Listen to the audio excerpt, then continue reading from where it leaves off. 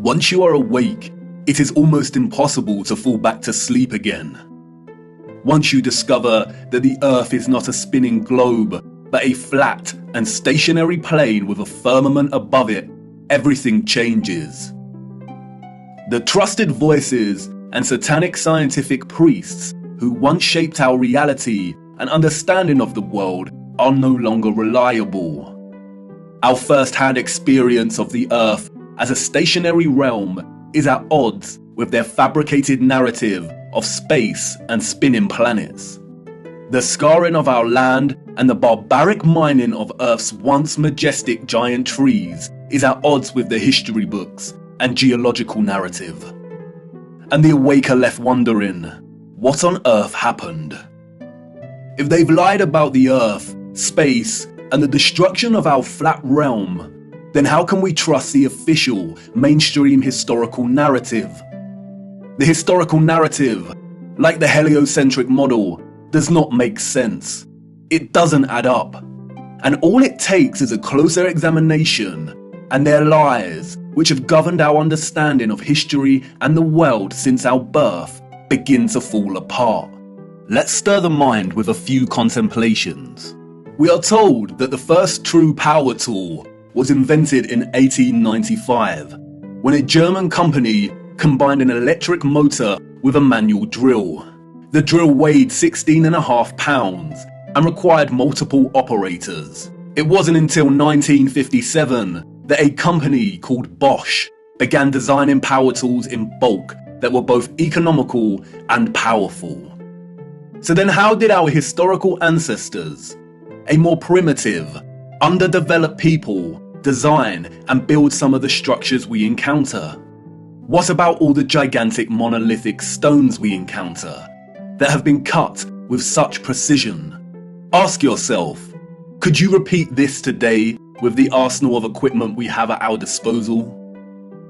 And what about the magnificent ancient stepwells of the East? Stepwells, we are told, were multi-storied wells built by our primitive ancestors as ways to preserve the water supply during droughts. But look at the intricacy and complexity of these structures. Look at the glory and the finesse. Look at the geometric precision. All dug out and crafted from using hand tools. Yeah, right. What about the gigantic canal networks we find all over the world? The Erie Canal in America was allegedly built between 1817 and 1825. There were no civil engineers in America at this time. The people responsible for planning construction were novices, we are told. The canal is 12 meters wide and 4 meters deep. The Erie Canal spans 363 miles. But this was not just a case of digging each day for the Irish immigrants and their oxen companions. They had to fell hundreds of trees as they passed through the virgin forest. They had to build complicated aqueducts and locks, and they had to pass through the Niagara Escarpment, an 80-foot-high wall of hard limestone. They had to use black powder to blast through this, we are told, as dynamite had yet to be invented. The canal spans 363 miles and was constructed over an 8-year period. This means that on average, 1 mile was completed every 8 days. What a record, especially since those responsible were novices, and power tools and dynamite were yet to be invented. I can tell you now, the so-called early settlers of the Americas did not build these canal systems.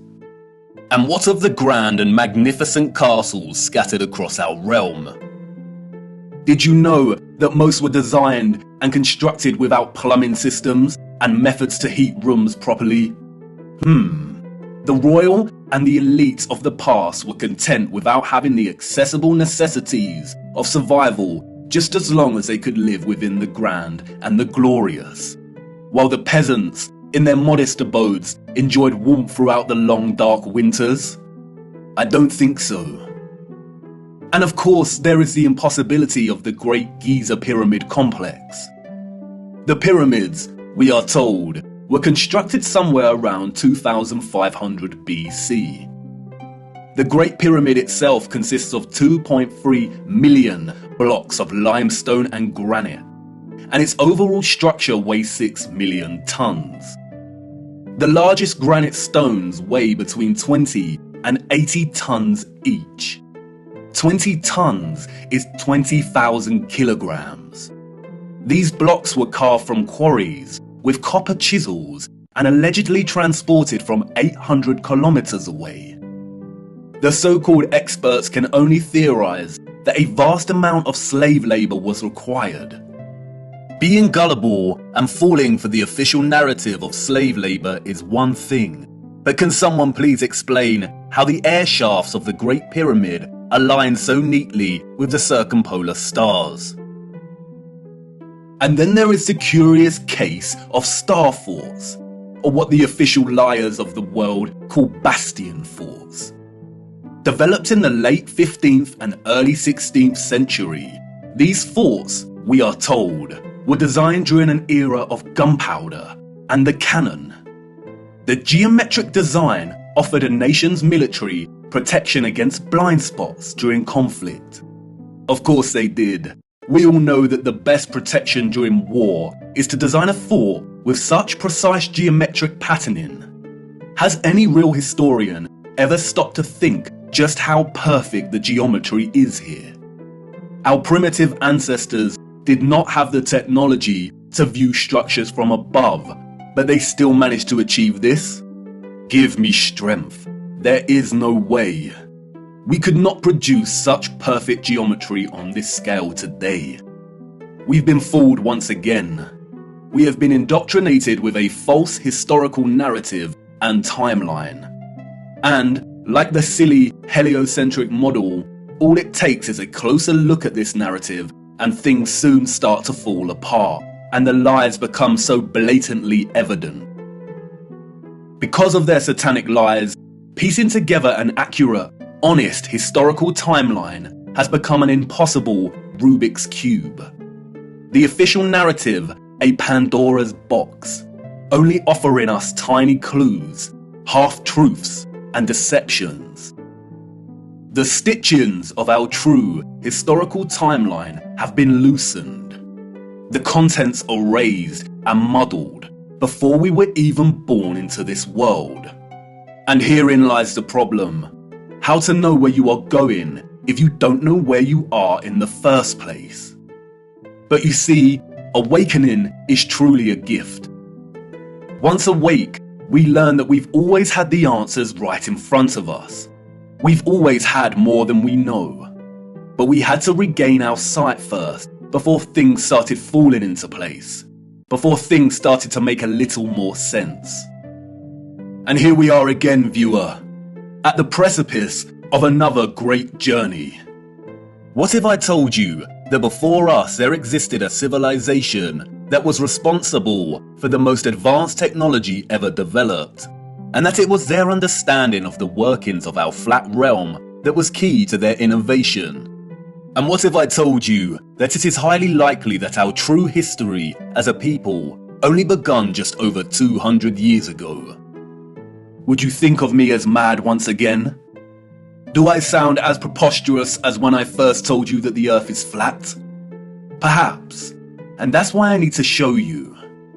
What I hope to show you is one of the greatest cover-ups of all time. It is on par with the heliocentric lie in its enormity and the impact it has upon humanity. And, as I will try to show you, it is inextricable from the true nature of our flat realm Earth, and you cannot understand one without understanding the other. We cannot waste time, for we must journey in search of lost time. At its heart, this is a story about deception. It is also a story of endings and beginnings, of death and rebirth. And please bear with me. Due to the deceptions and falsities underpinning our historical narrative, this story cannot be told in a linear fashion. We need to go back and forth in time to really draw out something that brings us a little closer to the truth. It is also imperative to understand that, like much contemporary science, history as a discipline was corrupted a long time ago. At its most innocent, a lot of established historical narrative is guesswork. But at its worst, it is a set of lies agreed upon, as the so-called Napoleon put it so succinctly. We are going to be digging in the dark. No historian will be there to help us. We are alone in this journey. Our journey is a hunt for things buried in plain sight. And things may become a little uncomfortable at times, but it is necessary. We have been living a comfortable lie for far too long now. Come on, jump in and put your seatbelt on. For to understand our place in the world, we need to do the unthinkable. It's time for us to take a journey back to the future.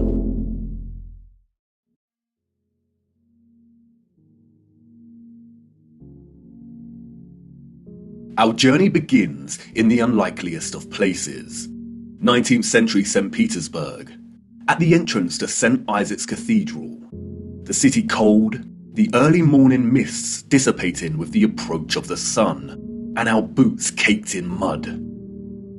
The year is 1860, and while St. Petersburg stands regal and proud, its inhabitants are nowhere to be found. It is quiet, too quiet. The population of St. Petersburg in the 1860s was, we are told, roughly 500,000 people, and yet there is not a soul in sight. Where is everybody?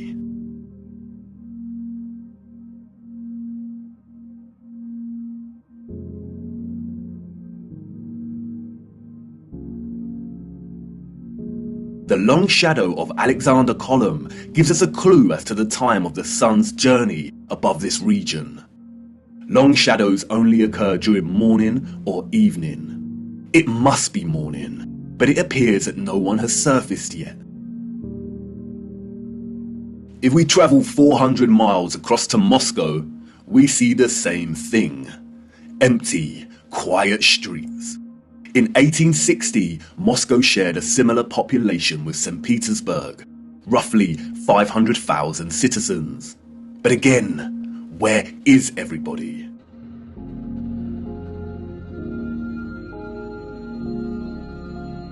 What about the rest of the world during this time period? Edinburgh, Scotland, 1840s.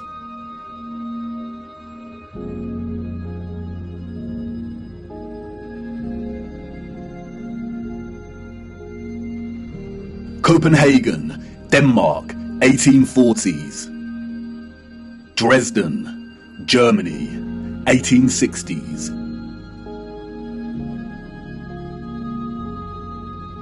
Rio in Brazil, 1860s. Toronto, Canada, 1860s.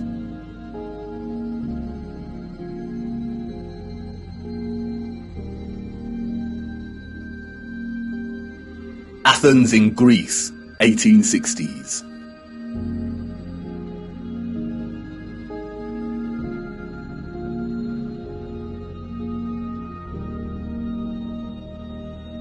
And then London, finally, people.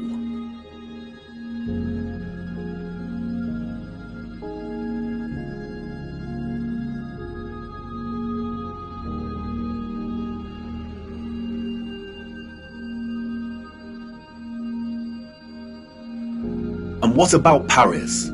People, life.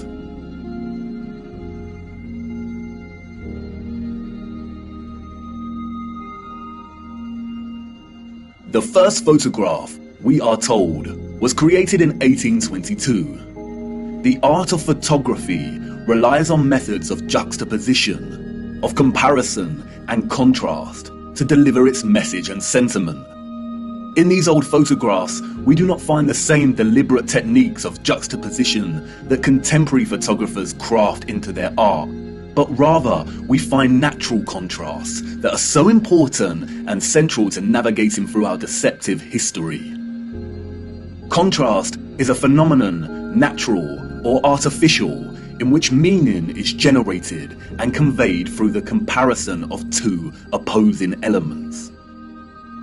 When looking at 1860s Russia, There is an immediate contrast between the lack of population and the sheer size of these cities.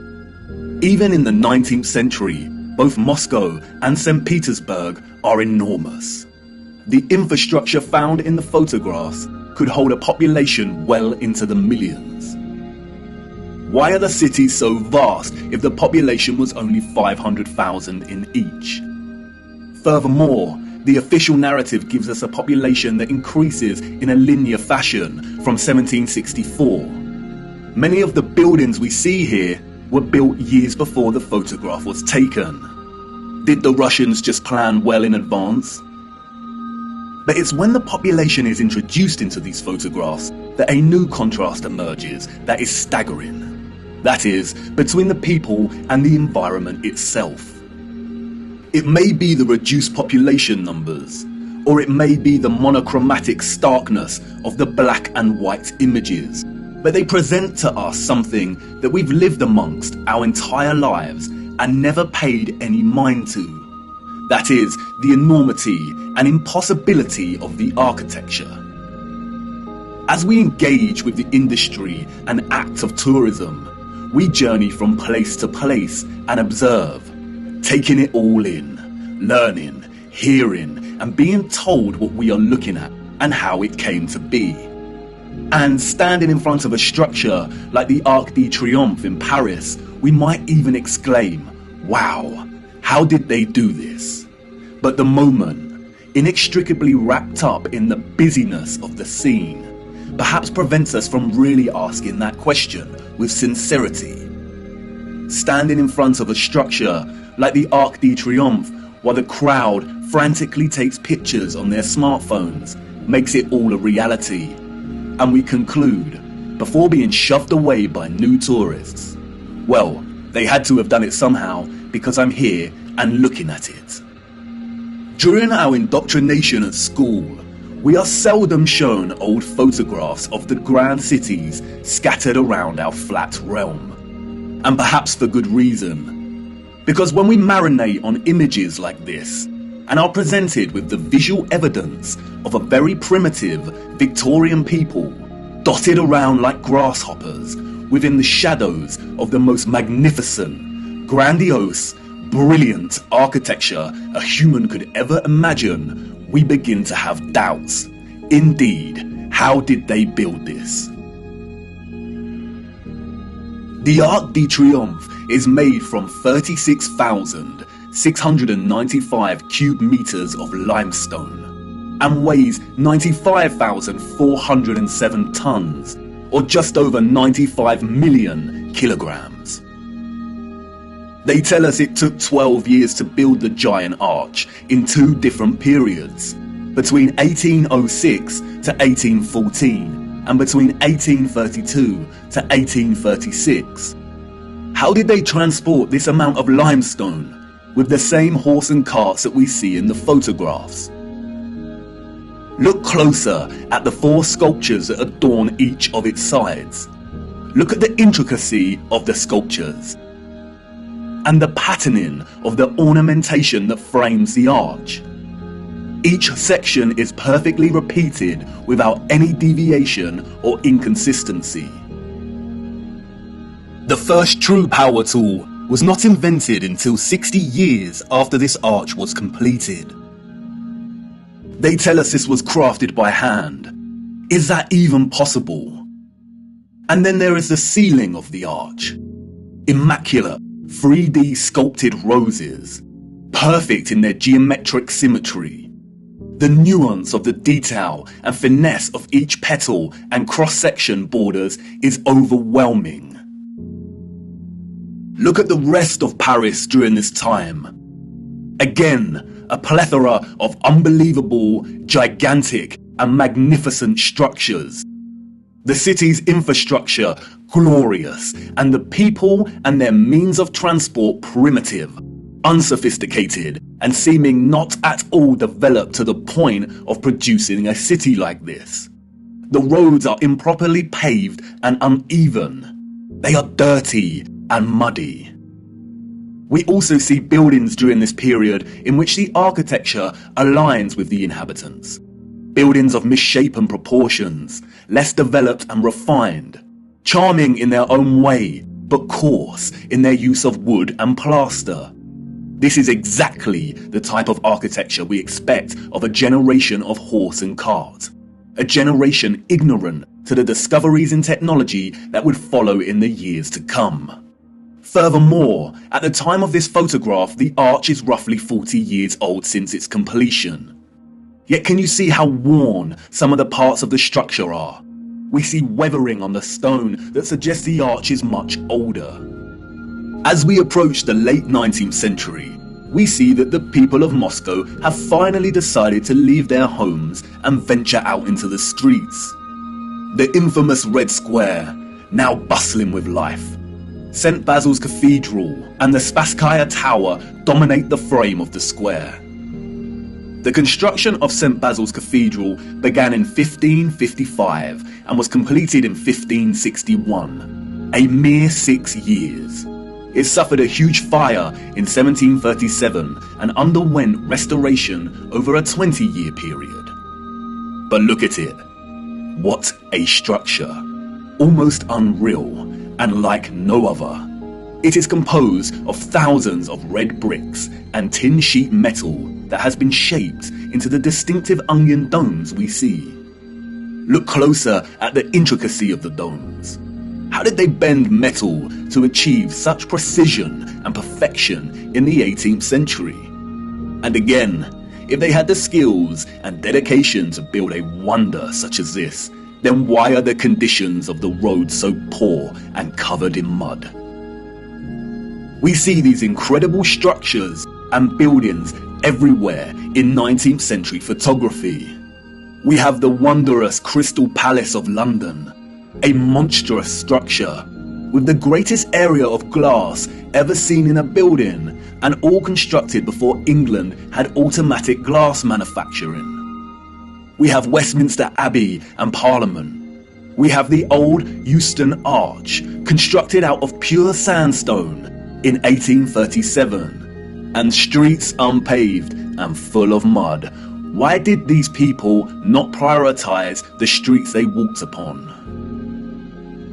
The Frauenkirche, the domed masterpiece of Dresden, Germany. Its intricate and opulent splendor in direct contrast with the beat-up wagons and horse-pulled carts of the people below, a people dependent on the bare necessities, a people completely dwarfed by its size and majesty. The Library of Parliament in Ottawa, Canada, built over a period of 17 years. The first major settlers arrived in 1800, and at the time of construction, the city's population was under 20,000. Would a grand, glorious library really be a priority for settlers? Why does the building look like it's been cropped out of Europe and pasted into Canada? Even at the turn of the century, 40 years before Bosch economized the power tool, we have the old Penn Station in New York. Look at the size of this. Completely mind-blowing proportions. As we can see here in the photograph, each octagonal, sculpted pattern on the arched dome ceiling is larger than one individual human. Look at the gigantic columns and detailed acanthus leaves decorating the tops of each pillar. They tell us this station took 6 years to build. 6 whole years. Yeah, right. Why are we so gullible? Even without access to modern power tools, printable construction pieces, and crane technology, we could not reproduce this today. And more importantly, we don't reproduce this type of architecture today. The official liars of our world have an umbrella term for this type of architecture that we see in North America. They call it historism. Historism is a term coined to describe a style of architecture that is revival in nature, or in other words, copies the style of another period in time. The grand arches and buildings with giant columns we see are built in the classical or Greco-Roman style, and the cathedrals are built in the Renaissance and Gothic styles of medieval Europe. Components of these particular styles of architecture feature large spires, arched windows, towers, turrets, domes, arcaded arches, sculptures, enormous doors, circular geometric windows, columns, clock faces, and bell towers. Traces of this impossible architecture are literally found everywhere, in every city and across our world today.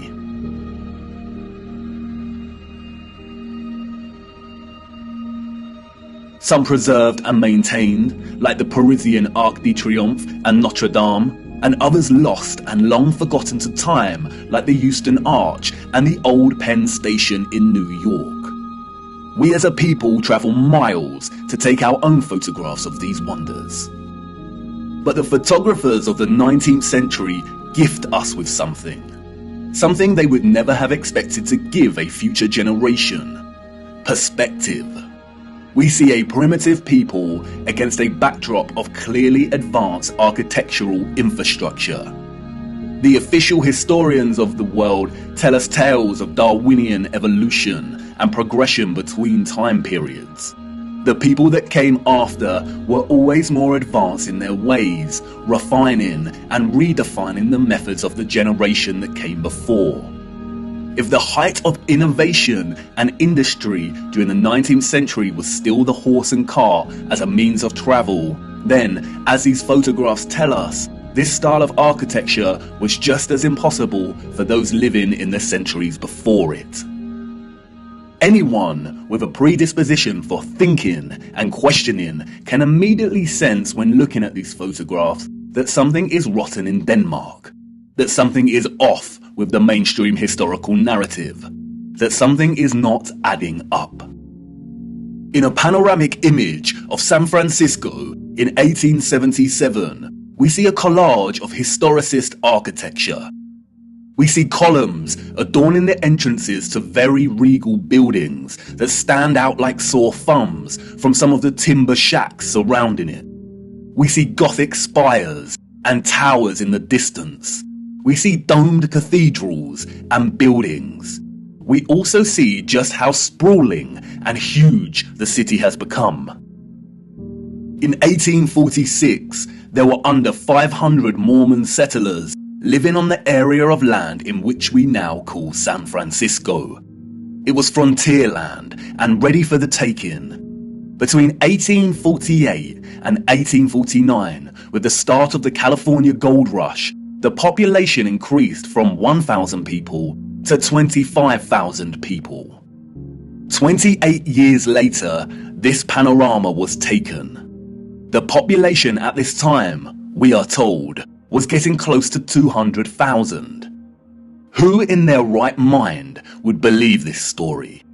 Does this look like a city of 200,000 people? Without any modern technology, power tools, automatic manufacturing, electric motors. A people in a strange, unfounded land, just making their mark. Do we really believe that a burgeoning people built this entire city in just 30 years? And again, such quietness, such stillness. This is a photograph of an empty city. Where are all the people? The shadow of the post here tells us that it is not the early hours of the morning. Short shadows only appear toward midday. A city of this scale at noon should be bustling with life. But there is not a single person in the shot of this panorama. The only life we see is that of a horse without any master in sight. It seems highly unlikely that all the people were told to stay indoors because a cityscape photo shoot was taking place. And this silent scene becomes all the more eerie when we consider that there is intention behind the lens. Someone was there, standing at a vantage point and taking this photograph.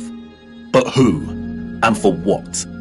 And what are the chances that in the 19th century, during similar decades, we see deserted Russian, European, and North American cities photographed like this.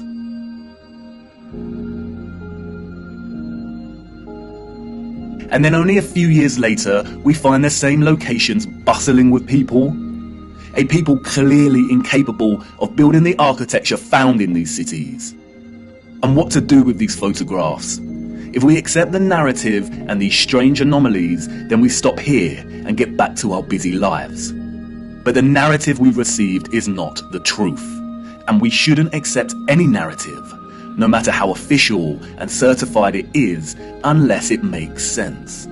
The people we see in these photographs and their early ancestors could not have built the magnificent architecture we see. It is an impossibility. Come on. Jump in. We must venture further into these cities and look a little closer. There must be some clues waiting to be uncovered that helps us understand why these cities are empty. Wait, what's that you say? You want to wipe the mud from your boots first? Do not bother, it's a waste of time. Come on, jump in and let's go. For it is the mud that offers us some small clues as to what could have occurred during this time period.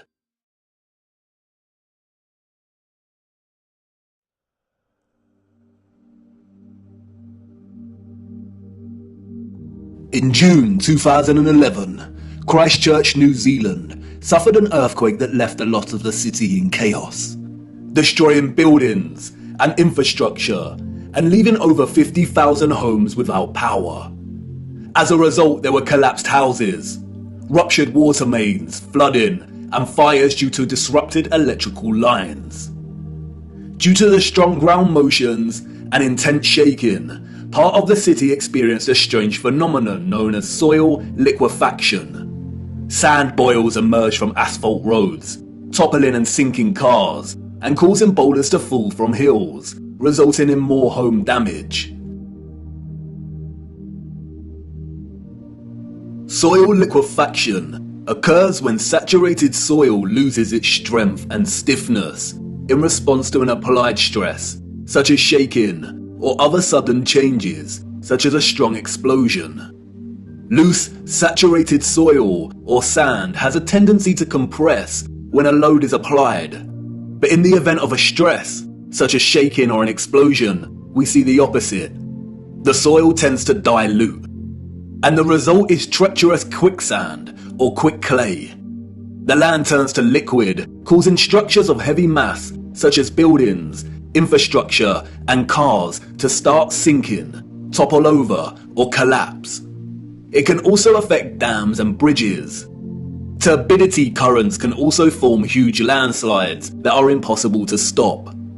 In the worst case scenario, entire cities may be destroyed. As you can see, liquefaction can move entire areas of land. The mud can rise dramatically and rapidly, and its destructive force is unstoppable. It is a well-documented phenomenon. The 1964 earthquake in Nagata, Japan caused liquefaction, and we can see the effects very clearly in these photos.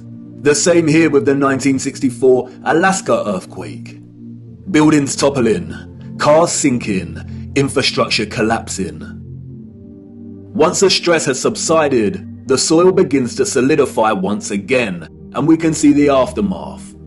Uneven, muddy streets remain where there was once road paving. Returning to photographs of 19th century cities, we see a similar situation here. The roads are unrefined and full of mud. We see unsophisticated, uneven, coarse, and muddy roads everywhere against a backdrop of refined, sophisticated, and magnificent architecture. Could these cities have suffered the similar fate of soil liquefaction that we see in more recent times? Perhaps. But unfortunately, muddy roads is not enough evidence to base any conclusions on, is it? Children ask the most vital of questions, and adults, in their foggy stupor, usually provide the most unsatisfactory answers. often regurgitating learned nonsensical information that leave the child's imagination unfulfilled. Squelching along these muddy 19th century roads, observing their surroundings, a child may ask, why did they build the windows so low to the ground? And what an excellent question. Yes, why indeed did they build windows on ground level? For you see, the people we see in these photographs, sadly, did not build this architecture. And maybe some of them, at some point in their busy day-to-day life, ask the exact same question. We see it everywhere. Windows at ground level.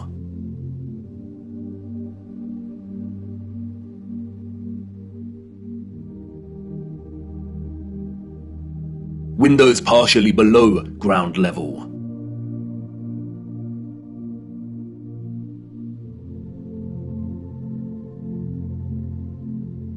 First floor entrances raised from the ground level.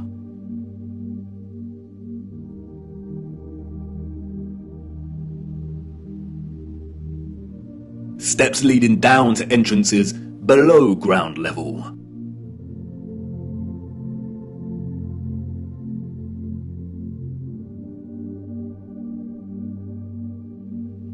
We can find this in almost every major city across our realm, in both old photographs and when we walk in the streets today. And what does it tell us? That a society with access to modest construction tools and horse and car constructed their infrastructure by first spending countless amounts of hours and energy clearing land with a depth of over 3 meters to begin their construction? Building basement floors is incredibly hard work.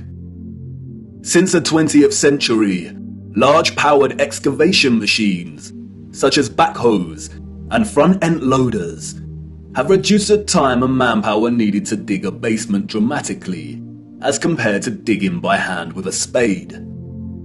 Perhaps you could say that our historical ancestors were just that dedicated to the architecture they built. And you could say that many of the sunken buildings we see are actually due to elevations and depressions in the natural landscape. The official narrative, which is always full of inconsistencies, perhaps would suffice if it was not for contemporary excavation. When we look at photographs such as this, it immediately dawns upon us that what we are seeing are windows and doors 2 to 3 meters below the ground surface. Why are there windows and doors underground?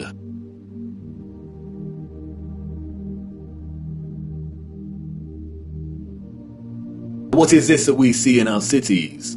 Natural soil accumulation over time? Geologists have never been able to ascribe a consistent value to worldwide natural topsoil accumulation, because it is impossible. Some regions of our realm experience consistent topsoil accumulation, whereas other regions actually experience consistent erosion. Many historians and archaeologists have noted that many cities over the centuries have been destroyed through war and natural phenomena such as earthquakes, volcanic ash, and flooding.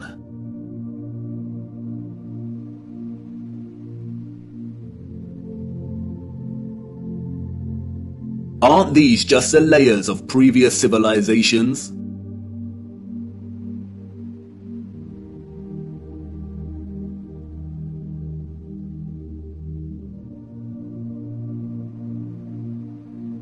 No, they are not.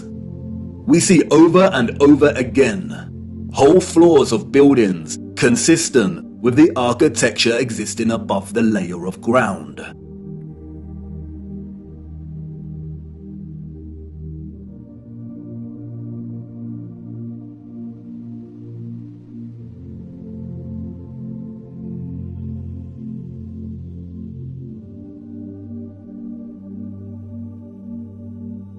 You see, what lies beneath is not the unfamiliar traces of previous generations, but of the same generation that built these structures. And once you really see this kind of sunken, buried infrastructure that exists in such prevalence across our world, you can never unsee it.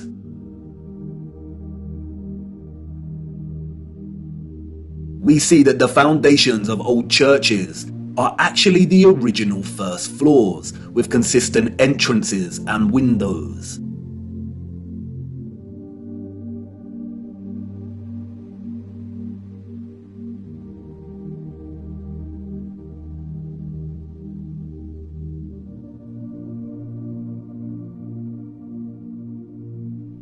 We see mosaics unearthed.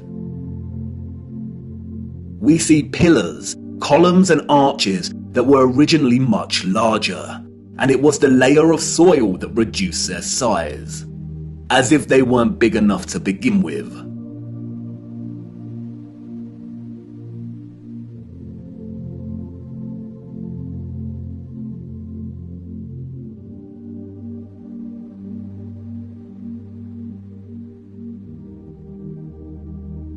And like with the 1964 earthquake in Niigata, Japan, we also find many so-called ancient structures that are leaning. As if at some point, the soil beneath these structures loosened and liquefied. We have the Sahersen Church Tower and Our Dear Lady at the Mountain Church Tower in Germany, the Tiger Hill Pagoda in China, the Leaning Tower of Neveyansk in Russia, the Leaning Temple of Huma in India, Oudkerk in the Netherlands, the Tower of Zaragoza in Spain, and, of course, the Tower of Pisa. The official liars of the world try to justify the buried and tilting structures we see, filling our heads with stories of antiquity and ever-changing geology. But it becomes trickier for them when we turn our attention to America. If we are to believe their narrative, then all of the buildings we see in 19th century photographs of the burgeoning American cities are newly constructed. Why do we see famous structures, such as the Washington Capitol building, with consistent infrastructure that buries very deep into the ground? And again, the inconsistencies do not add up. Why would an underdeveloped people waste resources, energy, and time constructing the foundations of the Capitol building to be consistent with the column style we find above the surface? The foundations did not have to feature columns. Columns, we are told, are a stylistic choice, not a functional one. So why would they do this? In a nutshell, they wouldn't.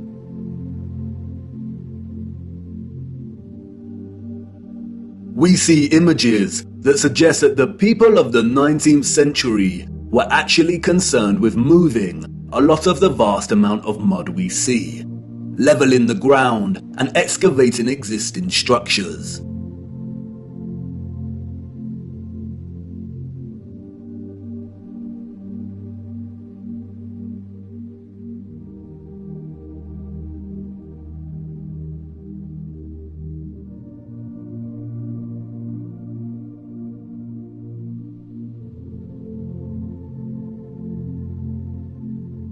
The consistency and prevalence of buried architecture across our realm indicate that whatever happened was a worldwide event, despite regional differences in natural topsoil accumulation and erosion.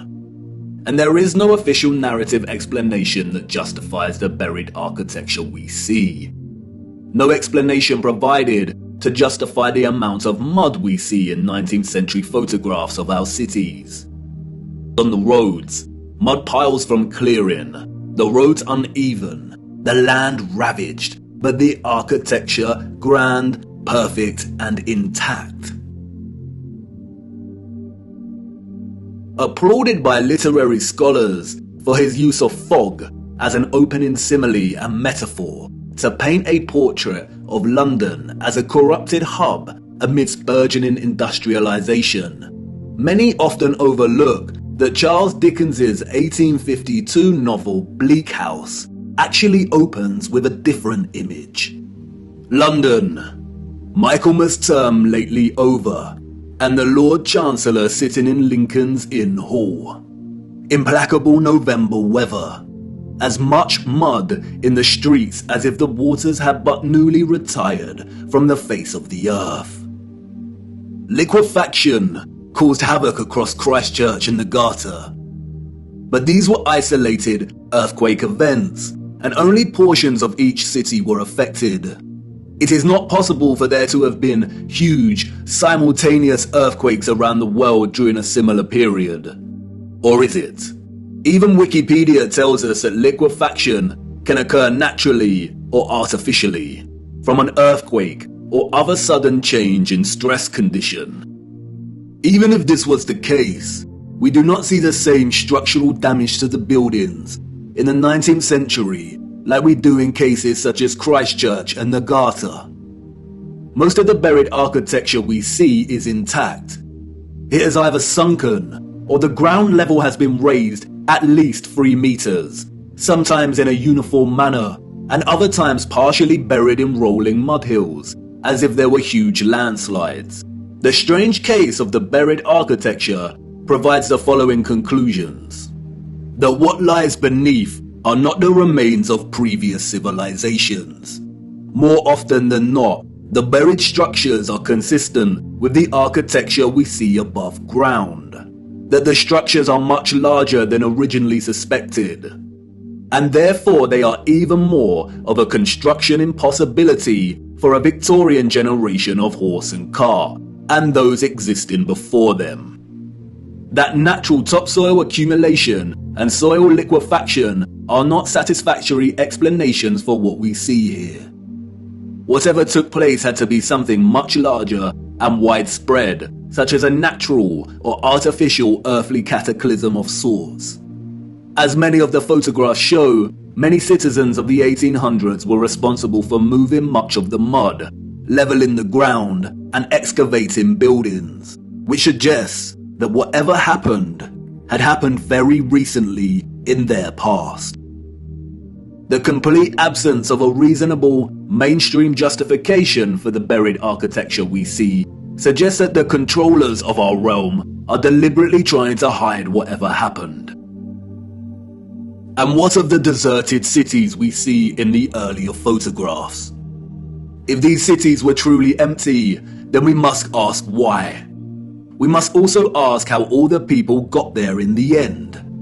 In the space of 30 or so years, we see a city go from barren to bustling. Interestingly, it is Charles Dickens and 19th century literature more generally that offers some clues. 2 central themes run throughout 19th century Victorian literature: that of marriage and female chastity, and that of orphans and adoption. Many of the fictional characters we've come to love over the years are orphans. We have Oliver Twist and Pip from Great Expectations. We have little orphan Jane Eyre and Heathcliff from Wuthering Heights. We have Mowgli from The Jungle Book, Cosette from Les Miserables. We have Heidi, Rapunzel, Peter Pan, Snow White. We have Tom Sawyer and Huckleberry Finn and Anne of Green Gables. And these books were of their time, as far as orphan prevalence goes. The only issue is that these novels romanticize the orphan as a figure dislocated from society by default, and therefore pave their life's path as one of unforeseen opportunity. This was not reality. The theme of marriage and chastity that we find in so many 19th century literary works, such as those by Jane Austen, the Brontes, George Eliot, Dickens, Thomas Hardy, Leo Tolstoy, Victor Hugo, and more, was nothing more than carefully disguised, well-written propaganda. with the sole purpose to solidify and justify a social value framework that would separate children from their mothers. Children born outside of marriage or wedlock were regarded as illegitimate, meaning they did not have a legal status. Illegitimate children was a serious stigma throughout the 19th century. The majority of employers would not hire women with an illegitimate child. Many unwed mothers with illegitimate children ended up without a home, in poor health, starving, exhausted. Their only place of refuge would be the workhouse, where they would carry out the most unpleasant duties. In some places, women with illegitimate children were singled out and had to wear a special uniform, which alerted everyone to their status as an unmarried mother or fallen woman. As a result, a vast amount of orphanages and foundling institutions were established. This is the London Foundling Hospital that was very active in the 19th century. Look at the size of it. Charles Dickens was obsessed with this place. Inspiration, they say. The official narrative tells us that an estimated 4,500 women handed over their children to this huge building. But this was just one institution. Wikipedia gives us a partial list of over 64 orphanages that were founded in the UK during the 19th century. The list is only partial. The peculiar case of the vast amount of parentless children in the 19th century is well documented by many researchers. And most of them agree it is almost impossible to establish figures that really do justice to just how many orphans there were during this period. Their footprint did not enter the record books. It formed in the mud and was then washed away. It wasn't just the UK. This was a worldwide phenomenon. New York City had 4 foundling asylums alone that processed thousands of children annually. By the beginning of the 20th century, Italy was reporting 32,000 children per year. Spain and Portugal were reporting 15,000 annual foundlings. Before 1860, 374,000 recorded infants were processed by the asylums in Milan, Naples, and Florence alone. Historian David L. Ransell states that Moscow was receiving between 16 and 18,000 infants annually by the 1880s, and sending over 10,000 of these each year to outlying villages for care. In 1882, there were all told 41,720 foundlings from the Moscow home living with 32,000 foster families, scattered throughout 4,418 villages. A dozen villages had over 90 fosterings each.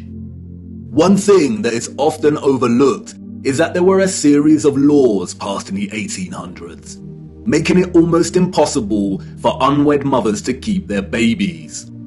The 1833 Poor Law Reformation introduced bastardy clauses that shifted the entire responsibility for the illegitimate child onto the mother. Social stigma meant that she would not be able to provide care for her child and would be forced to hand them over to the authorities, or worse. Advertisements for adoption or nurse care became popular in newspapers. And, as many scholars have pointed out, these were a front for what was termed baby farmers, or paid murder. As Dorothy L. Haller states, the adverts may have been misleading to the general public, but read like a coded message to unwed mothers. No references are asked for, and none are offered. The sum of 15 shillings a week to keep an infant or a sickly child was inadequate, and a sickly child and an infant under 2 months were the least likely to survive, and the cheapest to bury. Infants were taken, no questions asked, and it was understood that for £12 no questions were expected to be asked. The transaction between the mother and the baby farmer usually took place in a public place, on public transportation, or through a second party. No personal information was exchanged. The money was paid, and the transaction was complete. The mother knew she would never see her infant alive again. Most children, however, were not murdered, but were dropped off at the doorsteps of orphanages or the workhouse. All children taken into these institutions were given entirely new identities. They were provided for with shelter, food, and clothing temporarily, and then sent off to workhouses or another location. Photographs in the 19th century were scarce, but towards the end of the century, we see more photographs, and the last continent to experience such mass exodus of orphans was the United States. And it is here that we see evidence of the orphan trains. The first group of these orphans arrived in Michigan in 1854, and from that moment on, the movement shipped hundreds of thousands of children across the states until it ended in 1929. Officially, there were over 97 institutions involved in orphans and orphan trains in the 19th century. And again, this was not just the United States. Annie McPherson will go down in history as a woman who scammed more than 100,000 foundlings and shipped them from the United Kingdom to Canada, New Zealand, and South Africa, and even to the outer edges of the earth in Australia, so that they could be sold into child labour. Why do we see so many photographs of orphans in workhouses? Why are they working with machinery created for adult use? Were there not enough adults during this time to carry out this work? And then there is the strange case of the burgeoning American amusement parks at the turn of the 20th century. In addition to rides and exhibits, many of these parks featured an unusual attraction: infantoriums. Visitors of these parks could stroll around with ice cream and swing by these stations, a visit equivalent to that of a fully functional neonatal intensive care unit, complete with incubators filled with sleeping, premature babies. History has been kind to Martin Cooney. Touted as a hero, Cooney was the German mind behind the incubators. His first encounter with premature babies, we are told, was at the 1896 World's Fair. He knew immediately that the exhibition would save babies' lives. The technology to keep premature babies alive was expensive, and he knew the public would pay to see the babies in incubators. He would charge an entrance fee at the amusement parks to generate funds to help these babies live. Nurses tended to the babies as an enraptured public looked on. Like any other amusement, the premature baby exhibits included carnival barkers who tried to lure the public to come and see the babies. I don't know about you, but I find something very off about these incubators. Advertised as featuring living babies, a lot of the fairs where Cooney showed his babies also featured eugenics exhibitions. Eugenics is a field of corrupted pseudoscience that endorses selective breeding to improve the genetic quality of the human population. Eugenics was inspired by Darwinism and was a driving ideology that fueled the Nazis. Why are people paying to see living babies as if they had never seen a living infant before? Did people of the time not have their own babies? And where are these infants' parents?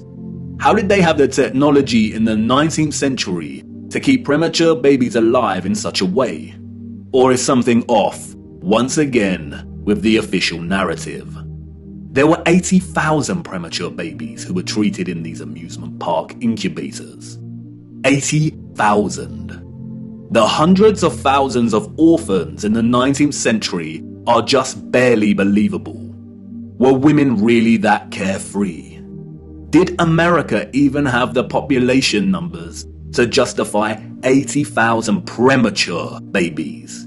We are not talking orphans here, but infants born prematurely. The narrative is not convincing or realistically fathomable. Where did these babies come from? More troubling is Cooney's background. As many historians have pointed out, he had no medical degree or training.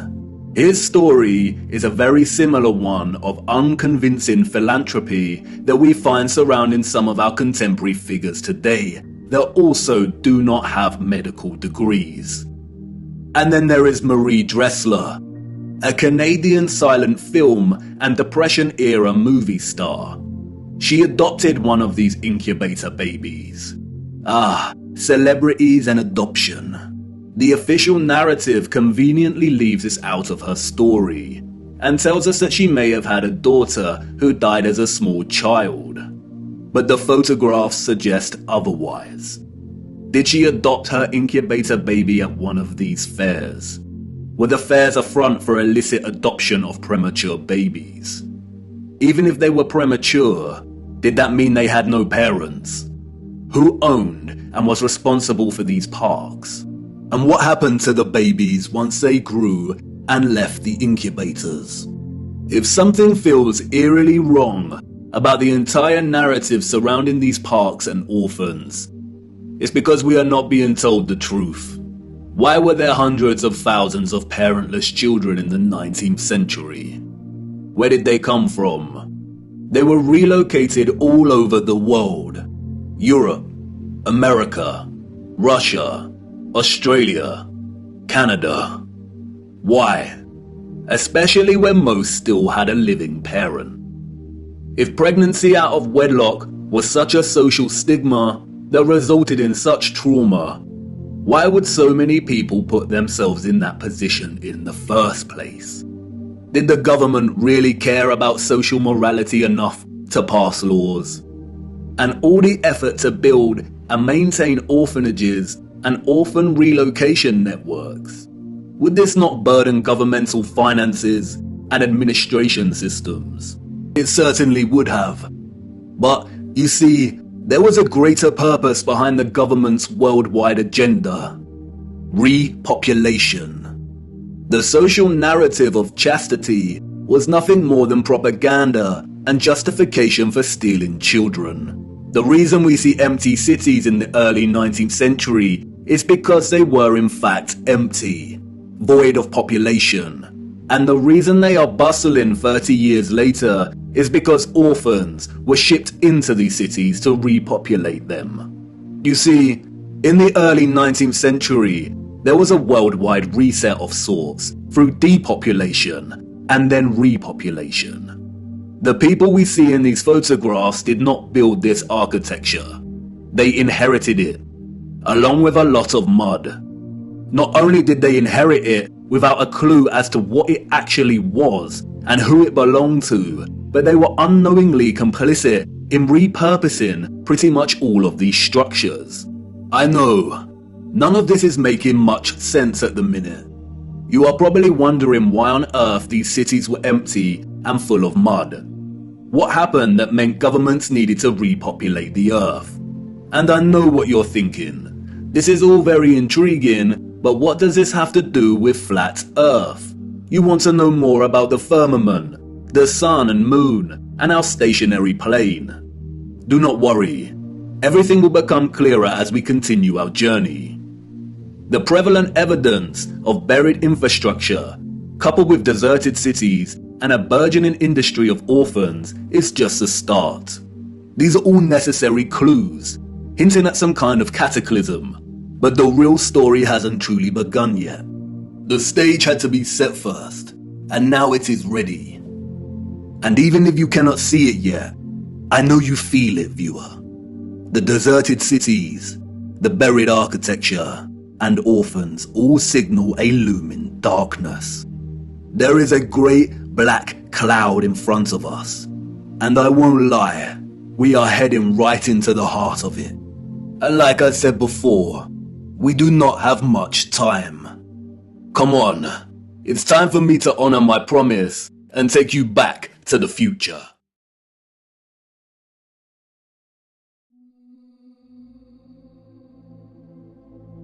Water, an inorganic, transparent and odorless chemical substance that covers 70% of the known Earth's surface. It is the driving life force behind the carbon-based organisms that flourish on our Earth. It borders and separates our lands and collects and solidifies at the inner and outer regions of our flat, stationary realm. God should have sent a message to the inhabitants of Earth and been precise and told them to watch the water, to meditate on its function and natural laws, because in their time a great deception would be cast over them, like a cold shadow of an unknown, nefarious king. And maybe God did send this message in the form of a flood, but its truth was mythologized and buried, and the lie propagated in spite of it. Resting water does not curve and convex. The natural laws of a resting body of water insist that it takes the exact shape of the container it fills, and always finds and maintains a flat level. Resting water always rests flat, and watching the water when we sit at vantage points, when journeying above in planes, and before we take a sip from our drink, we must remember to never forget this law. Most of us instinctively understand the laws of water, and yet many continue their day-to-day willfully participating in the nonsensical, heliocentric hoax. But for us that know that our Earth is not a spinning planet in an infinite vacuum of space, the ones that have studied the sun diligently and realize that it is the sun that is moving and not the Earth, the ones that have plotted the illogical routes of flight paths on a globe model and concluded that the model is incorrect, the ones that know that the laws of density govern the rise and fall of objects and have studied vanishing points, the ones that have forsaken conventional telescopic lenses, pondered rainbows, sundogs, and the stars above us know that we reside within a dome firmament and there exists water above us, and the ones that understand that our entire enclosed Earth system is governed by electromagnetism, frequency, and vibration that emanates from a central magnetic North Pole. We are the ones that scratch our heads and wonder how on earth we got in this heliocentric mess in the first place. And if meditating on the stars in the water beyond our firmament long enough, and on the electromagnetism, frequencies and vibrations that make them twinkle through so many shades of vibrant colours and geometric patterns, one might perhaps, just perhaps, ask, is there something more to electromagnetism? Something that has been missed or overlooked? Something untold or hidden? Electromagnetism is a fundamental force of Earth. The electromagnetic field takes the form of a torus in which all electromagnetism, frequency and vibration flows. A toroid is a revolving surface that takes the shape of a donut. Toroidal inductors and transformers are central to generating electric energy. There are many ways in which electromagnetism can be produced. We've looked at some before. We know that a magnetic field can produce electricity, and that electricity can produce a magnetic field. It works both ways. Magnetism and electricity are inextricable. It is a dance of polarity. Electric charges either repel or attract each other. Magnetic poles attract or repel one another. For every North Pole, there is a corresponding South Pole. An electric current passing inside a wire creates a corresponding magnetic field outside of the wire. And an electric current is created in a loop of wire when it is moved toward or away from a magnetic field. Horseshoe magnets are powerful permanent magnets. Due to their shape, in which both magnetic poles are close together, a powerful, strong magnetic field is produced. The horseshoe magnet can also function as an electromagnet. The first ever electromagnet was invented in 1824, we are told, and was in the form of a horseshoe magnet. Its power was evident from the beginning. It weighed only 200 grams, but could lift 4 kilograms of iron. The key to the horseshoe magnet's power is the placement of its poles. You can see the magnetic field here, represented by the vector lines. If you look closely, you can see the concentration of the magnetic field is greater near the poles of the magnet. Since as far back as we can remember, we have been presented with and entertained ideas of the future. Not necessarily our future as individuals, but the future of humanity, technology, and society at large. Whether it is in the form of Hollywood movies, you know the ones, the action films, the science fiction sagas, and the animated kind, or literature, music, and art exhibitions. In these, we see our technology taken to its limits. Crafts fly, computers live, robots help out, holographic screens decorate every room. Cities continue to grow upward into dominating skylines. Some can teleport, and space travel is now possible and the accepted norm. Outside of fiction, we also have sobering documentaries telling us where we are heading, usually featuring narration by an old man, lamenting the unstoppable path we are on. It's all very serious. We are destroying our planet, the only one we have. And we have political parties, non-governmental organizations, and the trusted voices and scientific, award-winning geniuses sharing similar messages. And really, when you look closer at both the fiction and the alleged facts, they all share the same underlying premise and principles. We are becoming so technologically advanced that the planet we reside on is no longer enough, or can no longer sustain our activity. The advanced artificial intelligence systems, the flying crafts, the breakthroughs in cloning and medical beds mean that the natural world has suffered as a consequence. And depending on the type of genre you are entertaining, the solution is either 1. For humanity to perish as a result, perhaps destroyed by the very artificial intelligence systems it created in the first place, or perhaps by a natural, lung-choking virus that has mutated and is sweeping the earth to restore natural balance. Or 2, for humans to say goodbye to their lonely little blue ball and head off into space in search of a new home. But you see, there is no globular planet, and there is no space, and therefore all visions of the future are purely fictional, and not particularly innocent. What we don't see emphasized in these visions of the future, however, is the potential of electromagnetism to transform all human life, technology, and society. Which is strange when you consider that all life, and the Earth itself, is impossible without electromagnetism. Why wouldn't visionaries want to explore this in more detail? Could it be that they are not allowed to? Could it be that they are afraid of something? Afraid of us connecting one too many dots, perhaps? And again, horseshoe magnets can act as powerful electromagnets. If a civilization was to advance technologically through the use of electromagnetism, then the horseshoe magnet would certainly have a tremendous role to play in that development. Yes, it certainly would. And it certainly did. The horseshoe magnet. The Arc de Triomphe. Yes, one of the most powerful electromagnets ever constructed.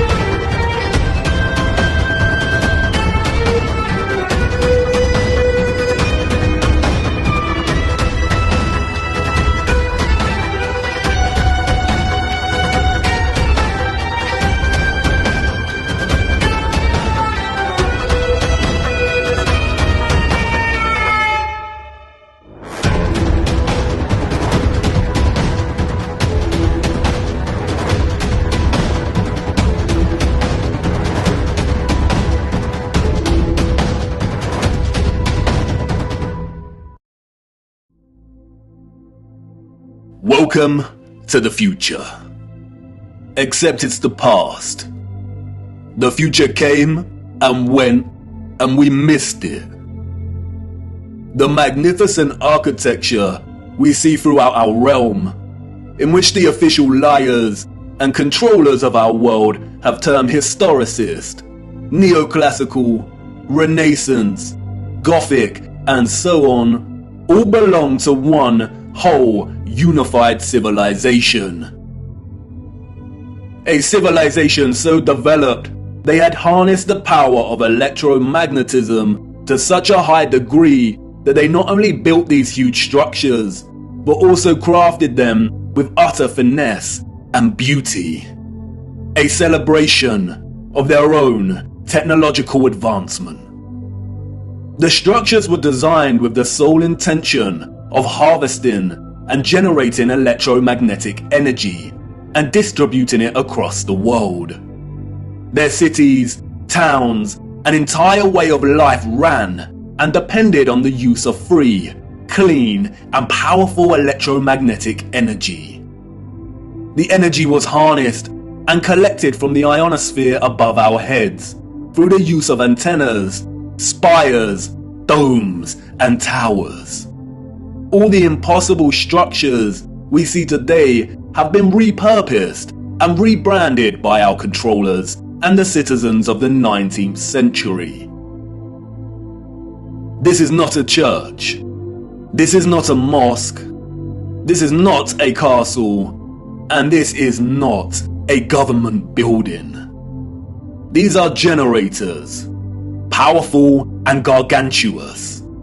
They would collect and generate the electromagnetic energy, which was then stored in huge power stations and distributed and redirected by sophisticated, advanced structures, one of which is a huge electromagnet, or what we've come to know as triumphal arches. The energy was stored in batteries and capacitors, such as towers and obelisks.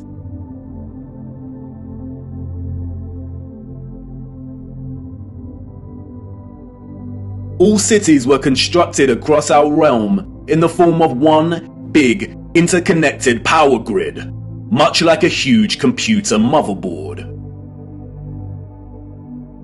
I already know what you're thinking. What? He's finally lost it. He had us with flat Earth, but this is just too much. I know. The backup programming is kicking in. But before you turn away to leave and cast aside your muddy boots, let me show you how it worked. As you know, we live on a flat stationary plane. At the center is a source of magnetism at the North Pole, and directly above this is Polaris, fixed at the central and highest point of a wondrous crystalline dome firmament. Beneath the firmament, different layers of atmosphere exist at different heights. The ionosphere starts at about 30 miles above Earth. It includes a thermosphere and the mesosphere. The ionosphere is an electrical atmosphere that is ionized by the sun's electromagnetism. It also forms the inner edge of the magnetosphere. I know, a lot of big words and abstract concepts, but you are familiar with this process and have been witness to it every day for the entirety of your lives. As you can see, the vials here contain molecular gases that are present in the atmosphere above us. When an electromagnetic source, such as a Tesla coil, is applied within close proximity of these gases, the coil's magnetic field ionizes or charges these gases, and the result is phosphorescent plasma. The gases become colorized. This is why our sky is primarily blue, because the sun's electromagnetic presence ionizes the atmosphere, and the result is colored plasma. When the sun is entering or exiting our region, or what the liars of the world call sunrise and sunset, we see a variety of color gradients due to its distance from the ionosphere above us. When the sun is no longer journeying above our region, the sky loses its color and we can see the stars in the firmament beyond. Although the official scientists designate the ionosphere as an atmospheric layer, it is actually an ethereal layer. Ether is the fabric or element that carries electromagnetism. It connects everything in our realm. It is the fabric that makes the sun and moon and their concentric journey above our disk possible in the first place. Ether is the mysterious fifth element. It connects everything electromagnetically through vibrational energy. It is the glue, the web, the driving force behind absolutely everything. The four other elements, air, fire, water, and earth, only exist because of the ether. They are expressions of ether's vibrations. Cymatics is a good example of ether's presence. The frequencies fed through the Chladni plate make the sand or salt form precise and complex geometric shapes. The higher the frequency, the more complex the geometric pattern. But what is the conduit that takes the frequency's vibrations and allows the sand to take such shape? That is the ether at work. That's why we see fruits and vegetables that closely resemble cymatic patterns. It is the ether at work. All matter is ethereal, and the shape and form of that matter are different expressions of the ether, determined by frequency and vibration. Ether is the bridge between electromagnetic frequency and vibrational energy and the form of matter itself. You could call it the Holy Spirit of God. The historical and scientific discourse of ether is a deliberately manipulated one. The enemy introduced the truth only to discredit and subsequently bury it. Some of the alleged figures of the past have written on ether. The so-called Aristotle called it the fifth element. James Clerk Maxwell, the so-called father of electromagnetism, spoke of the ether, stating, "In several parts of this treatise, an attempt has been made to explain electromagnetic phenomena by means of mechanical action, transmitted from one body to another by means of a medium occupying the space between them. The undulatory theory of light also assumes the existence of a medium. We have now to show that the properties of the electromagnetic medium are identical with those of the luminiferous medium. The medium he refers to here is the ether. Albert Einstein and others successfully solidified the heliocentric model through fraudulent schools of scientific thought. But even Einstein could not deny the presence of ether. According to the general theory of relativity, space is endowed with physical qualities. In this sense, therefore, there exists an ether. According to the general theory of relativity, space without ether is unthinkable. For in such space there would not only be no propagation of light, but also no possibility of existence for the standards of space and time, measuring rods and clocks, nor therefore any space-time intervals in the physical sense. Even contemporary scientists, under the spell of heliocentrism, admit it is nonsensical to deny ether's existence. Today, the vacuum is recognized as a rich physical medium. A general theory of the vacuum is thus a theory of everything. a universal theory. It would be appropriate to call the vacuum ether once again. Returning to the ethereal ionosphere. As I said, this layer of ether above our heads is a constant sea of electromagnetism, and is responsible for the coloured plasma above that we call the sky. The source of its electromagnetism is the sun. It is because of this ionized layer that we get ionospheric lightning in the form of sprites, which in turn influence the thunderstorms below. An ion is a particle, atom, or molecule with a net electrical charge. Electricity is a continuous flow of ions. The electrolytes in our body are ionized. Everything is connected by electromagnetism and the ether. Our highly developed and sophisticated historical ancestors not only understood the workings of the ionosphere and the ether, but they had developed methods to masterfully harvest it as a fuel to power the entire Earth. And while the exact process by which they were able to extract the ether is deliberately hidden from us and remains unknown, the structural remains that humanity has since repurposed and reused as architecture offer us many clues as to how it all worked. The evidence is everywhere for those with eyes to see, and once you see it, it becomes so glaringly obvious that you'll kick yourself for never noticing in the first place. The matter is very complex, and it would take time to really flesh out. So for now, let's have a closer look at some of these structures, and I will introduce some basic concepts. As we continue our journey, we will explore everything in more detail.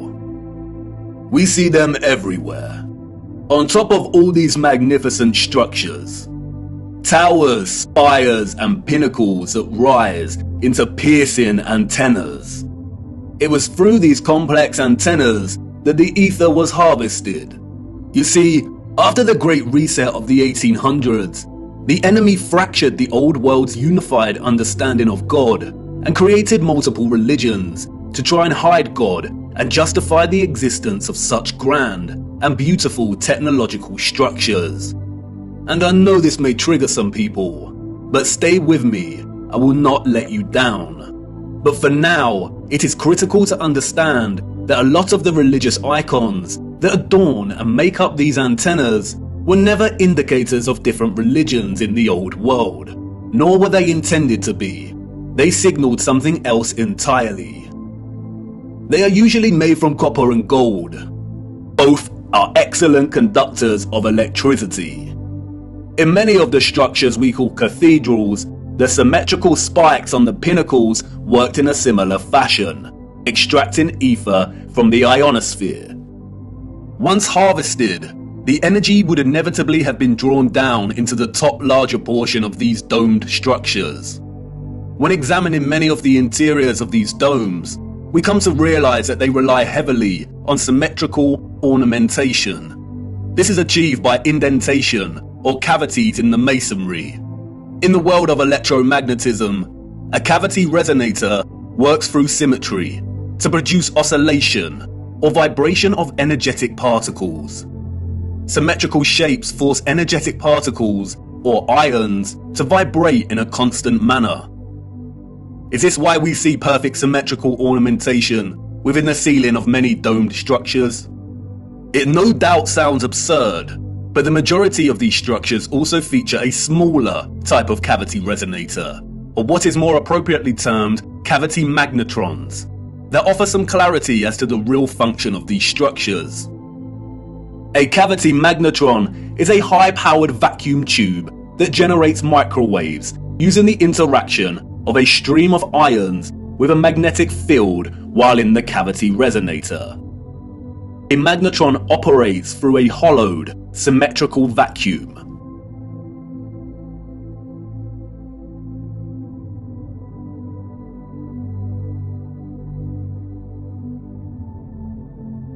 It emits powerful microwaves that can act as a source of free energy. If you break the symmetry or close the vacuum, it no longer functions. But can you see the resemblance? These structures were never intended to hold glass within them. The controllers added the stained glass to the rose windows to shut off the magnetron's function. They closed out instruments of free energy. And they are everywhere in these structures.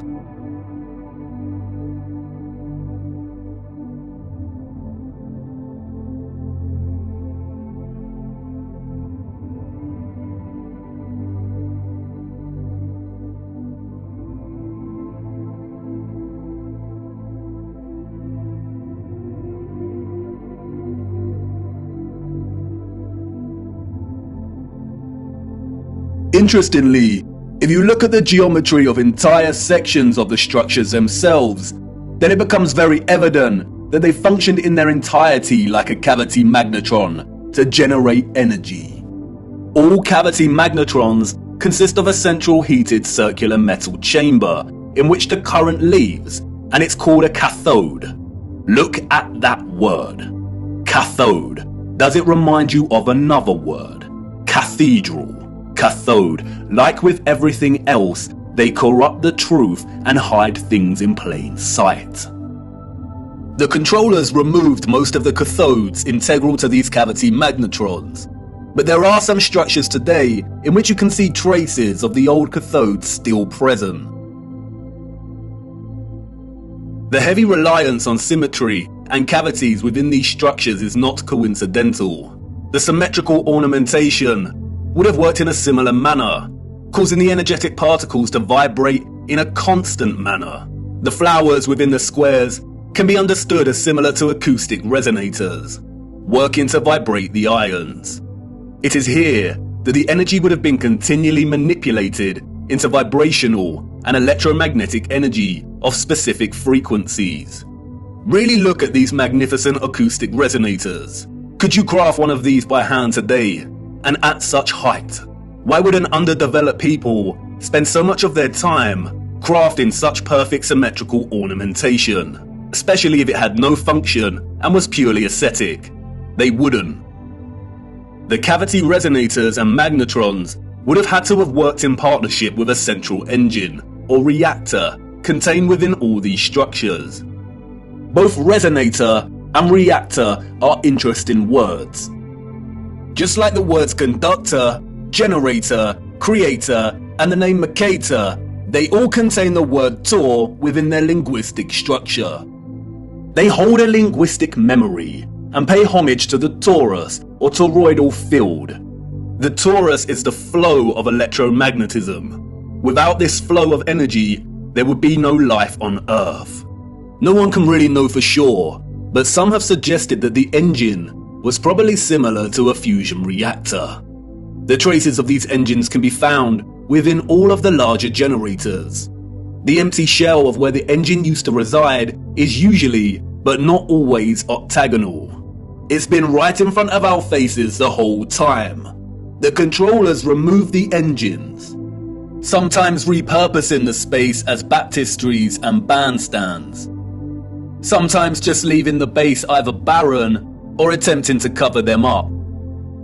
We see these octagonal structures in cathedrals, government buildings, mosques, and detached bandstands. And unless they have been repurposed, these structures seem to hold no overall function. They do not contribute to the overall structure. They appear superfluous and unnecessary. Theories have surfaced that the engines or central technological mechanism was similar to a tokamak. And while I do not subscribe to this idea, which will become evident as to why later in our journey, for now we will use it for illustrative purposes. A tokamak is a powerful device that uses a magnetic field to produce plasma in the form of a torus. The contemporary tokamaks we see are used in thermonuclear fusion power. The tokamak's toroidal field, in conjunction with the vibrating ions from the ether, would have produced a highly conductive electromagnetic field of gases called plasma, just like our sun and ionosphere. If those of the old world used anything closely resembling a tokamak's capability, then the result would have been an abundance of free, powerful, clean electromagnetic energy that could fuel entire cities and the entire Earth. These were never churches, cathedrals, castles, and parliament buildings. They were all huge engine generators.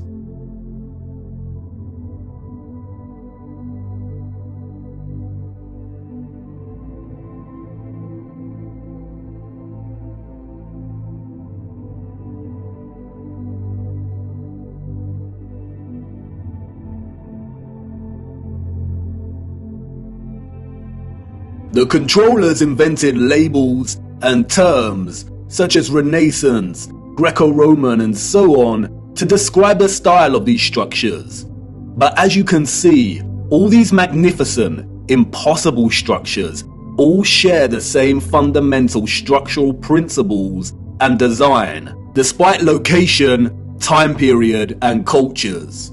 And this is because they were created with the sole purpose of generating energy.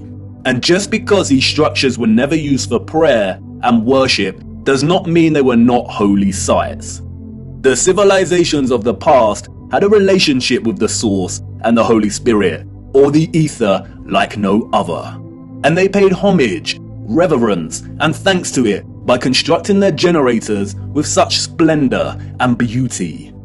And not only that, but they constructed the entirety of their structures, statues, and ornamentation in reverence of this gift, in reverence of the energy production that made their way of life possible in the first place. The laurel wreath, which the satanic controllers have corrupted in their appropriation of the symbol and redesignation of it to represent Apollo and Lucifer, is in fact a toroidal coil. And we see the toroidal coil throughout the old world's infrastructure, as simultaneously having both a function and a celebration of this function. Electromagnetic coils are electrical conductors. They are used in applications where electric current interacts with a magnetic field. In devices such as generators, motors, inductors, and transformers. Most coils take the form of a toroidal coil or spiral. Wire coils are used in conjunction with a magnet to produce powerful electromagnetism. The more turns of the wire, the stronger the magnetic field. Coils generate vortexes, which in turn create an electromagnetic field. It's all one interconnected system.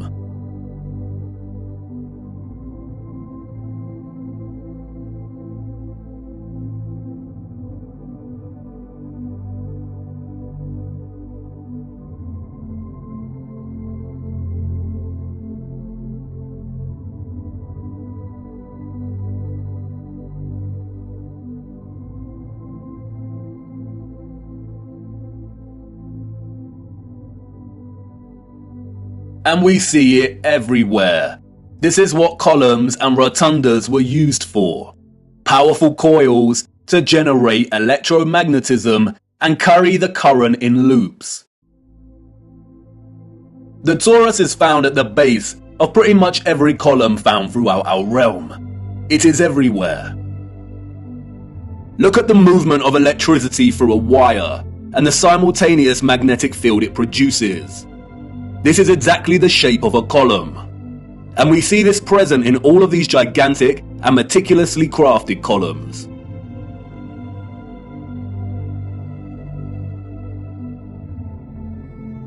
This is why we see the magnetic field represented at the top of a lot of columns.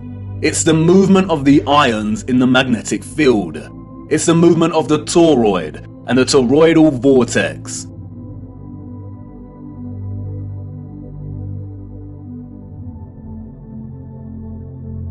As you saw, coils of copper wire are essential in electrifying the magnet. And I know what you want to say. That's great, but the columns and other structures you are referring to are made of stone. But you see, all of these impossible structures are made from a mixture of stone and metal. They used iron bars in their construction. Iron is magnetic.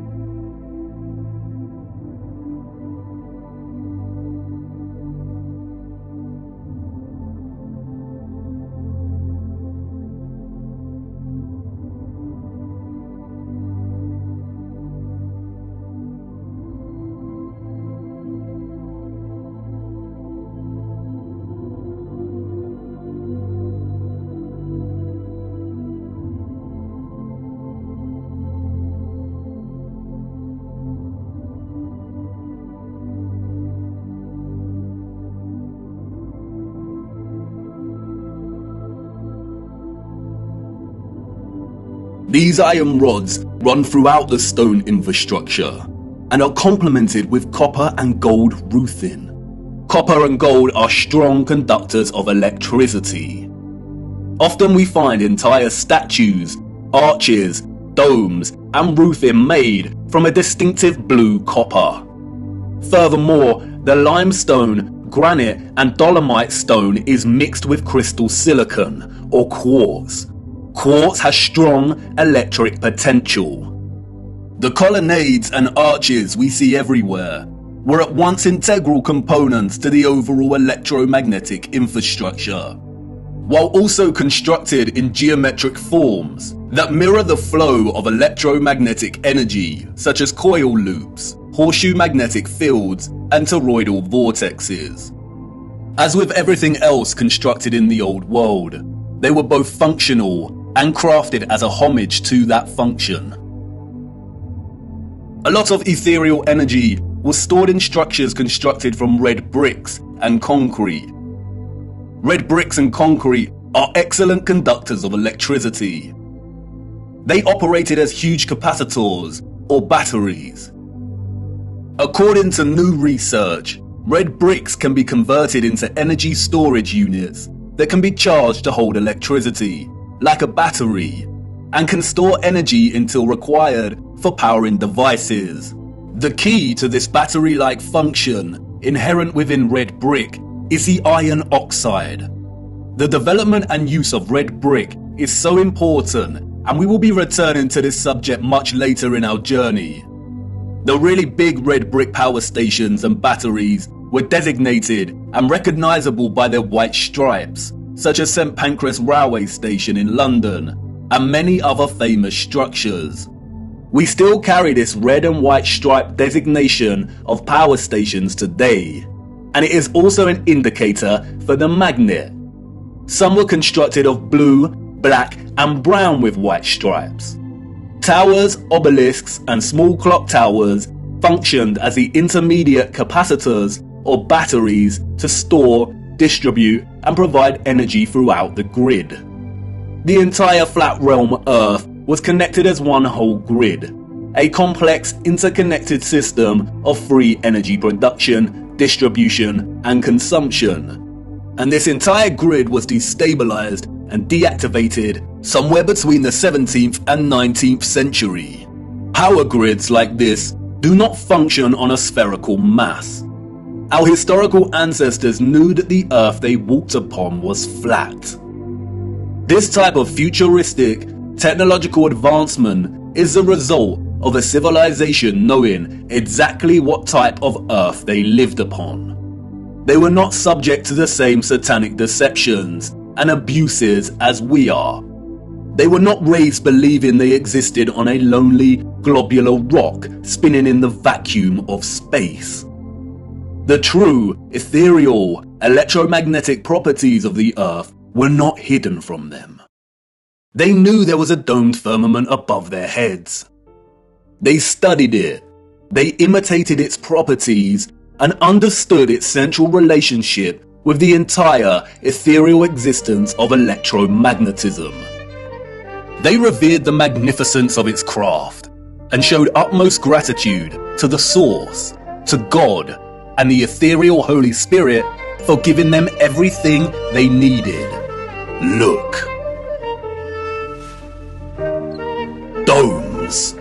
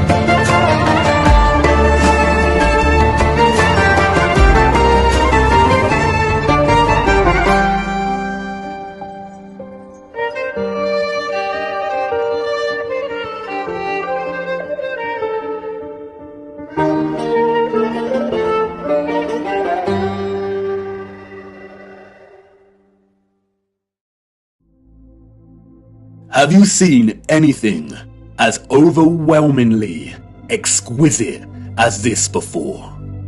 How have we lived our entire lives and not seriously considered the impossibility of these structures? How have we lived our entire lives walking amongst the skeletons of the future long forgotten? I know this is all a lot to take in, and I know that the picture has not formed properly in your mind yet. It is hard to imagine an interconnected electromagnetic power grid of this size across the Earth. And the technical nature of electromagnetism doesn't help. And I know that you're full of questions. Who were these people or beings that built these structures? Where did they go? And why were the power grids deactivated? What about all the religious iconography and art we see inside of the cathedrals and mosques? What about all the histories and photographs we have of the construction of these structures? What about the Romans and the Greeks? What about some of the grand mosques that have been constructed in recent times? And if what you're telling me is true, then how did they distribute and store all of this energy like you say? Was it similar to our Wi-Fi and radio signals? We will get to all of these in good time. We have barely scratched the surface. But for now, it is the last question that is important. How did they distribute and store all of this energy? And in what form? For you see, our sophisticated historical ancestors did something that we, as a society, have come to neglect. They watched the water. And they watched it closely, right here on Earth and up above, beyond the firmament. Come on, let me show you.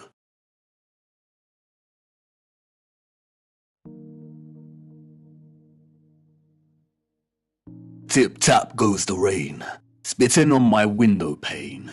Drip-drip from the trees, sodden earthy and soggy leaves. Splosh, splash, puddle pools, jumping on their way to schools. Onomatopoeia, the formation or use of words that imitate the sounds associated with the object or actions they refer to. The property of a word of sounding like what it represents. Water has many. The interdependent relationship between water and sound is so fundamental to our connection and understanding of water. The rain patters and drums, the waves roar, the brook murmurs and whispers, the puddles of mud squelch, that it is intrinsically woven into the very linguistic code of our language. Many have explored the powerful connection between sound and water. We have Masaru Emoto and his study exploring the impact of sound on the molecular structure of water. We have those that like to play around with cymatics. There is Peter Davey, a saxophone player who invented a device that boils water with sonic waves. The innovative use of sound coupled with water seems to have no end.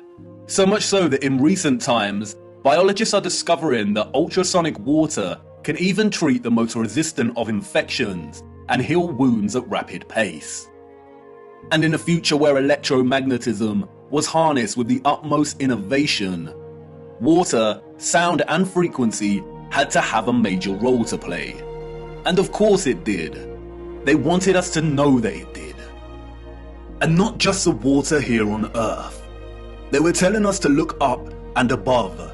They wanted us to know that what they had achieved right here on Earth was only possible because they had studied what existed above.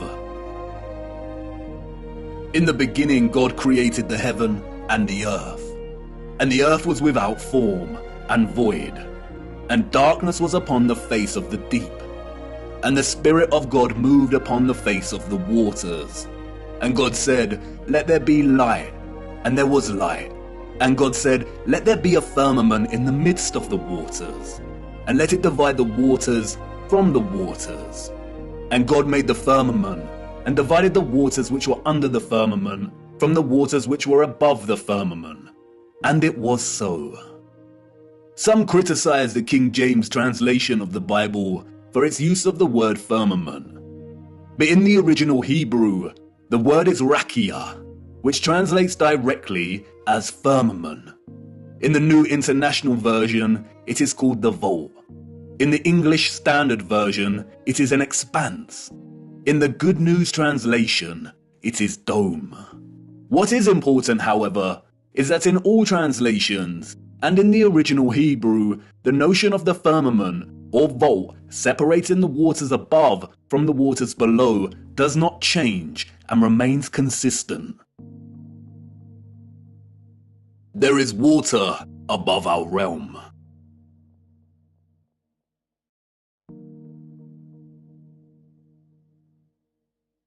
The telescope is an interesting instrument, both at once an apparatus for discovery and simultaneously a weapon of deceit. There are two primary types of telescope, the refractor and the reflector. A refractor uses an objective lens, usually a convex lens, and a reflector utilizes a single or a combination of curved mirrors to reflect light and form an image. Many reflector telescopes use either a concave mirror or a parabolic mirror. This is what a reflection looks like in these mirrors. The eyes we were born with, and which we see the world through, are convex lenses. We do not witness the world through curved mirror reflections. This is Jupiter, as seen through a reflecting Newtonian telescope. And despite the slight spherical distortion caused by the reflected mirrors, this is still not what NASA has shown us. Your mind immediately sees a planet, because you have been programmed, since birth, to associate an image like this with the notion of a planet. Just in the same way you associate the moon with a ball of rock by default.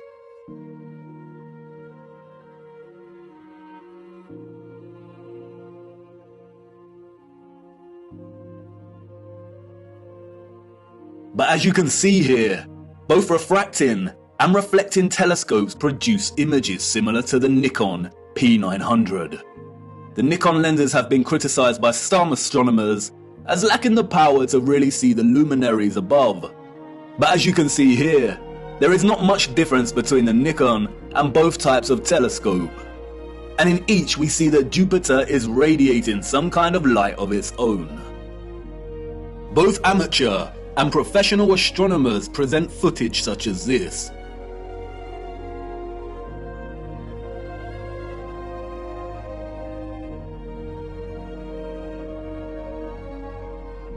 But look what happens next.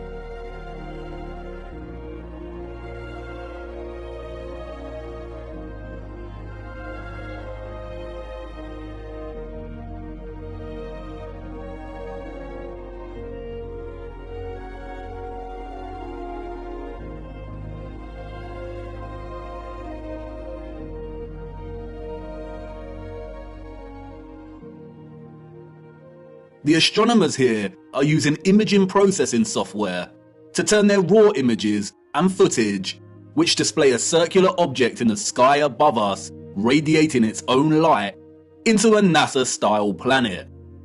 And this type of doctored, processed image is not what we see with our own eyes through these lenses. I am not saying that this is deliberate deception. Astronomy is a practice of its own. But it is very important to never confuse the highly edited images and footage we receive with reality. And it is also worth being mindful of those that are being very manipulative. They are usually the astronomers with the paid sponsorship from magazines and websites. It is also important to note that what we call planets are not actually planets. They are wandering stars, and all of the wandering stars are of a similar nature to the moon. Unlike the rest of the stars above our firmament, their course and journey above us is not fixed and consistent. Their paths deviate from the concentric paths that the rest of the stars consistently make around Polaris. And the reason for this is because they are not located within the waters beyond the firmament. They are very different, and their function is way more occult, and their significance to life here on Earth much more important than we realize. We will be returning to the true nature of the so-called planets and moon later. Back to the waters. Arcturus is one of the brightest stars in the sky. Here is Science magazine's artistic impression of the star. And now here is Arcturus as seen through a refracting telescope.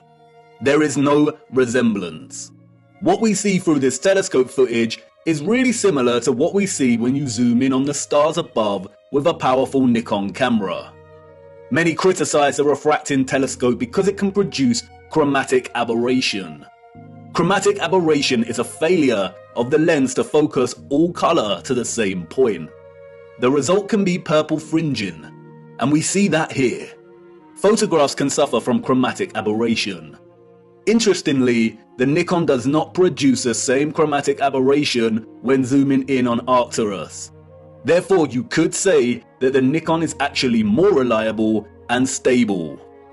Through both the telescopic lens and the Nikon, Arcturus is pulsing, shifting, rippling. It is dancing geometry. Many will jump up from their seats and exclaim, it's because of atmospheric distortion and light pollution. It's because Arcturus is so far away.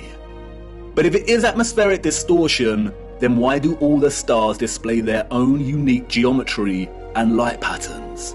They should all distort in a unified, consistent manner. It is not atmospheric distortion. The stars are pockets of sonoluminescence in the water above. They are self-illuminating, radiating their own light and frequencies in the waters above. Our own convex-lensed eyes tell us that there is some kind of water above. We see it in the stars and when rockets accidentally hit the firmament. And, like I said before, just because the so-called planets or wandering stars and the moon appear spherical does not mean they are. They are not synonymous with the stars in the water beyond. They are something else entirely. Our advanced predecessors wanted us to watch the stars. They wanted us to understand that electromagnetic vibration and frequency produce pockets of sonoluminescence in the waters above. They were pointing it out because they wanted us to know that water was the key to unlocking the real potential of electromagnetic energy. They wanted us to know that once harnessed, the ethereal electromagnetic energy could be fused with water, so it could be stored and distributed. And once produced, the water could be manipulated, enhanced, and elevated to a level of new possibilities through the use of vibration, frequency, and sound itself. Their civilization depended on the industry of what we will call the living waters. Their technological advancement enabled them to transform the entire Earth into a power grid. But this grid was only possible because of water. The civilization of the future was an electromagnetic water world. Canals are no great secret. They are found everywhere across our realm, both the great and the small. Most of the great canals around our Earth are connected to the ocean. Salt water is an excellent conductor of electricity. Sodium chloride is ionized. We have the Corinth Canal, connected to the Aegean Sea. We have the Panama Canal that connects both the Atlantic and Pacific Oceans. The Suez Canal connects with the Mediterranean Sea. And there is the Volga-Don Canal, connecting the Azov Sea, Caspian Sea and Black Sea with the major oceanic networks. All of the canals built before the 1920s were not built by us or those in the history books. We inherited them. And while the official narrative tells us that the Volga-Don was finished during the 1950s, its construction actually began back in the 16th century. All narrative surrounding the construction of these canals is purely fabricated, and I will show you how much later in our journey. Once you start paying attention, it becomes very evident that most continents and countries feature a combination of canals and rivers that span the entirety of the land itself.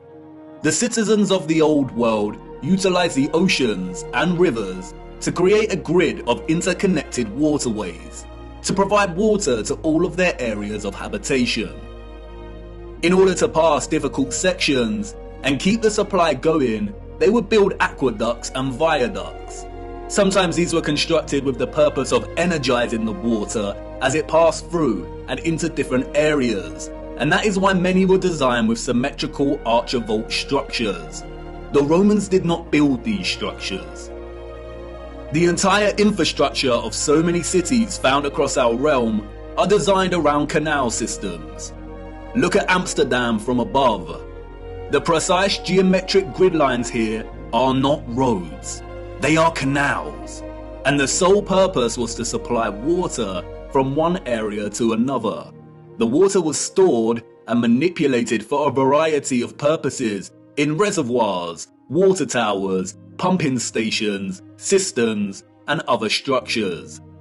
The water also functioned to provide necessary balance. A complex grid of electromagnetic production, distribution, and consumption would generate a lot of heat and magnetism. Water provided not only a balance of diamagnetism, but also ensured the entire grid did not overheat. When looking at all the magnificent generators and other instruments of power from the old world, we can always find water nearby, or the remains of water storage. Sometimes this is hidden primarily underground.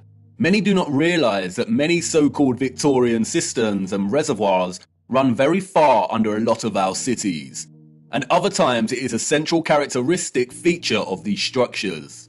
An example of which is what the controllers have redesignated as castle moats. The electromagnetic water grid was not just an energized version of what we are already familiar with in our cities and towns. It was much, much, much more. It was way more magnificent, impressive, and futuristic than we could even imagine. The grid was connected to central, bigger power stations, or what is more appropriately termed star stations. Sometimes these were isolated stations, and other times they comprised entire cities. We are going to have to fly to a higher altitude for this. I need to show you. Hold on tight now and keep your eyes open. Look.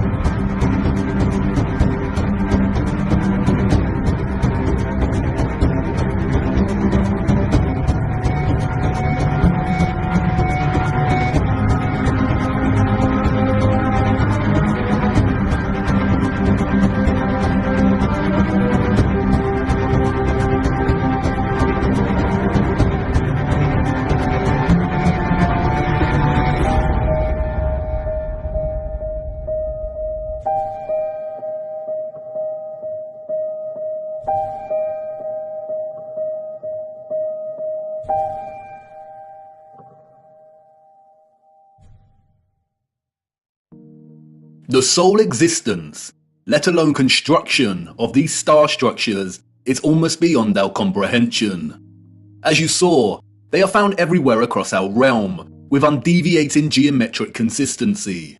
A wondrous impossibility. Perhaps they had some kind of technology that allowed them to view huge areas of land from above while planning and building. They were never forts. That is a fairy tale invented by our controllers. The stunning geometric precision and symmetry of the star structures would most likely have functioned to enhance the power of the generators and to etherize the water, or turn the water into living, energized water.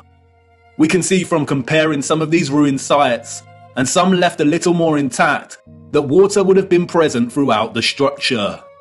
Before the controllers destroyed and drained most of these structures, they were full of water. They were connected to rivers and canals and the oceans. They were a key component of the entire power grid. The star structures are fractals of symmetrical geometry, just like many of the ceilings of these huge energy generators. And, like the acoustic cavity magnetrons and resonators, the symmetrical sharp diagonal walls would have caused the ions to perpetually vibrate. Old plans and illustrations, which have no doubt been edited or manipulated in some way or another, offer suggestion as to how complex, integrated, and essential the star geometry was to the entire grid. Look at Paris here.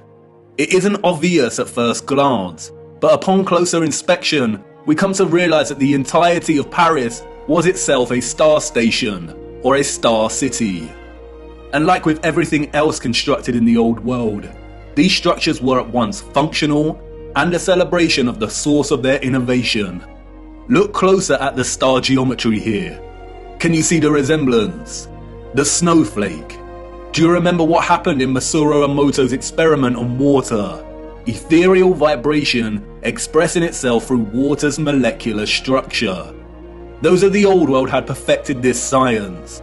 They knew the key to releasing electromagnetism's potential was through sound and water. Just imagine what they were able to achieve. Sound, vibration, and frequency was just as integral to the success of their technology as water was. Those of the old world did not hide their adoration for sound. Traces of this love for sound are everywhere. These structures were literally instruments of power. Or as the so-called Goethe put it so succinctly elsewhere, music is liquid architecture. Architecture is frozen music. This is why so many generators, capacitors, power stations, and intermediates feature holes, pediments, dentils, indentations, and complex 3D ornamentation. They were structural openings to manipulate sound waves, the vibrations and acoustics, so they could tune the electromagnetic energy in conjunction with the water in a variety of ways to achieve different results. They were similar to the aerophone instruments such as the flute, the pipe, the recorder, the bassoon, and the trumpet. The old world revered the geometry of the star because it was through the study of the stars in the waters above that they learned the power of fusing electromagnetism, vibration, and frequency with water itself.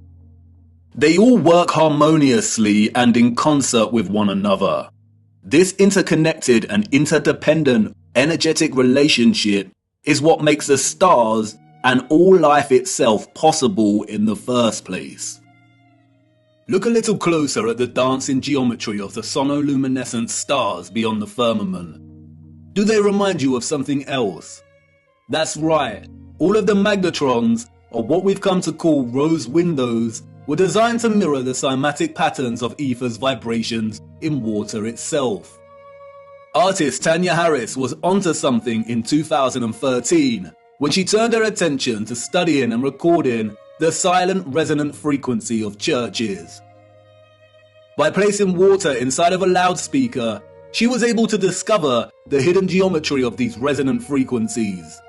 The results showed that even the silence within these structures produced strong cymatic patterns. And again, can you see the resemblance? Others have applied the same technique and studied the cymatic patterns displayed when bells chimed within the structures.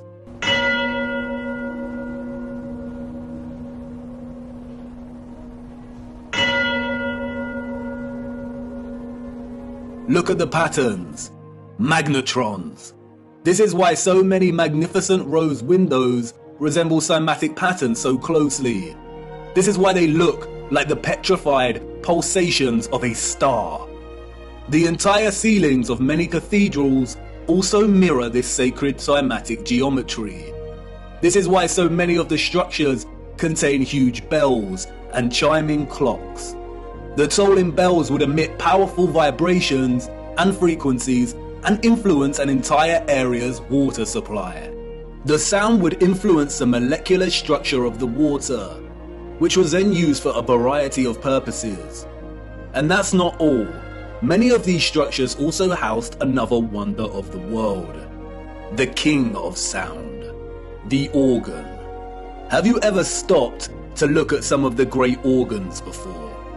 These were not constructed by ordinary people in the 19th, 18th, 17th and 16th centuries. Like the structures they reside in, they are a marvel of elegance and majesty. The most powerful sound instrument in the world. The specific organ sound waves of low and high frequencies would no doubt have enabled those of the old world to manipulate the ethereal energy in ways they saw fit.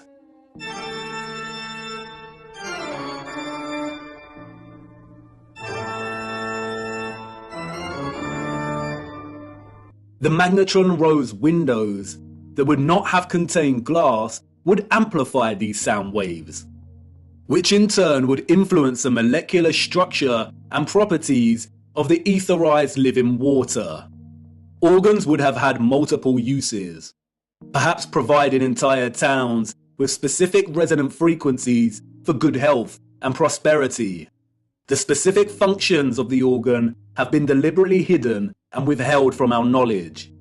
Interestingly, the official history states that the first organs of the world were water organs, in which the power source pushing the air is derived by water from a natural source or by a manual pump. No doubt a deceptive half-truth disguising the instrument's true interaction with water. And like I said before, most of these structures had areas nearby to store and hold large quantities of water. Many of the structures feature underground cavities or huge cisterns, some of which have been drained and some kept intact. Sometimes the cistern was located apart from and outside of the structure. The controllers have redesignated many of these areas as Roman baths. That's why Bath Cathedral in England is located right next to the Roman baths. The water was also stored in red brick power stations, capacitors, or water towers. Open rectangular sites, reservoirs, wells, and step wells. This is why step wells were constructed with precise geometric patterns.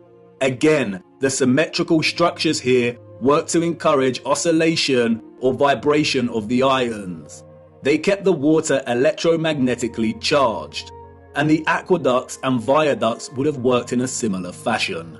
It is likely that a lot of the huge electromagnets we see scattered across our realm would have actually straddled passing water, much like we see on the Volga-Don Canal, even though it's unlikely that the Volga Arch is original, and that many roads themselves were constructed during the Great Reset. It is likely that the inheritors of the 19th century were instructed to drain and fill many of the tributaries that once carried water. That's why we see drained castle moats and star stations. Perhaps that's what a lot of the surplus mud we see during this period was used for. Perhaps a lot of homes and buildings were constructed with underground chambers to store their own personal supply of living water, and these areas were destroyed, filled in, and forever hidden with vast amounts of mud during the 19th century. The use of electromagnetism, sound waves, and water would have had endless applications and uses in the old world, most of which we will never know about. But many structural remains do offer a lot of clues. The abundance of remarkable and impossible stately homes, halls, and manors found throughout our realm all point to the mass-scale farming practices of the old world. We travel miles to marvel at their beauty and grandeur. But more impressive than the structures themselves are their gardens and water gardens. We have the Palace of Versailles, Schwetzingen Palace, the Royal Palace of Caserta, Nymphenburg Palace, Herrenhausen Palace. Even today, they still retain much of their splendor and brilliance. But it's when we look at some of the old plans of these areas that we realize just how otherworldly these sites were. They were never constructed to house the elite. They were the farms of old. Look at the gardens. They are cymatic gardens. Even from these old illustrated plans, we can see just how gargantuous these farms were. Microcosmic grid systems, suggestive of the entire larger power grid itself. The cymatic gardens were likely grids cultivated with sound and the living water to grow food, herbs, and who knows what else. Even contemporary scientists openly acknowledge that sound waves strongly influence the growth of fruit, vegetables, and crops. And to this day, some of these structures retain a lot of their glory when viewed from above.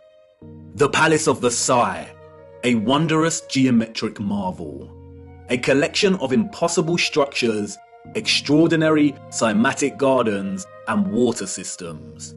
Let's venture closer into the Palace of Versailles and have a look. Hold on now. Wait, what? This is not the Palace of Versailles.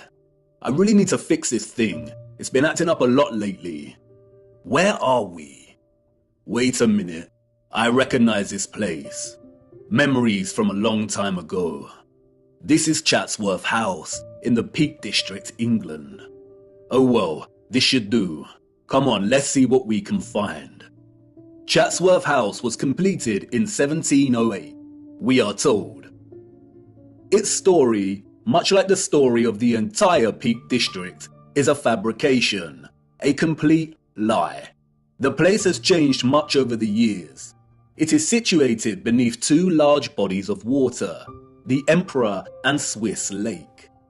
The water from the lakes is channeled across a broken aqueduct before falling 79 feet and meandering gently down the hills in complex waterways and running right into Chatsworth Estate.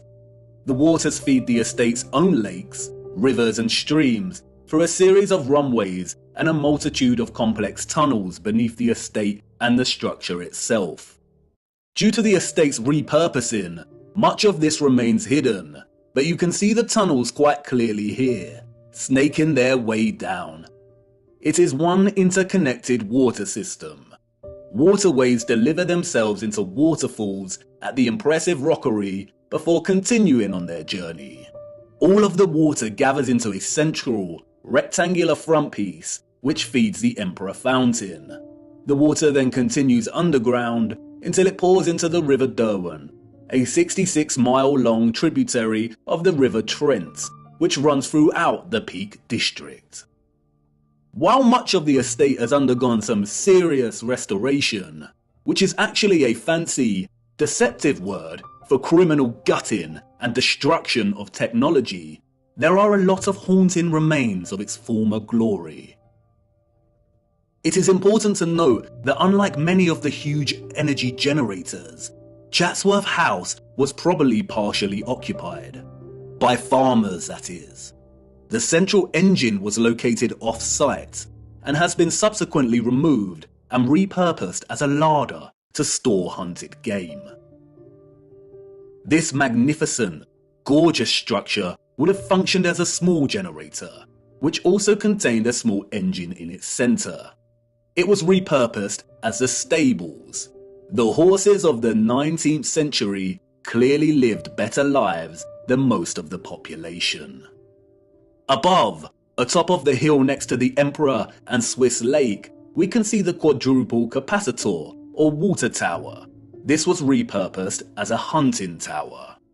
But stalking the 105-acre grounds, a visitor with eyes to see might spot some unusual sights. One of which is the half-ruined obelisk hidden away in the tangled overgrowth at the bottom of the hill below the lake. The official, controlled history that visitors receive when touring Chatsworth conveniently leaves out any mention of the obelisk.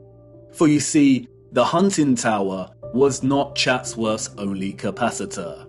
The entire estate needed constant water storage to fulfill its energetic requirements and purposes. There are many odd structures dotted around that remain unexplained. And then there is this, the cascade, a true little wonder. The dome, a series of toroidal circles that rise to meet the smaller copper dome. They tread carefully here, making sure they force a distorted history on you. But, as always, they cannot help themselves. They just have to tell you, in their own roundabout controlled manner. As the placard states, water can be made to flow over the roof and out of 13 spouts. Some of these spouts are crafted in the form of immaculate stone dolphins and giant fish. There are even hidden jets in the floor, they tell us. The water is received from the lakes above and is used twice more in its journey to meet the River Derwent below. Once in the South Lawn Fountain, and again the private West Garden. But look closer at what they acknowledge. Each step of the cascade is different from the one below and above it to vary the sound of the falling water. This was allegedly built in 1703. Why would an 18th century people be concerned with varying the sound of falling water? How did they even have the knowledge and skills to manipulate the sound of water like this? And it's everywhere in the estate. The waterways, streams and rivers all meander gently down to rest briefly at ponds and lakes before continuing their journey toward the River Derwent. Their journey is one of such splendid sounds.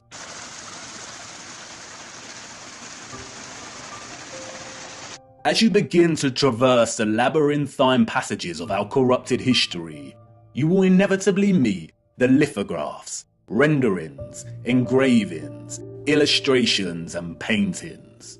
How easy it is to lie when there is no photographic or visual evidence, just artistic interpretation. We would never accept illustrations as reliable sources of information today, so why do we accept them as historically accurate? And while these are not to be trusted, devoting some time to browsing their particulars can yield some interesting insights. For instance, the fountain here looks wildly out of proportion. Did it used to jet water more powerfully? And some would claim artistic exaggeration. But if you dig a little deeper, you come to learn that the original Emperor fountain, constructed in 1843, was able to jet water at a height of 296 feet. What? How? This is the 19th century we're talking about. And like I said, they cannot help themselves. Even Wikipedia states that the water power of the fountain found a practical use in generating Chatsworth's electricity. There it is, barely hidden in plain sight. And as we continue browsing these little illustrations, we stumble across it. An old engraving of Chatsworth from above. Look at the size of this. Cymatic gardens, rows and rows of crops, large bodies of water that are no longer there. And again, many would claim artistic exaggeration, the unreliability and inaccuracy of illustrations, and rightly so. But when we look at Chatsworth from above on Google Earth, what is this we find? Shadows on the ground across from the river? No, these are the markings of old infrastructure that was torn down. The markings suggest there was once a bridge here, a bridge we see in the illustration.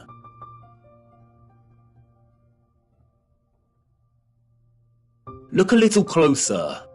An octagon with the clear outline of an old generator. So yes, the illustration is a lie. The estate was much, much larger than depicted here. In 2018, there was a heatwave in England, and the old markings of Chatsworth's former glory started appearing in the grounds themselves. They had to acknowledge it. Sometimes mud and lies are not enough to bury the truth. Chatsworth was a huge farm in the old world. As I said before, the illustrations and paintings are not to be trusted. More often than not, they are used as tools of deception against us. But as you see here, they do have a tendency to backfire on the controllers. Just like with the plans of star stations and cities, our own technological access to tools, such as Google Earth, validate these old plans and illustrations as half-truths. You can bet good money that even the plans and illustrations are only giving us a fraction of the full picture, just like here with the plan of Chatsworth. And it's in Chatsworth that we encounter the first of many acts of barbaric desecration by the hands of the enemy. Chatsworth's great conservatory stood immense until destroyed in 1920. It was 84 meters long and 20 meters high, and constructed, they say, in 1840 before the establishment of automatic glass manufacturing. Huge interconnected tunnels and water pipes collected under the ground of the structure to provide heating via boilers and hot water, an engineering feat as impossible as the construction of the structure itself. It was designed by Chatsworth's gardener, Joseph Paxton. Paxton is a phantom that haunts the pages of the history books. Paxton's story is one of fortunate circumstance, daring innovation and success. It is, unfortunately, a dishonest story, an unconvincing fiction. We are told that Paxton secured a gardening role when he was 20 years old, while working at Chiswick Gardens, and it was here that he encountered William Cavendish, the Duke of Devonshire, who was so impressed by young Paxton's horticultural abilities that he hired him as head gardener of Chatsworth House. Paxton is responsible for creating the following: Chatsworth's Arboretum, its rockery, the Emperor Fountain. You remember, the fountain that sprayed water into the air at twice the height of Nelson's Column. The Great Conservatory. He was responsible for cultivating the Cavendish banana, the most consumed banana in the world today, and designing railway stations all over the Peak District. What a talented and productive young man. Paxton's achievements, however, did not end with the banana and the conservatory. The farce doesn't end here. What a tangled web we weave when setting out to deceive. Paxton's success with Chatsworth led him to design the infamous Crystal Palace of London, just in time for the Great Exhibition of 1851. It was originally constructed in Hyde Park for the fair. It was constructed in just over a year, an engineering feat never again repeated. It was made from more than 1,000 iron bars, and its overall mass comprised of over 4,000 tons of iron. The Chance Brothers Glassworks in Smethwick provided the 300,000 sheets of glass. Remember, this was before automatic glass manufacturing. This is the glassworks in which the glass was produced. A simple maths equation gives us an average of 822 glass panes produced every day, 7 days a week, for a year. Right here, in this factory. This was Paxton's initial plan sketch for the structure. He went from this to this in a year. Furthermore, The entire Crystal Palace was able to house gigantic trees, and they had to board a lot of the glass panes up and cover a lot of the top of the structure during the World's Fair exhibition because the interior of the structure became too hot. Wouldn't Paxton, who designed the Chatsworth Conservatory, know that a huge glass palace would produce immense heat? The entire narrative soon dissolves into stupidity when we realise that a year later, in 1852, they dismantled the Crystal Palace and moved the entire structure to Sydenham in southeast London, where it was rebuilt with 2 additional huge water towers at either end of the monstrous structure. Interestingly, no photographic evidence of the original Hyde Park Palace exists. Just illustrations. Wouldn't the structure have been the focus of many photographers during the opening of the Great Exhibition of 1851, the first of its kind? It is highly likely there were either 2 of these crystal palaces in London and both destroyed, or the Hyde Park Palace is just an outright lie. Interestingly, a few years after its relocation to Sydenham, this map of the palace was produced, all designed at the hand of our genius gardener. He struggled with the water supply, we are told, after all, supplying 12,000 fountains, 2 of which shot water 250 feet into the air, and the various cascades would be a difficult task to achieve. But clearly not for Paxton. He made it happen. Interestingly, the Crystal Palace also featured one of these impossible, grand, and spectacular organs. Oh, and if that wasn't enough, while Mr. Paxton was redesigning the Crystal Palace at Sydenham, he was also designing the glorious Mentmore Towers for none other than Baron Mayer Rothschild. Who would have thought that a random, young 20-something gardener would go on to be responsible for some of the most impossible and impressive engineering feats in history? Let's also not forget about his banana. Paxton is an example of the enemy's laziness when it comes to hiding our true history. It is not fathomable or even possible for the citizens of the 19th century to have even built these structures, let alone assign their inception to one sole man. The Crystal Palace and its gardens, just like Chatsworth, were huge farming grids that used to live in water in conjunction with sound and electromagnetic energy to cultivate a whole range of wondrous produce. Kew Gardens in London is another example. The abundant electromagnetic energy was able to produce conditions of heat with ease, and the vibrational frequencies encouraged growth. Perhaps that's why Crystal Palace housed a grand organ, utilizing frequencies and vibrations to enable the growth of produce. And that's why the controllers were able to assign the cultivation of the banana, an exotic fruit, to a fabricated Englishman. The technology already established in England was able to grow many things with ease.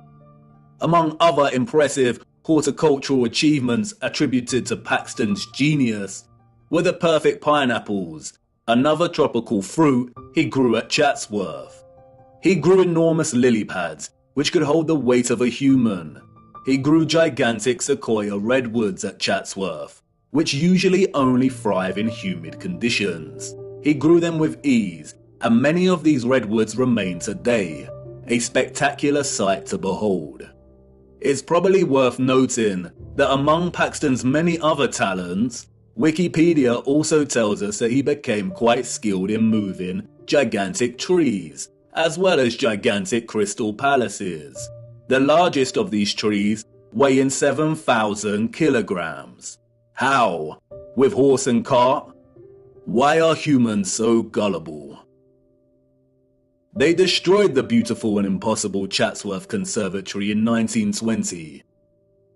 As the Duke's son said in a letter to his father, they blew off well over 200 pounds of explosives to tear it down, so it must have been well built. The structures of the old world were built to stand for centuries. What a great shame. The lies surrounding the Peak District do not end with Paxton. The entire national park was one gigantic interconnected electromagnetic water system of the old world. It was most likely one of Britain's primary suppliers of farming goods. The national park boasts one of the largest collections of stately homes, halls and manors, all of which would have functioned as huge farms. It was also a regional retreat that specialised in healing. Yes, that's right, healing. The Peak District is home to two large towns, Matlock and Buxton.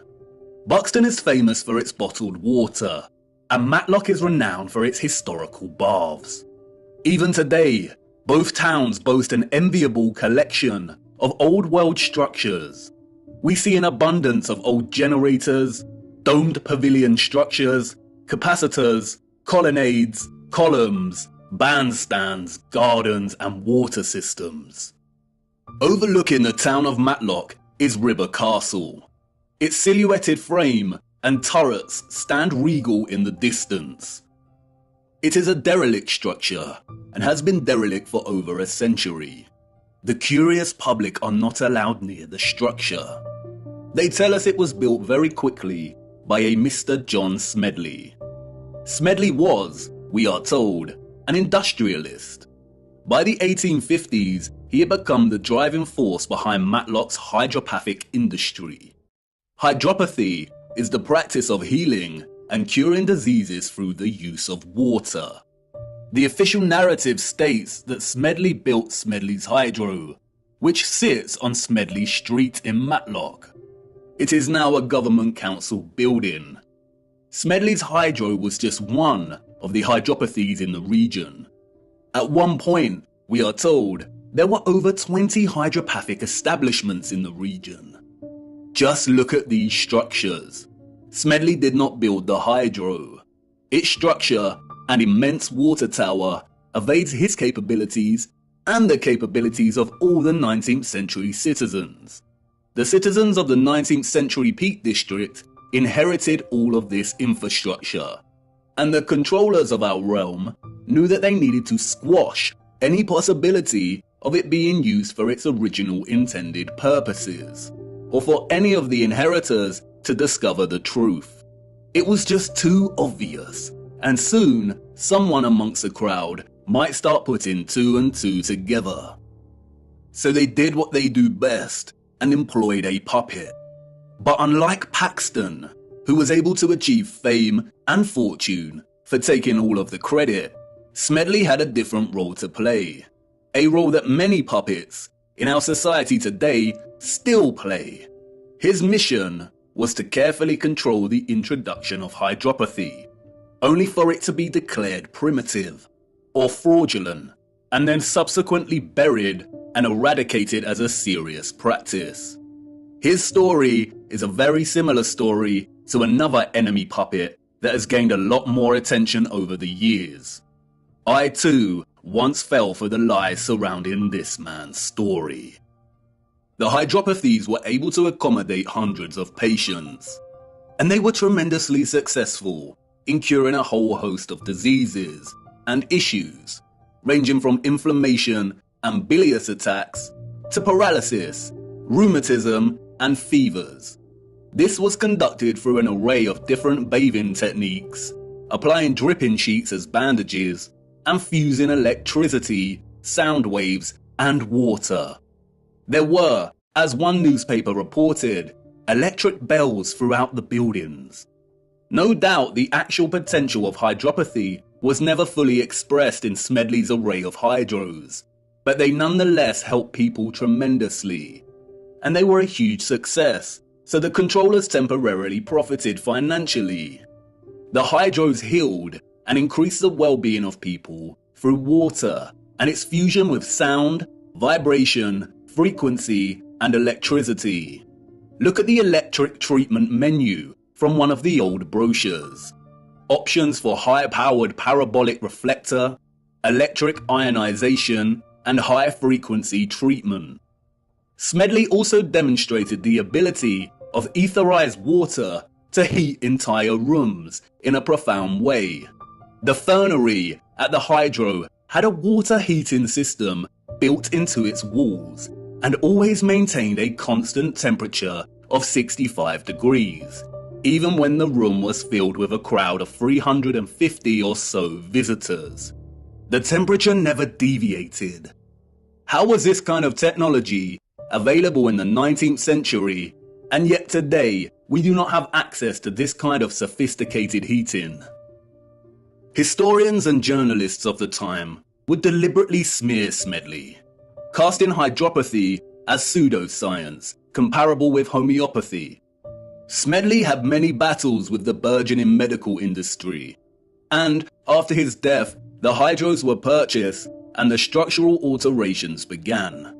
Like Tesla, Smedley played his role and successfully introduced the science of the old world to have it debunked, tarnished, and sidelined forever. Hydropathy today is regarded as nothing more than a relaxing spa venture. All of its original applications of frequency and electricity have been eradicated from the practice. Smedley's role-playing allowed the controllers to justify the entire water grid system of the Peak District, successfully preventing the current 19th century and further subsequent generations from questioning its presence. The remains of the grid today are so evident. You can sit and relax to the soothing sound of water falling over the turreted regal Derwent Reservoir, which connects the entire region through its branching rivers and canals. You can stroll around shopping inside of old power stations and at old pumping stations. And in every area of the region, there are wonders waiting to be discovered. Not only in the larger towns do we find old fountains that once provided the living waters, but also in the remote villages. Tucked away, we find an old dry fountain. Look, the Lord's gift, a bittersweet joy to behold. The citizens of the old world unlocked the power of electromagnetic water by studying the stars above in the firmament. The stars above taught them that the key to manipulating the ethereal energy they harnessed from the ionosphere was through water, sound waves, vibration, and frequency. They honored this gift by constructing domes, by crafting star cities, cymatic magnetrons, and praising the Lord and Holy Spirit for the living waters they received in return. They understood the firmament as both scientists and disciples. Viewer, I am hoping the picture is starting to become clearer in your mind, and you will inevitably start to see things in a different light when pondering all of these impossible structures. It is not a coincidence that some structures like the Colosseum are also referred to as amphitheaters. Have you seen them from above? They look like speakers. Amphitheater is an interesting word. An amp is a unit of electric current, and an amplifier is a device that increases signal, especially microwaves and audio. And no doubt you will start to put two and two together in terms of some of the inventions that we were allowed to play around with before they were discarded as antique in their efficiency. But time is of the essence. We could ponder examples of the old world's electromagnetic water grid system for hours, but I encourage you to get out and hunt down these structures yourself and to document them in your own time. We have to move on. We need to start... Wait, what? You want to know if these came from the old world? Yes, they did. And they are extremely important. The inevitable ticking of the clock. A deeply unsettling instrument, but unavoidable. I need to show you one more missing piece of the electromagnetic puzzle first, and then we will take a closer look at these timekeeping instruments. Come on, let's keep moving.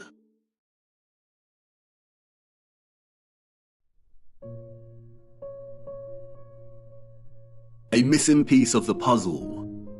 When observing the old world structures today, there is a great sense of absence and alteration. Structures have evidently been altered and changed drastically over the last 200 or so years. And when journeying across our realm and studying these structures, a tremendous sense of absence persists. Something is missing. The concept of ethereal harvesting through these wondrous antennas is not enough. It is not concrete enough to complete the picture. Something else was once present that made the entire technological grid possible. This, of course, is the key technological component of these structures, the engine, and the central mechanisms that made them function in the first place. The engines were, of course, not tokamaks. A tokamak is a crude and base instrument. It is a design of the new world. It does not belong in the old world. It would have had no place in their structures. Their sophistication and finesse would not have relied on such ugliness, on such primitiveness. What is undeniable, however, are the parallels between the tokamak's fundamental octagonal form and the old world's love for the octagon. It is very likely that the octagonal formation is an essential component when generating a toroidal vortex. We see the octagon everywhere in the old world. Octagonal geometry underpins many of the structure's fundamental formations. And the peculiar octagonal structures everywhere are not by mistake. They are what they seem, empty shells that once housed something else. This sense of emptiness is everywhere and remains unexplained. So many towers and domes rise to smaller, hollow domed cupolas. Why are they hollow? Why would an earlier civilization waste so much time and energy constructing such a seemingly superfluous and useless structure? But they didn't, did they? A lot of these empty areas are always directly below the antennas. And although not all of these crucial empty structures are octagonal, most are, and they are always situated in key areas, like under central antennas, beneath domed resonators, in the center of closed, symmetrical courtyards, or detached and just outside the bigger generators. And when reflecting on such perfectly wrought geometry, the absence is tangible. There used to be some kind of cylinder or apparatus contained within this space.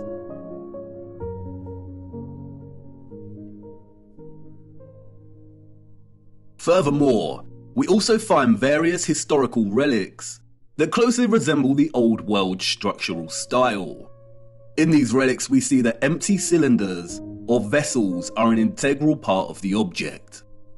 Could these be miniature functional objects that mirror the form of the larger empty spaces we see in the old world structures? Perhaps a kind of micro household object that enabled access to the wider power grid's energy production? Did the larger structures themselves contain similar cylinders within? In many old photographs, the cupolas and octagonal spaces are already emptied.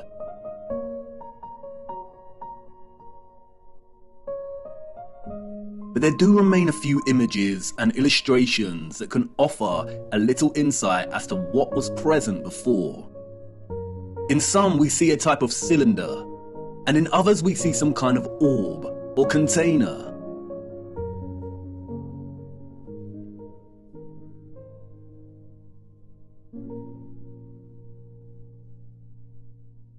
Due to the lack of images, it is hard to present a consistent finding. And so much has been altered, and in ways that are almost impossible to recognize. For instance, this is an 1880 illustration of the so-called completion of Cologne Cathedral. It focuses on the top of one of these spires. The wooden boards here are scaffolding. As you can see, the tops of these spires open, revealing some kind of cylinder. This is a model of the area of the spire that we see in the illustration. It was put outside of the cathedral to give tourists an idea as to just how large these spires are. An impossibility for citizens of the 19th century. The men in this illustration are not completing the final spire of the cathedral. They are removing whatever existed in the container at its apex. And it begs the question as to how many other aspects and features of these structures open in similar ways. And why do they open? What did they contain? Interestingly, it is the esoteric and occult that provide some clues. Alchemy was an arcane natural philosophy or proto-scientific tradition. Its central focus was chrysopia, or the transmutation of base metals into noble metals. From its inception in ancient Egyptian, Greek, Indian, and Middle Eastern culture, the field of alchemy, we are told, was obsessed with turning base metals into gold, and a maniacal obsession with creating the elixir of life to achieve immortality. We have all heard of the medieval Nicholas Flamel and the Philosopher's Stone. It is a field of inquiry steeped in a rich fabric of occultism, Kabbalah mysticism, and magic. It wasn't until the mid-18th century that alchemy was divorced from its occultism and transformed into the burgeoning field of chemistry. But there was a small occult revival during the 19th century that continued into the 20th century. In 1922, a mysterious text was written by an equally mysterious figure. The Mystery of the Cathedrals by Fulcanelli, a French alchemist, we are told. To this day, the identity of Fulcanelli is still debated. No one knows who he truly was. And like many mysterious figures in the history books, his name appears to be an anagrammatic play on words. Fulcan is a reference to Vulcan, the Roman god of fire, and Eli, a reference to El, the Canaanite word for God. It is evidently a work of one or more Freemasons, but nonetheless, its alchemical reading of the wondrous and magnificent structures we call cathedrals is potently original and offers many insights and half-truths. And it's in Fulcanelli's reading of the statue of Offerus that was taken from Notre Dame Cathedral and destroyed that he begins to offer the reader some truths. As the legend goes, Offerus was a strong giant, but with a dull mind. His intentions were always good. He wanted to serve the most powerful king on earth. He was sent to the court of a mighty king to serve him. One day, the king, hearing a singer say the devil's name, made the sign of the cross with terror. "Why do you make that sign?" Offerus asked. "Because I fear the devil," the king replied. "If you fear him, you are not as powerful as him," Offerus reasoned. "I want to serve the devil." And so he did, and enrolled among Satan's servants. One day, the servants met a cross by the side of the road, and the devil ordered them to turn around. "Why is that?" the curious Offerus asked. "Because I fear the image of Christ," the devil replied. "If you fear him, you are not as powerful as him," Offerus reasoned. "I want to enter the service of Christ," Offerus exclaimed, and passed by the cross and went on his way. On his way, Offerus met a hermit. He asked the hermit where he could find Christ. "Everywhere," the hermit replied. The hermit knew the type of dull giant he was dealing with, and he knew he would not take to prayer. So he led Offerus to a violent river and said, "The poor people who have crossed this water have drowned. Stay here and carry them on your strong shoulders. If you do this, Christ will recognize you as his servant." And so he did. Offerus spent his days and nights carrying people across the river. One night, overwhelmed with fatigue, Offerus received a knock on his door. It was a child who wanted to cross. Offerus took him on his shoulders and began crossing the river. But as he reached the middle, the river became a furious torrent. The waves swelled, and Ophoros began to buckle. In fear of letting the child fall, Ophoros uprooted a tree to lean on, but the child was becoming heavier and heavier. Ophoros began to fear the child would drown. He lifted his head up and asked, "Child, why do you make yourself so heavy? It seems to me that I carry the world." The child replied, "Not only do you carry the world, you carry the one that made the world. I am Christ. As a reward, I baptize you in the name of the Father, in my own name, and in the name of the Holy Spirit. From now on, you will be called Christopher." Christopher walked the earth for the rest of his days to teach the word of Christ. Christopher, the one who bears Christ for the masses. In his focus on Ophoros, however, Falconelli reveals a certain key to unlock another layer of meaning in the legend's symbolic expression. In his enigmatic manner, Falconelli writes, "Christopher stands for Chrysope, who carries the gold. From then on, we better understand the great importance of the symbol, so eloquent, of St. Christopher. It is the hieroglyph of solar sulfur, Jesus, or the nascent gold, raised on mercurial waves and then carried by the clean energy of this mercury to the degree of power possessed by the elixir." Cryptic indeed, almost impenetrable prose. But let's look at this passage a little closer. Falconelli is stating that in the symbolic legend, Jesus, or Christ, is the nascent gold. Nascent means coming into being. The word's etymological roots stem from the concept of beginning or birth. Nascent gold here, or the solar sulfur, is not just gold, it is gold growing into its full potential. The final section of the excerpt explains why the gold is growing. Because it is being carried on the mercurial waves. The mercurial waves here refer to the metal mercury. Gold is achieving its potential because of the clean energy of mercury. Falconelli explains that mercury's color is an emblematic grey, and that explains why many of the representations of St. Christopher coat him in that color. We will return to the legend of Ophoros soon, but first let's look closer at Mercury. Mercury is of the utmost importance when it comes to understanding not only the mechanics behind the old world's technology, but also in understanding our own contemporary time in which we find ourselves traversing the enigmatic landscape of symbols that have shaped our understanding of history and our place in it. The symbol here represents the element hydrogyros. Its literal translation from the Greek means silver water. Hydrogyros has many names. It was also called quicksilver. Today it is referred to as mercury. The alchemical symbol is precisely the same symbol used in classical astrology to represent the so-called planet Mercury. Pure or native mercury is an extremely rare element in the Earth's crust. It's primarily retrieved from cinnabar, a bright scarlet or red pigmented form of mercury sulfide. Cinnabar is the most common source ore for refining mercury. Both Wikipedia and World Atlas tell us that mercury is the 66th most abundant element in Earth's crust.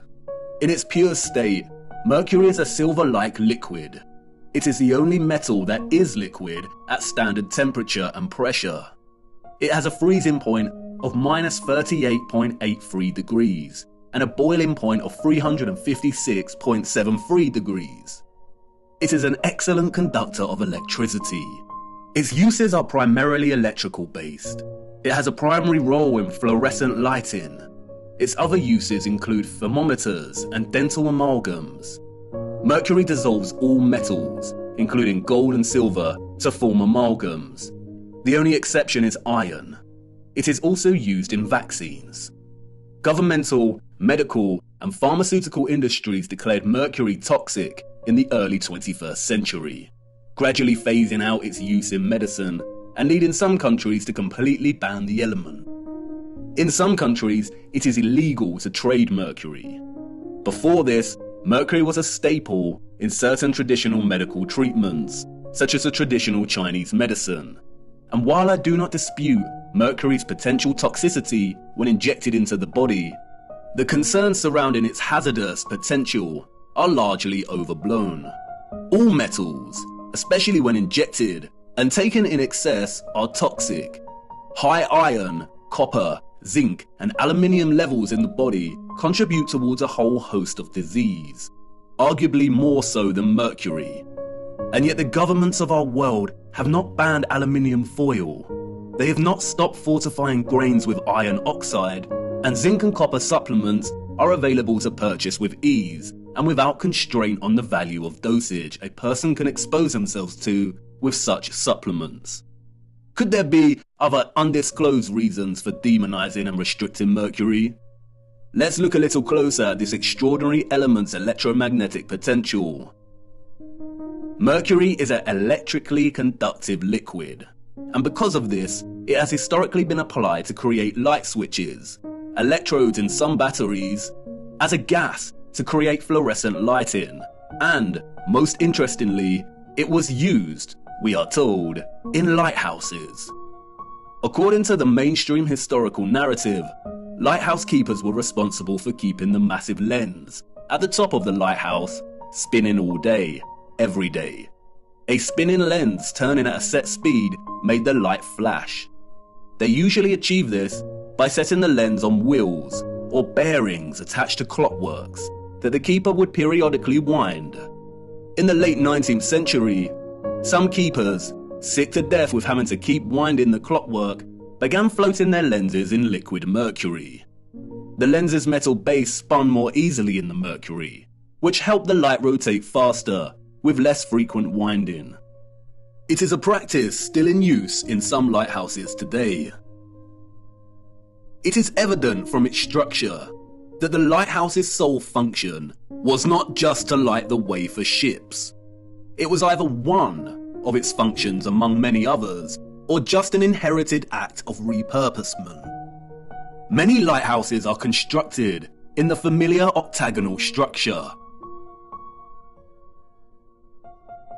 Many have the red and white stripes, indicative of power stations. Many still have their antennas, and they were situated right next to the water. It is obvious that they had a similar role as many of the old world's power stations we find repurposed and rebranded all across our realm. Lindau Lighthouse in Germany is a fascinating example. We see all the familiar dentils and holes, suggestive of vibration and frequency manipulation. We see the octagonal cupola. They have replaced the original antenna with New World junk, and oddly the structure has a clock. And although those of the old world made the most advanced clocks ever seen, the presence of a clock face here appears superfluous. Perhaps the abundance of clock faces we see on so many of the old world structures and towers are actually repurposed steam gauges that used to be present to measure the pressure of the energetic water. The intricate and complex design of these lighthouses would have been a feat of engineering for those of the 19th century and their predecessors, unless those that came before the 19th century were technologically advanced, which of course they were. Mercury's role in lens rotation is a subtle example of repurposement. It is very likely that the complex apparatus at the top of these lighthouses were modified as illuminated lenses during the Great Reset, and what existed before operated to extract ethereal energy.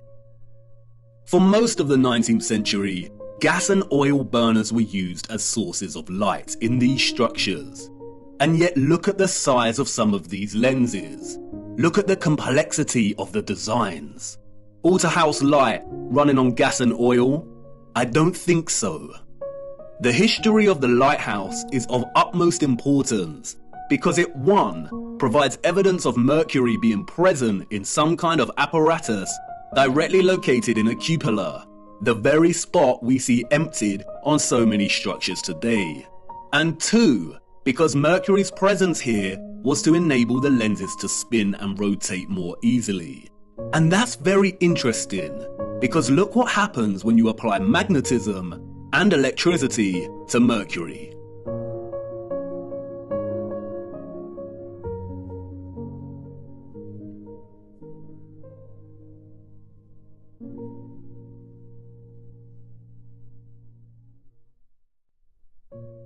It rotates and creates a vortex, either clockwise or anti-clockwise, depending on the application of the current.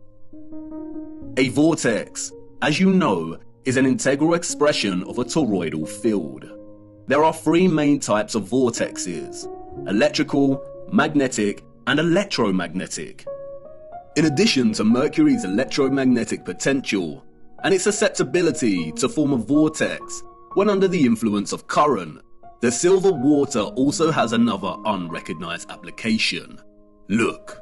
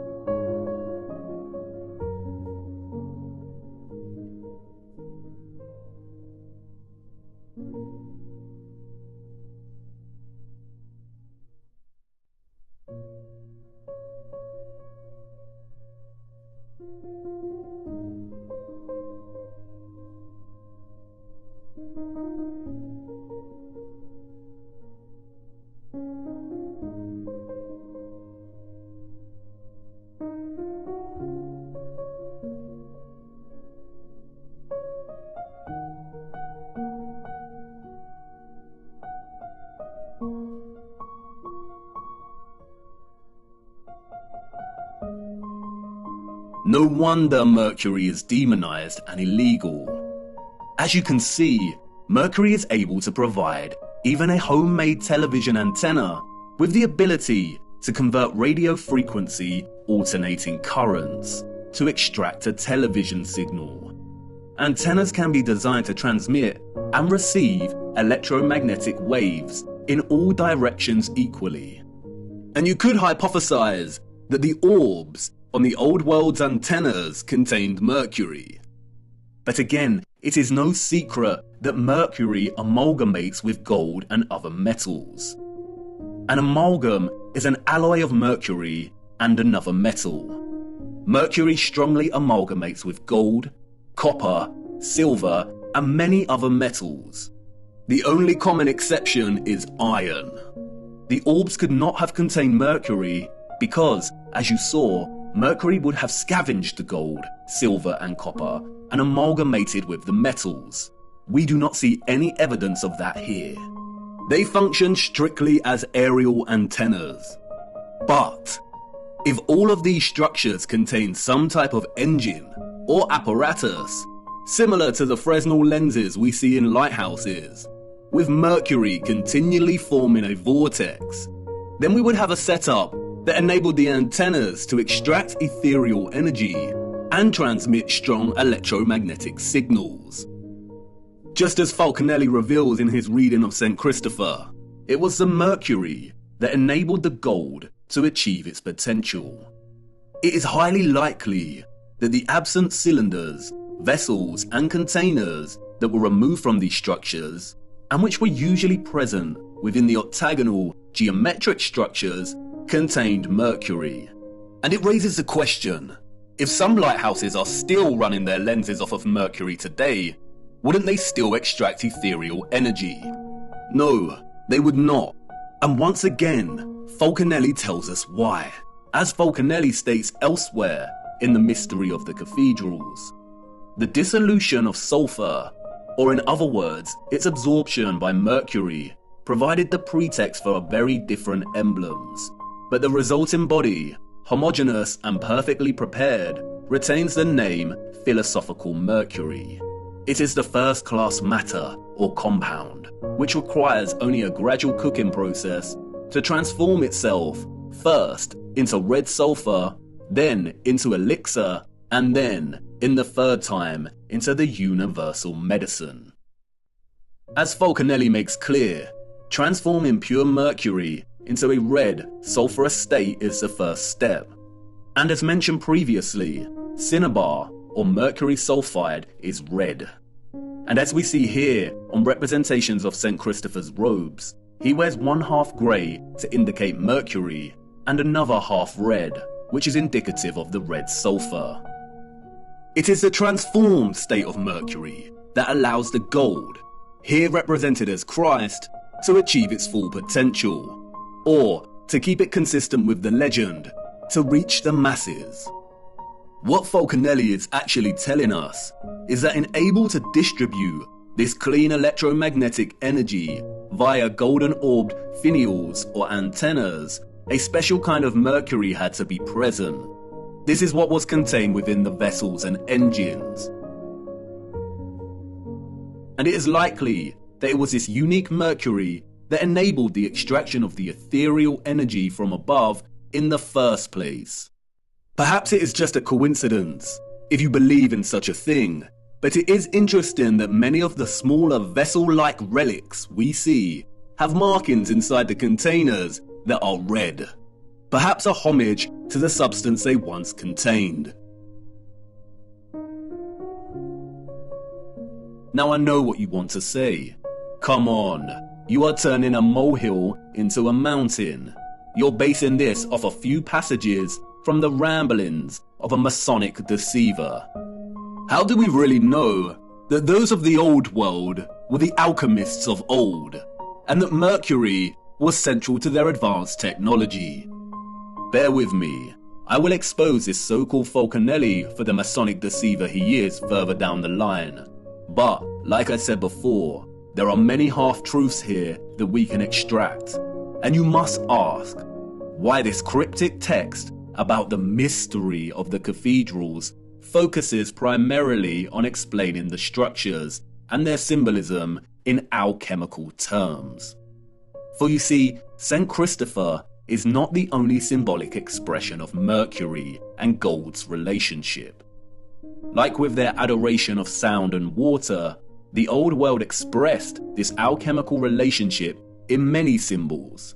In fact, the symbols were so prevalent that the enemy had to appropriate them and use them as weapons of control and deceit, otherwise the great reset of the 19th century would have failed.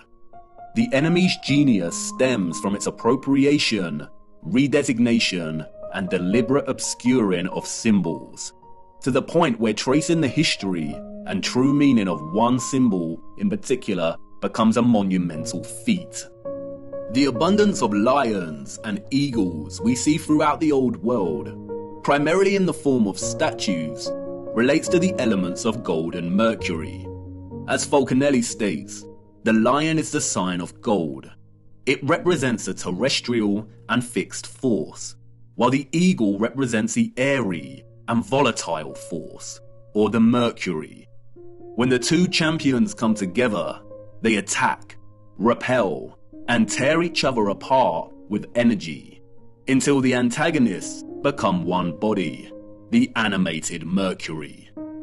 The fusion of the fixed gold and the volatile mercury create the griffin, in which the lion, or the gold, represented the fixed, basic part of the compound, which in contact with the adverse volatility loses the best part of itself, the part that has characterized its shape, that is, in hieroglyphic language, the head.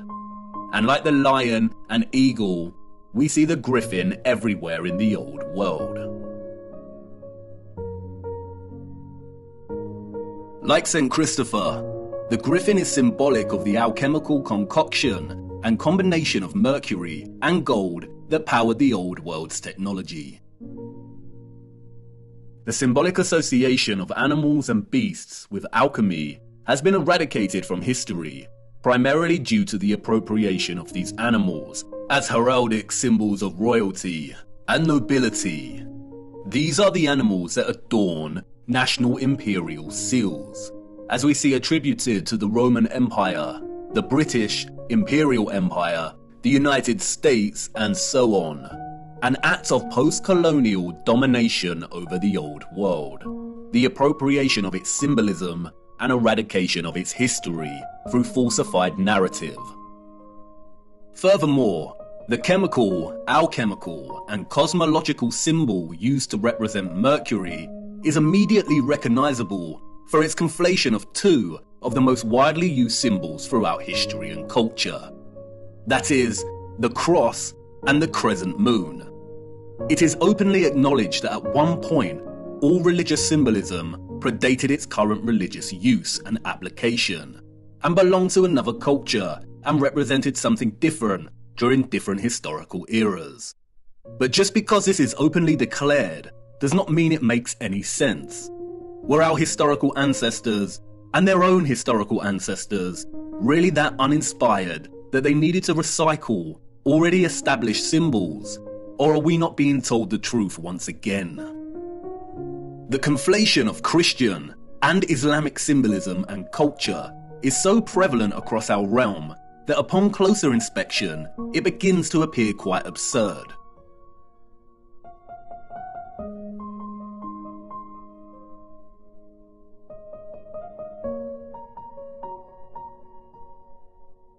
If we are to believe the official historical narrative, that is. If we believe the narrative of the Crusades and Ottoman Habsburg Wars, of the continual warring between West and East, then the presence of the crescent symbolism displayed on many so-called medieval European coat of arms and crests indeed makes no sense. Perhaps this is just more cultural appropriation, but the narrative becomes very unconvincing when we turn our attention to the structures themselves. Why was the Hagia Sophia Holy Grand Mosque originally constructed as the Church of Hagia Sophia by the so-called Roman Empire? It remained a church, we are told, for almost 1,000 years. Its 4 minarets were constructed after the Ottoman Empire took the region. But look at its original design. It does not resemble a traditional cathedral whatsoever. And we see this over and over again. The Cathedral of Cordoba in Spain, originally erected as a mosque in the 8th century and then converted to a cathedral in the 13th century. We see right here the conflation of both styles of East and West. Interestingly, the structure also features the red and white striped arches, indicative of power stations that we find throughout so many impossible structures. And even without their unconvincing narratives of structures passing between cultures, we still see the presence of both styles in many structures that do not have this narrative attached to them. St. Mark's Basilica and the Doge's Palace in Venice look extremely Eastern, as does the Brighton Pavilion in England. These structures were impossible for all of those, East and West, in the official narrative, unless they had advanced technology, which the narrative tells us they did not. The official narrative tells us tales of architects being inspired and influenced by the structures of East and West alike. But remember, at the time these structures were built, the people didn't have accessible transportation. Journeying between continents and countries took weeks, and they had no cameras to document the structures in order to be able to replicate them with such accuracy in the first place. Why don't synagogues have their own unique particular style, like mosques and cathedrals? We see this fusion of architectural style everywhere. We see water pumping stations that resemble cathedrals. We see water towers that resemble castle turrets. We see cathedrals that also resemble official government buildings. All these structures belong to one whole, unified civilization. That's why we find so many ruined cathedrals in the Middle East. They were destroyed and ruined during the Great Reset and after to solidify the falsified narrative. That's why we see the crescent moon in old 19th century photographs in areas it should not be. This is Brazil. Look closer. Even today, Brazil's Muslim population comprises a total of 1% of the country. So why is this crescent present at the top of one of these antennas in the 19th century? Why is it present in San Francisco in 1905? Why do we see many structural antennas composed of both the cross and crescent moon. In many of the old photographs, we see many structures without any religious symbolism, but just standard antennas. And what about all the unusual antennas we see?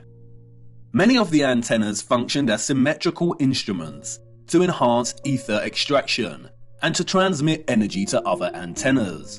They were never signs of different religious factions in the old world. They were most likely later designated these meanings to fracture the unification of the old world and its understanding of God. Even the mainstream narrative admits that it was not until the 19th century that the crescent moon even became associated with the Ottoman Empire, and it wasn't until 1950 that the symbol became the emblem of Islam. The symbols of the crescent and cross are much more complex than most realize.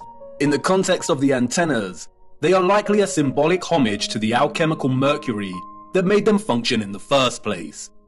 But the crescent and cross also have broader implications that are related to the holy, energetic and ethereal workings of our realm. We will be returning to these symbols later. This is not meant to discredit the meaning of these symbols today. Symbols evolve over time, but this evolution was carefully orchestrated by our controllers. It is also not to discredit God, and this point is crucial. I understand that much of this may trigger some people, but it is imperative to understand that religion, in an institutional sense, was created by our controllers as a means of control. Many religious organizations today are corrupt and use religion as a front when their true allegiance lies with the psychopathic controllers of our realm. Religion was an essential tool of deception to justify the old world's infrastructure. Religion is not synonymous with an understanding of God, faith, and prayer. And it is also not to discredit the life of the Son of God. No, and this is crucial, and you will see why later in our journey. And in many a sense, this is what Christ tried to teach people, to see through the deception and manipulation. And when thou prayest, thou shalt not be as the hypocrites are, for they love to pray standing in the synagogues and in the corners of the streets, that they may be seen of men.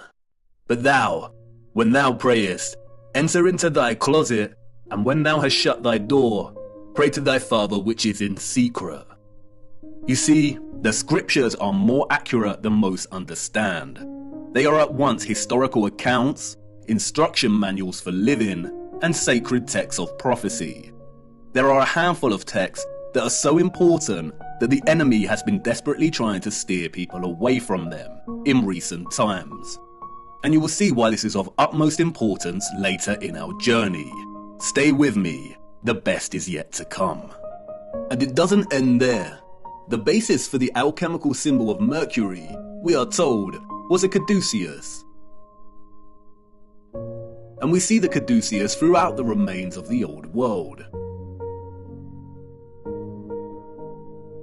Another symbol appropriated by the enemy, adorning many coat of arms, and adopted by centralized, corrupted medical industries that have been responsible for mass crimes against humanity that continues today.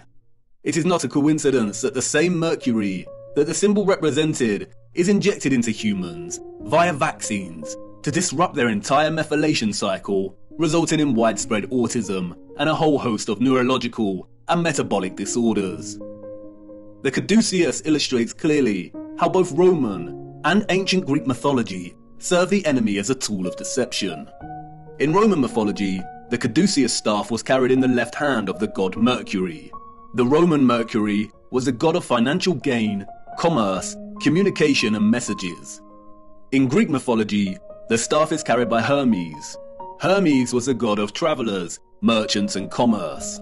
The fabricated mythologies allowed the enemy to obscure the caduceus's true association with the elemental Mercury, while also permitting them the usual sick, hiding in plain sight mocking ritual by linking their medical industries with the god of financial gain and commerce.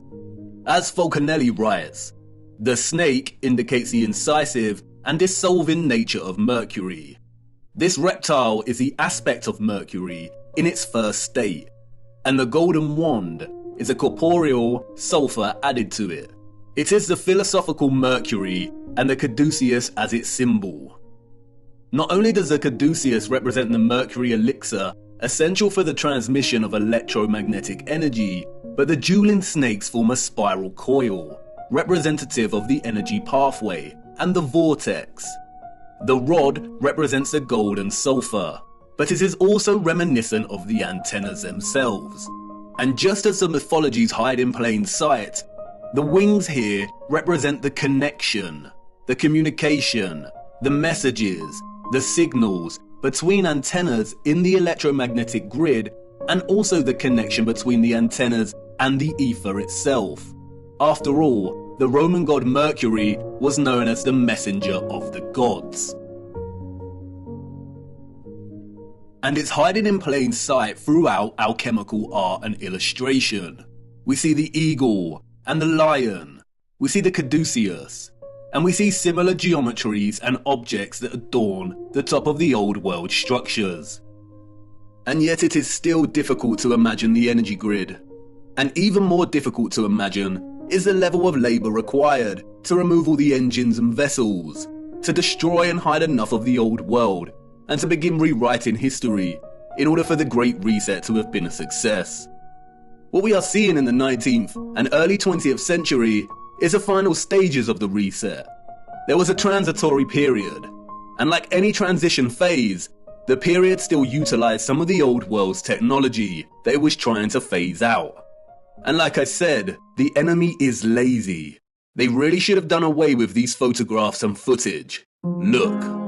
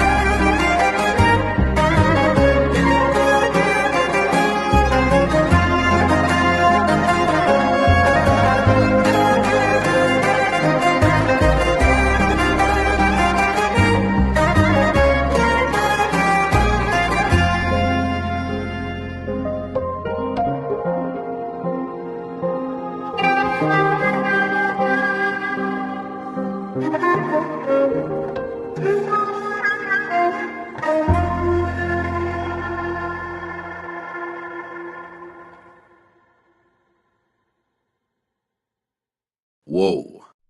Most of these images were taken during the World's Fairs of the 19th century, and at the turn of the 20th century. Any electrician will testify to just how impossible illumination in this time period and on this scale would be. What an absolute nightmare to wire. But they didn't need complex wiring, did they? How did they have moving sidewalks during this period?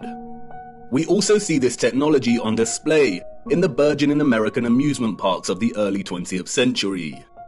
There is a reason they called them electric parks. In fact, the reference to electricity can be found everywhere amongst repurposed old world sites, even in the unlikeliest of places. Even in this transition phase of the reset, these environments look glorious. This is with most of the water grid already destroyed. Just imagine what they were able to achieve. So many of the major symbolic icons of our time can be traced back to the mercury that made this electromagnetic, technological old world possible in the first place. Interestingly, in his reading of Ophorus, or St. Christopher, as a mercurial carrier, Falconelli takes his Masonic trickery of half-truths and deceptions to the limit. He begins discussing Ophorus's belt as depicted by Julian Champagne, whose painting of Ophorus hangs in Jean Lamant's mansion, what Falconelli calls one of the most attractive and rare philosophical residences. The painting depicts Ophorus wearing a belt stitched with crisscross lines. It is important to note that none of the other famous artistic renditions of Ophorus depict him wearing this belt. Falconelli exclaims that the artist did even better than the rest. Under the inspiration of the Hermetic scientist who has commissioned the painting, the artist depicted Ophorus tightened by a wide belt at the level of his abdomen. It is this belt, Falconelli writes, that gives St. Christopher his true esoteric character. Listen very carefully to what he states next. According to some documents kept in the archives of the Lallement mansion, we know that Jean Lallement belonged to the alchemical brotherhood of the Knights of the Round Table. What we are going to say here cannot be taught. Ophorus's belt is the sign that all philosophers recognize as the external mark that indicates the extreme, intrinsic purity of their mercurial substance. It is a sign that the old authors called the Seal of Hermes, the Star of the Magi, the Bear Cub, the constellation in which the pole star is found. Comparing Ophorus's belt and the Bear constellation by the pole star, or what is known as Ursa Major, or the Big Dipper, at first provides no insight as to what Falconelli is referring to. Is this just a rambling of an insane cryptic mason, or are we missing something? But if you begin to trace the pattern on the belt, then another hidden and familiar pattern begins to emerge within the pattern itself.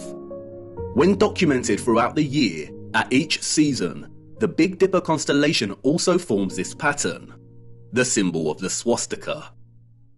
A now infamous symbol of evil. What many do not know is that according to the official narrative, the swastika was one of the most widely used symbols throughout history and different cultures.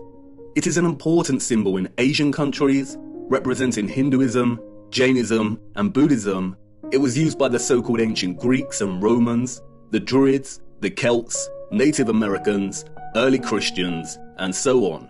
We see it in mosaics, rock churches, bracelets, rose windows, crosses, pottery, clothing, and flags. We see it everywhere throughout time and culture. Interestingly, Swedish and Norwegian power companies used the symbol in the late 1800s and early 1900s to represent electric power stations and hydroelectric stations. This connection cannot be purely coincidental. The task of erasing memory and history is not an easy feat. It takes time. Out of all the symbols, this is the one that the enemy had to corrupt and dilute the most by appropriation. Not just because of its now lost association with electromagnetism, but because, as Falconelli let slip, its original association with Mercury's involvement in the old world's power grid. Like the Caduceus's spiraling snakes, it depicts the vortex that Mercury produces in the presence of electromagnetism. The swastika is the vortex. It also represents another vortex, the one below Polaris and the Big Dipper, at the center. The same vortex that NASA has teased hiding in plain sight here on Earth and in their representation of other planets' poles. It is the same vortex that Mercator and others documented in maps and writing. The whirlpool surrounding Rupes Nigra and located at the North Pole. Interestingly, scientists have recently discovered large natural stores of the so-called toxin mercury at the North Pole. They are worried about it melting and causing toxicity. Of course they are. As Kevin Schaefer writes in the National Geographic article, it turns out that not only is there mercury in permafrost, but the Arctic is also the biggest pool of mercury on the planet. Is this another mocking on their behalf, or is there actually a vast amount of mercury at the north? We will return to this much later in our journey. The noble metals and their original location on Earth are very important, and it is the scriptures that hold the answer. The old world knew. They knew the Earth they walked upon better than anyone else. They knew the alchemical metals, gold, iron, copper, mercury, and so on, could be fused in ways that allowed them to access the ethereal electromagnetic energy. They knew that Ophorus, the alchemical mercury, could elevate the Christ, the alchemical gold, and carry him to the masses. It is not a coincidence that the path Ophorus carried Christ was across the river, across water. The legend of Ophorus is a symbolic and metaphoric totality of the old world's energy system. You have a question, and I have a feeling I know what you're going to say. You want to ask about the maps, Mercator and such. If they have fabricated history, distorted so much symbolic meaning, and lied about those that came before, how can we trust these old maps and accounts of the North?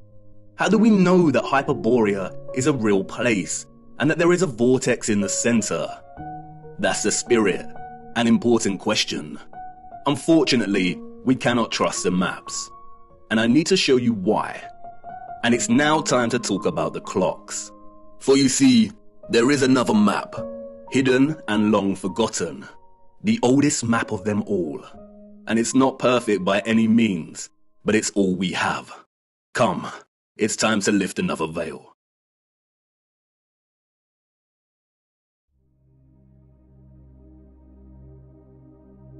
Midway upon the journey of our life, I found myself within a forest dark, for the straightforward path had been lost. And during my journey, as I made my way through the tangled labyrinthine paths of deception, looking for the center of truth, I met a brilliant woman who taught me many a flat fact. But out of all of her flat facts, it was one fact that struck a chord.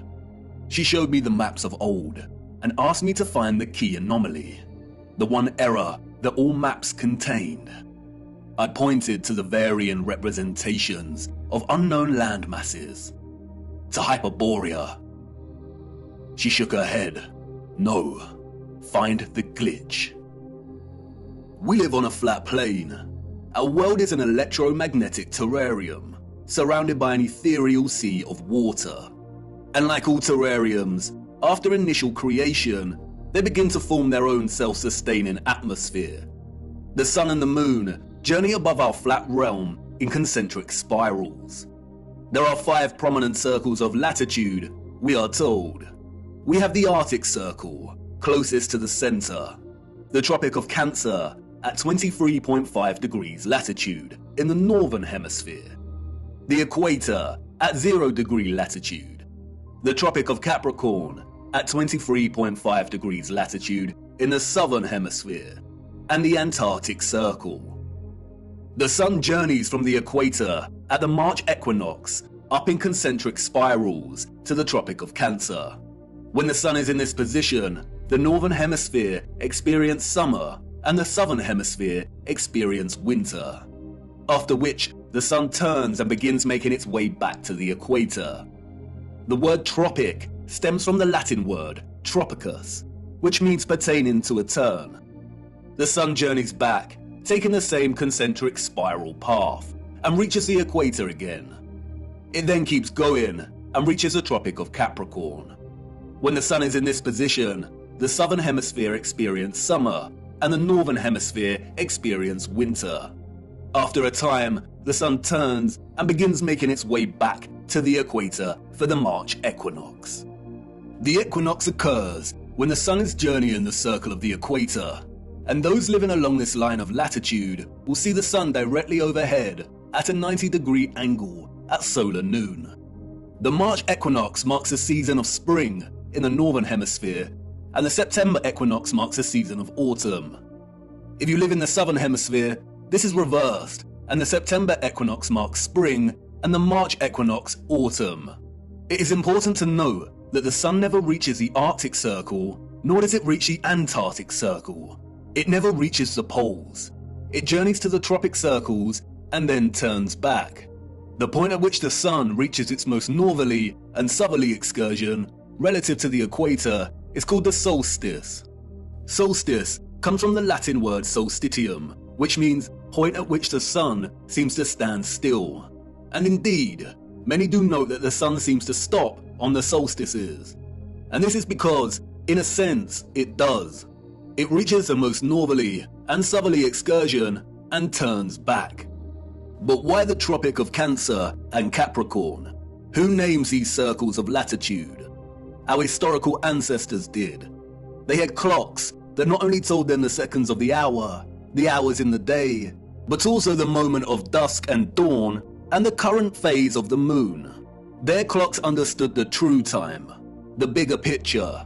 They understood the celestial clock. The stars above us, beyond our firmament, and in the waters above, revolve at a constant 1 degree every 4 minutes from east to west, that is, anti-clockwise. This means they revolve at 15 degrees each hour. 15 degrees multiplied by 24 hours is 360, a full circle. The stars above are fixed. They do not stray from their anti-clockwise journey, but revolve and complete a full circle every day. Our ancient, historical ancestors knew this. They assigned the stars above into fixed constellations. They divided the 360-degree circle of the sky above into 12 divisional arcs of 30 degrees, in which each constellation of the zodiac resides in. They designated each constellation in each 30-degree arc with an anthropomorphic symbol, most of which are animals. Zodiac is an interesting word. Zodiac, the arcs of the zoo. Yes, the parallels with Noah's Ark are strikingly obvious. Each constellation of the zodiac moves from its fixed position in the waters above at 1 degree every 72 years. The stars in the circle above us are fixed in their positions, but every 72 years, the entire circle shifts 1 degree. This is what is called the precession of the equinox. Remember, each arc is 30 degrees. If we multiply 72 with 30, we get 2,160 years. It takes 2,160 years for the circle above to shift 1 whole arc. Astronomers call this an age, and this is what is meant by entering or the dawn of a new age. As Wikipedia tells us, the Tropic of Cancer and Capricorn were named such because many years ago, in the days before Christ, the days before BC, the sun was in the constellation of Cancer at the June solstice, and the sun was in the constellation of Capricorn at the December solstice. What does it mean for the sun to be in a given constellation during the solstice? It means a position of the sun in the sky at solar noon. Of course, during solar noon, we would not actually be able to see the stars in the firmament beyond. Therefore, to discern the sun's position relative to the constellations requires either 1, a thorough understanding of the stars and their positions above. Our ancient ancestors, we are told, created star charts and used devices such as astrolabes. Or 2, computer technology that is able to map and overlap the sun's position against the backdrop of the stars and constellations at solar noon. The sun's presence in the constellation of a given zodiac sign means exactly as it sounds. At solar noon, on the day of the solstice, the sun should be in front of a given constellation. Look closer at the zodiac wheel featured on the dial of these clocks. Here we see that both the constellations of Cancer and Capricorn are polar opposites to one another. These are the names of the two lines of latitude on the maps, and that we use to discern the sun's most northerly and southerly excursion above our flat plane. All historical cartographic world maps display both these circles of latitude as Cancer and Capricorn. We see it here on Mercator's maps, on the Ortelius, on the Rouge, on the Urbano Monte. Cartographic maps combine so-called science with aesthetics to communicate spatial information effectively. They strive to be accurate. And we still use this designation of Cancer and Capricorn for these circles of latitude on our cartographic maps today. Google Earth also uses these designations. But why? As Wikipedia states, when this line of latitude was named in the last centuries BC, the sun was in the constellation Cancer at the June solstice, the time each year that the sun reaches its zenith at this latitude. Similarly, when the Tropic of Capricorn was named, the sun was in the constellation of Capricorn at the December solstice. And the wheel of the zodiac makes this very easy to understand. For instance, if the sun is in any given constellation at solar noon on the June solstice, then its counterpart on the December solstice will always be in the constellation opposite to the June sign. And this is represented with a straight vertical line. If, for instance, the sun was in the constellation of Aries at the June solstice, then it will appear in the constellation of Libra in the December solstice.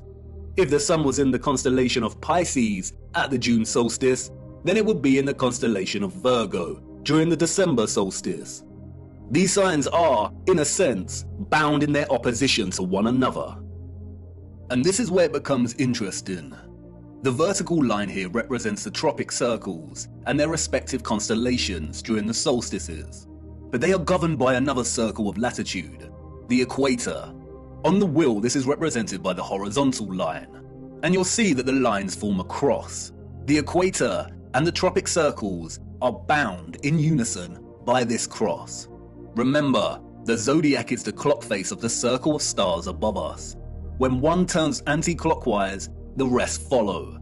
And just like the signs of the solstices, the left hand of the horizontal line here represents the constellation the sun is in during the March equinox, and the right hand side representative of the sign during the September equinox. And it is the left hand side of the cross, the March equinox, or what is referred to as the vernal equinox, and its zodiac sign, which acts as a reference point for the entire celestial coordinate system. It's called the first point of Aries. The naming of this reference point after the sign Aries is arbitrary, or so they say. We also use it as a reference point for naming the age we are in. And if we start in the age of Aries, we can illustrate the precession of the equinox and the designation of constellations to their corresponding circles of latitude quite clearly. For instance, if the sun is in the constellation of Aries during the March equinox, then we have the Tropic of Cancer and Capricorn. We also see that the sun will be in the constellation of Libra during the September equinox. Now the stars above us are revolving anti-clockwise from their usual fixed positions at 1 degree every 72 years, and a whole zodiac arc every 2,160 years. So let's jump 2,160 years to the age of Pisces. The sun is, of course, in Pisces during the March equinox. We have the Tropic of Gemini and Sagittarius, and the sun in Virgo during the September equinox. You'll no doubt have noticed that the wheel represented here turns clockwise, and that's because it's a representation of the constellations, as if your view was outside of the firmament and looking down on the stars. If you were standing underneath this wheel and looking up, it would rotate anti-clockwise. I am using the clockwise representation because it is the best way to illustrate the precession of the equinox. This rotation keeps shifting one arc every 2,160 years until the wheel makes a full circle, or what is known as a great year. Why is this important? What we see here, and what the mainstream narrative confirms, is that the tropics of Cancer and Capricorn occurred during the age of Aries. For the last 2,000 years or so, we have been in the age of Pisces. Remember, an age lasts for roughly 2,160 years. And we are now on the cusp of entering into the age of Aquarius. On June 2020, during the solstice, the sun entered the border of Taurus, and therefore the transition has already begun. And Google will tell you this yourself if you search. A new age, or a precession of 30 degrees into a new constellation on the March equinox, is not some new age, pseudo-spiritual fantasy of astrologists and yogis alike. It is an astronomical law of the stars above in the firmament, and you can track it yourself every equinox and solstice. It is a critical and integral component in the function of our realm. If we are entering the age of Aquarius, then that means that the sun has not been in the constellation of Cancer or Capricorn during the solstice for over 2,000 years, when our realm was in the age of Aries. All the old and current cartographic maps, and even Google Earth, represent these circles of latitude as a tropic of Cancer and Capricorn. There are no maps that present the tropic lines correctly as they should be in the age of Pisces, our current age. Wikipedia and other mainstream narratives of deception tell us that our ancient historical ancestors of horse and cart and copper chisels named these circles of latitude in the times of BC, and no one in the course of history that followed bothered to change the names of the tropics to their accurate designation. We are in the age of Pisces, and have been for over 2,000 years. The circles of latitude should be called the Tropic of Gemini and the Tropic of Sagittarius. And so what? What's in a name? But this brilliant lady, who taught me this flat fact, was patient. What's in a name? Everything. And until she said it, I didn't realize how stupid I'd been to overlook this. Maps are not just pretty projections of the landmass on Earth. They are practical instruments of navigation. Our ancient historical ancestors, we are told, depended on celestial navigation, on the position of the stars in the firmament above to guide their way when at sea. Follow the North Star. And if perchance their compasses failed, then knowing the map of the stars above would be critical. Believing that our ancestors just continued to use the designation of Cancer and Capricorn for the tropics that was established by their own historical ancestors, who belong to a different age entirely, is absurd. Celestial navigation would have been an essential skill set for anyone navigating their way across the oceans. And if they did have advanced technology, like we have our computers and GPS systems, then would they really be that lazy and neglectful to not bother designating the tropic circles to their correct constellation titles? Did they really invest so much time building the most advanced astronomical clocks only to neglect their maps? No, they did not. All these historical maps present designations for the tropic circles of latitude that are well over 2,000 years old. Why? And why are we still using this designation today? For you see, these maps, and all our maps, including Google Earth, are tools of deception. Where are the maps from the age of Pisces? The maps of the last 2,000 years? And could these maps actually be over 2,000 years old? It seems like someone does not want us to know the age we reside in, or wants to distract us from finding out just how important the precession of the equinox really is.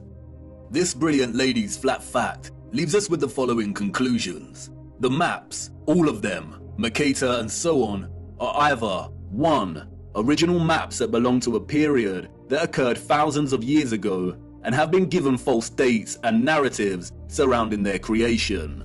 2. Manipulated copies and versions of original maps that were created over 2,160 years ago. Or 3. They are all fake and created during the Great Reset of the last few hundred years to generate a false history and timeline and solidify the false historical narrative and the rise of Galilean heliocentricity. Out of all of these options, the second and the third are most likely. Cartographic world maps are not easy documents to create and establish. They require a solid understanding of our Earth's size and shape. They require a thorough understanding of the circles of latitude that are integral to the workings of our world. They require a complex understanding of the continents and land masses. These maps are likely manipulated duplications of maps thousands of years old, or completely fake. And we do see signs of manipulation, especially in regard to the landmass known as Hyperborea. We see Hyperborea in various maps of variant styles, and we are told that these are from the 16th century. But towards the 17th century, we see Hyperborea start to be erased from the maps. We see unknown land masses that are present in some of these old maps vanish entirely. And then it dawned on me, the message of this flat fact. We have no trustworthy maps, not a single one. We have no reliable source to show us the bigger picture of the realm we inhabit. I continued my journey, and as I ventured deeper into the forest, the path to the center that led me thus far was gone, and I could not turn back, and there lay no path in front of me. I became truly lost. How to know where you are going if you don't know where you are in the first place, if you don't have a map? All historical waymarks that I had invested some degree of trust in before were now completely unreliable and questionable. How much had been edited by the controllers? How much truth was left? What if all the maps were fake? Why are they hiding the maps of the last 2,000 years? We do not have one single accurate or honest world map. And like in all moments of being lost, right before despair takes hold, an unforeseen circumstance arose that set me back on course. I stumbled through thick overgrowth and out into a moonlit clearing with a small lake. At this clearing, I met a mysterious figure named Sturgios. I told him I was lost, and he told me to come and look into the lake. He told me to watch the water. What did I see? He asked. Myself, I replied, my reflection rippling and glistening in the moonlight. Mirror, mirror, look beyond yourself, he said. What do you see? And there it was, just as it had always been. Mirror, mirror, way up high. Mirror, mirror, in the sky. Mirror, mirror, oh how they lie.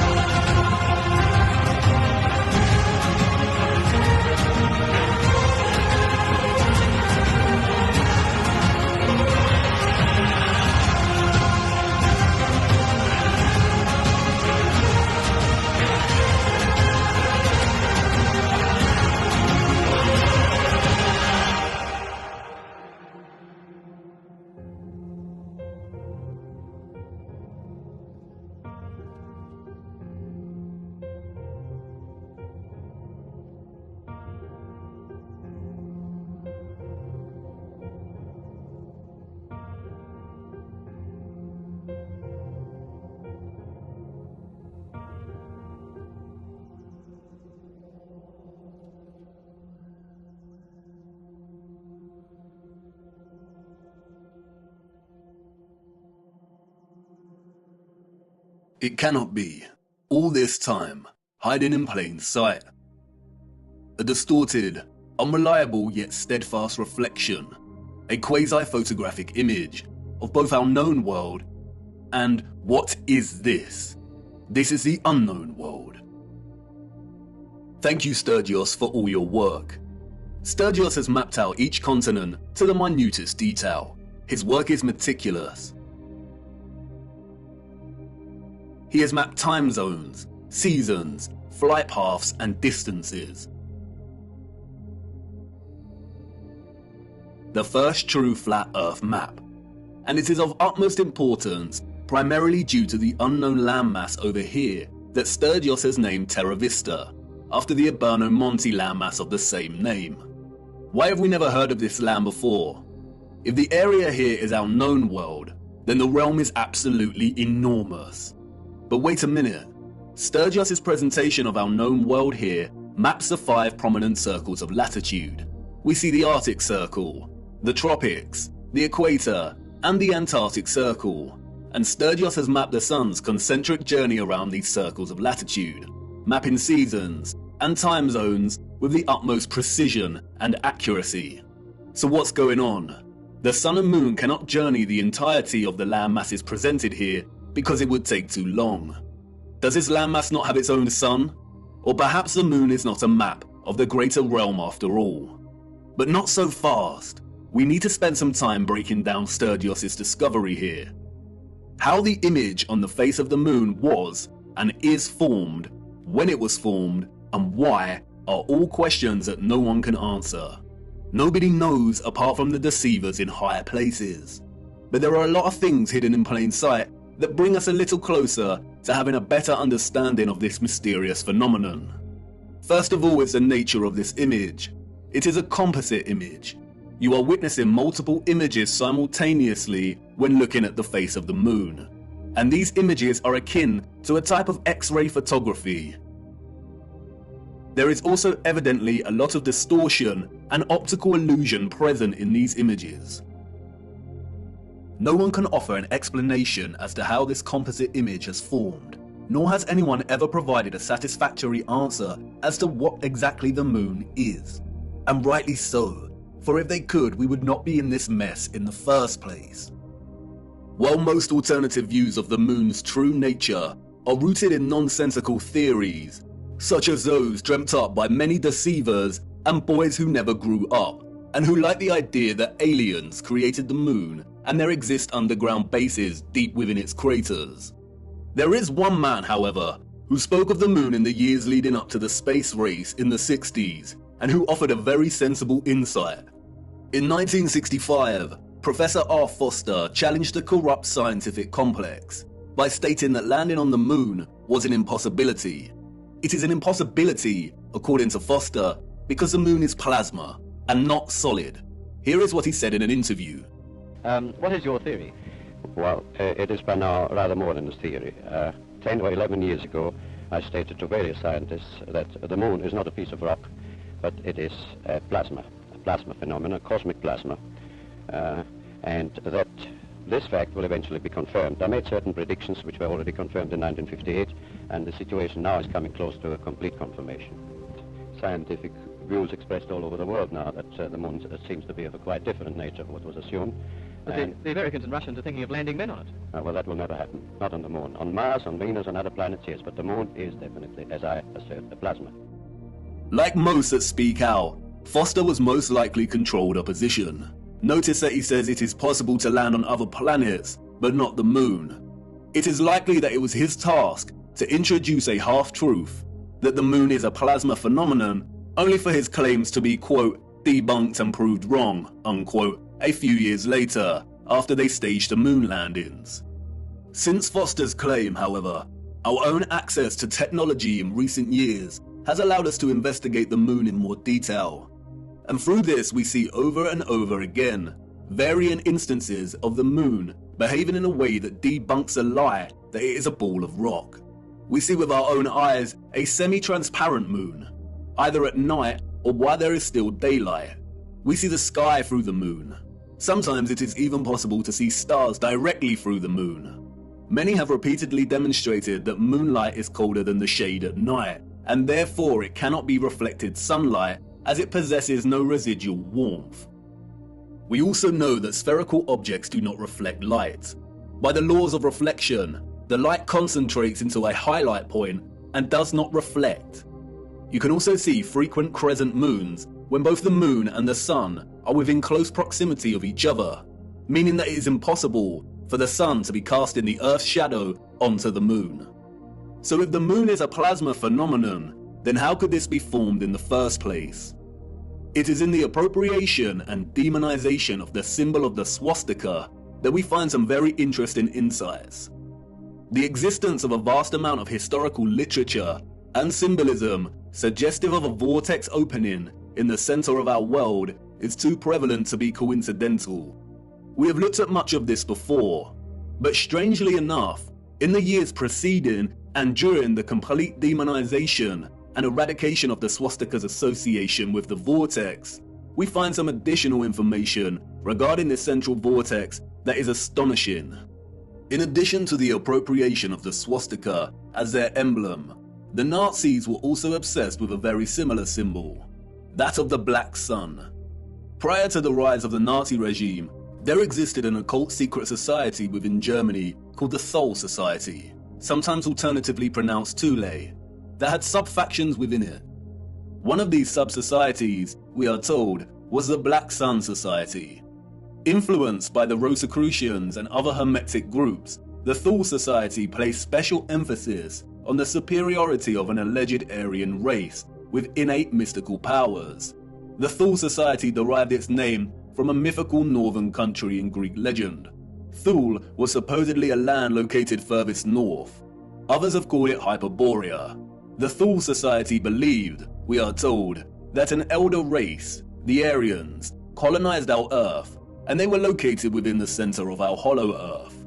Admiral Byrd, the military Antarctic explorer, also made reference to a hollow Earth with an entrance at the North Pole.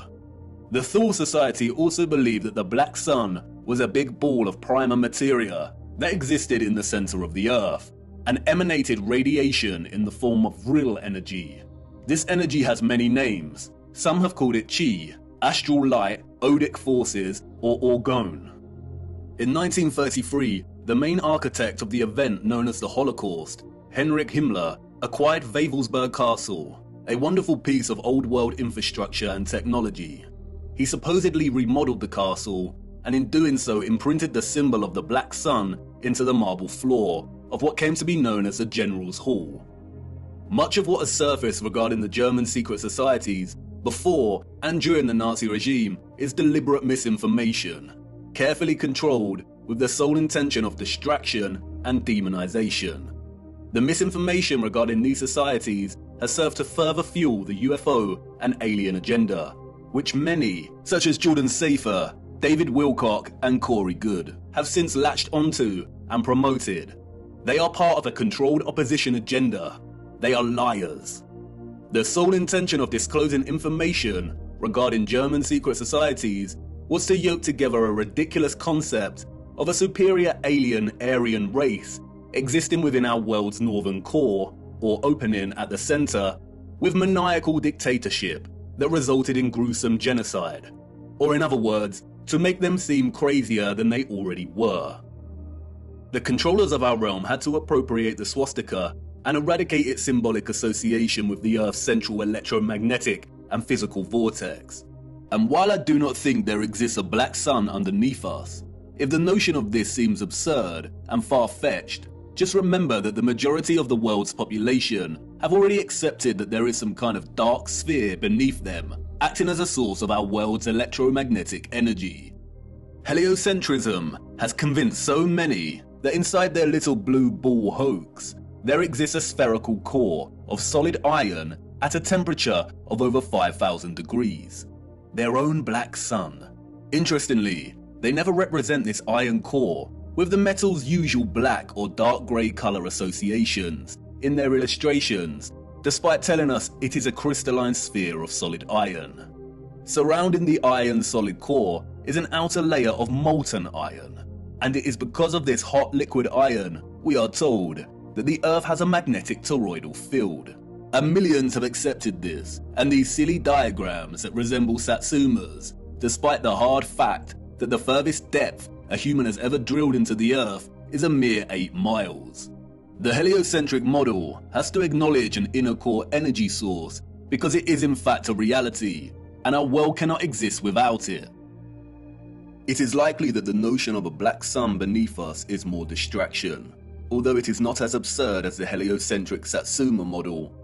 We will return to this later. What is important now, however, is that not only have we another instance of the concept of a black core at the center of our realm, and another reference to a central vortex and opening, but we also have reference to energy, or what the Thule Society called vril, radiating out of this opening. And if this is truly the case, then we have a theoretical model in which both the formation of the sun and moon makes complete sense. What I am going to try and convey now is complex, and I will do my best, but I need you first of all to forget every model of our Earth you have become familiar with. Things may not make sense at first, but by the end it will. Let's start with the realm and the firmament, and then a central opening. And now let's incorporate our known world, as outlined on the moon by Sturgios. And finally, let's add the source or electromagnetic coil beneath. Whether a magnetic rock or an electromagnetic coil, the source of our world's magnetic field is located at the center and beneath, and any source of intense electromagnetism would produce strong radiation.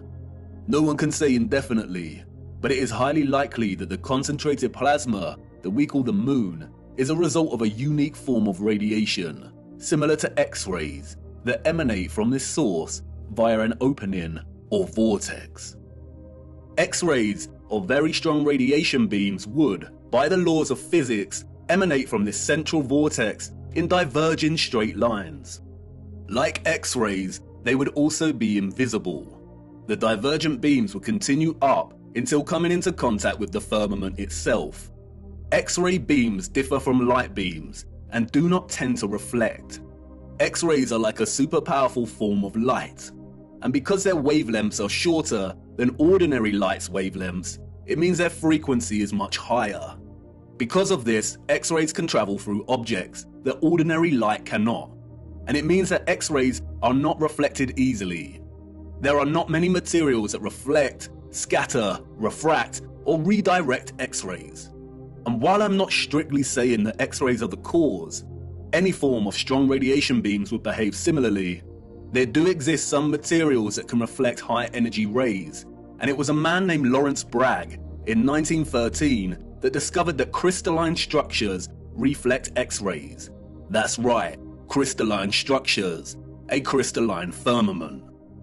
Bragg reflection is used, for example, to focus monochromatic light, and there is a device called a monochromator that uses curved crystal mirrors to reflect X-rays to focus monochromatic light. Standard monochromators use a prism to break down the light. This is a very familiar image, and Wikipedia displays it for everyone to see.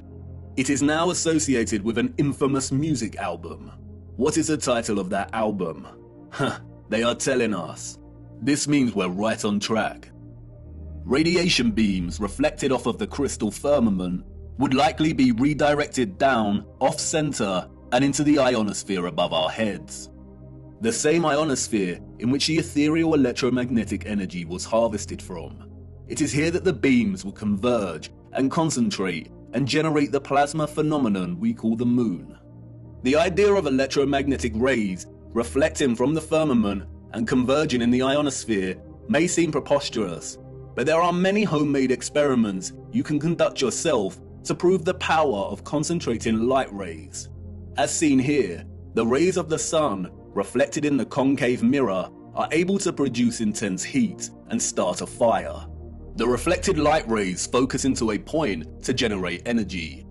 And remember, radiation beams akin to X-rays are much more powerful than light rays. If the moon is a point of focused, condensed plasma, then it has to occur within one of the layers in the ionosphere above us. All the various inert noble gases in our ionosphere appear at differing layers and altitudes. We looked at how these are charged by the sun's electromagnetism to form the plasma sky.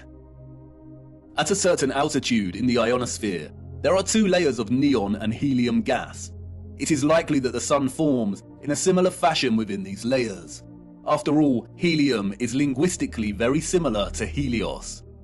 It is likely, however, that the moon is formed at the level of altitude in which the gas krypton is present. Krypton is known for its phosphorescent white light. It is also used to create non-thermal or cold plasma, as demonstrated by contemporary scientists developing this field today.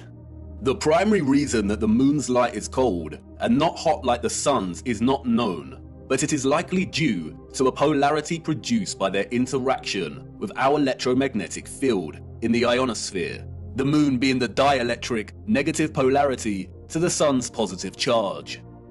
The craters seen on the moon are likely from the generation of this plasma. Perhaps it is some kind of plasma emulsion that displays a kind of outgassing or bubbling, much like we see with urethane paint defects. Recently, bizarre theories have emerged that we live within one of these craters on the moon. This is not correct. The moon is some kind of phosphorescent, concentrated plasma and not a solid object.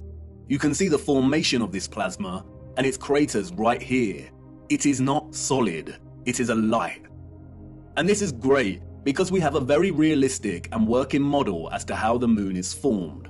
What we don't have, however, is an explanation as to how the composite image on its face is formed. As I said before, the image we are seeing on the moon is akin to a composite X-ray photograph of our greater realm. And it is not an active reflection, but rather a historical moment captured in time. And of course, no one knows how it is formed other than those in high places. The moon is a paradoxical phenomenon, at once a volatile luminary of plasma that waxes and wanes in its luminosity, and also a steadfast image captured at some point in time that does not seem to change. We only ever see this image on the moon, and it never changes. This strange and mysterious image that has puzzled and inspired millions could be a result of a natural, organic phenomenon, or perhaps even artificial. Again, only the controllers know. The word photo originates from the Greek photos. It means light.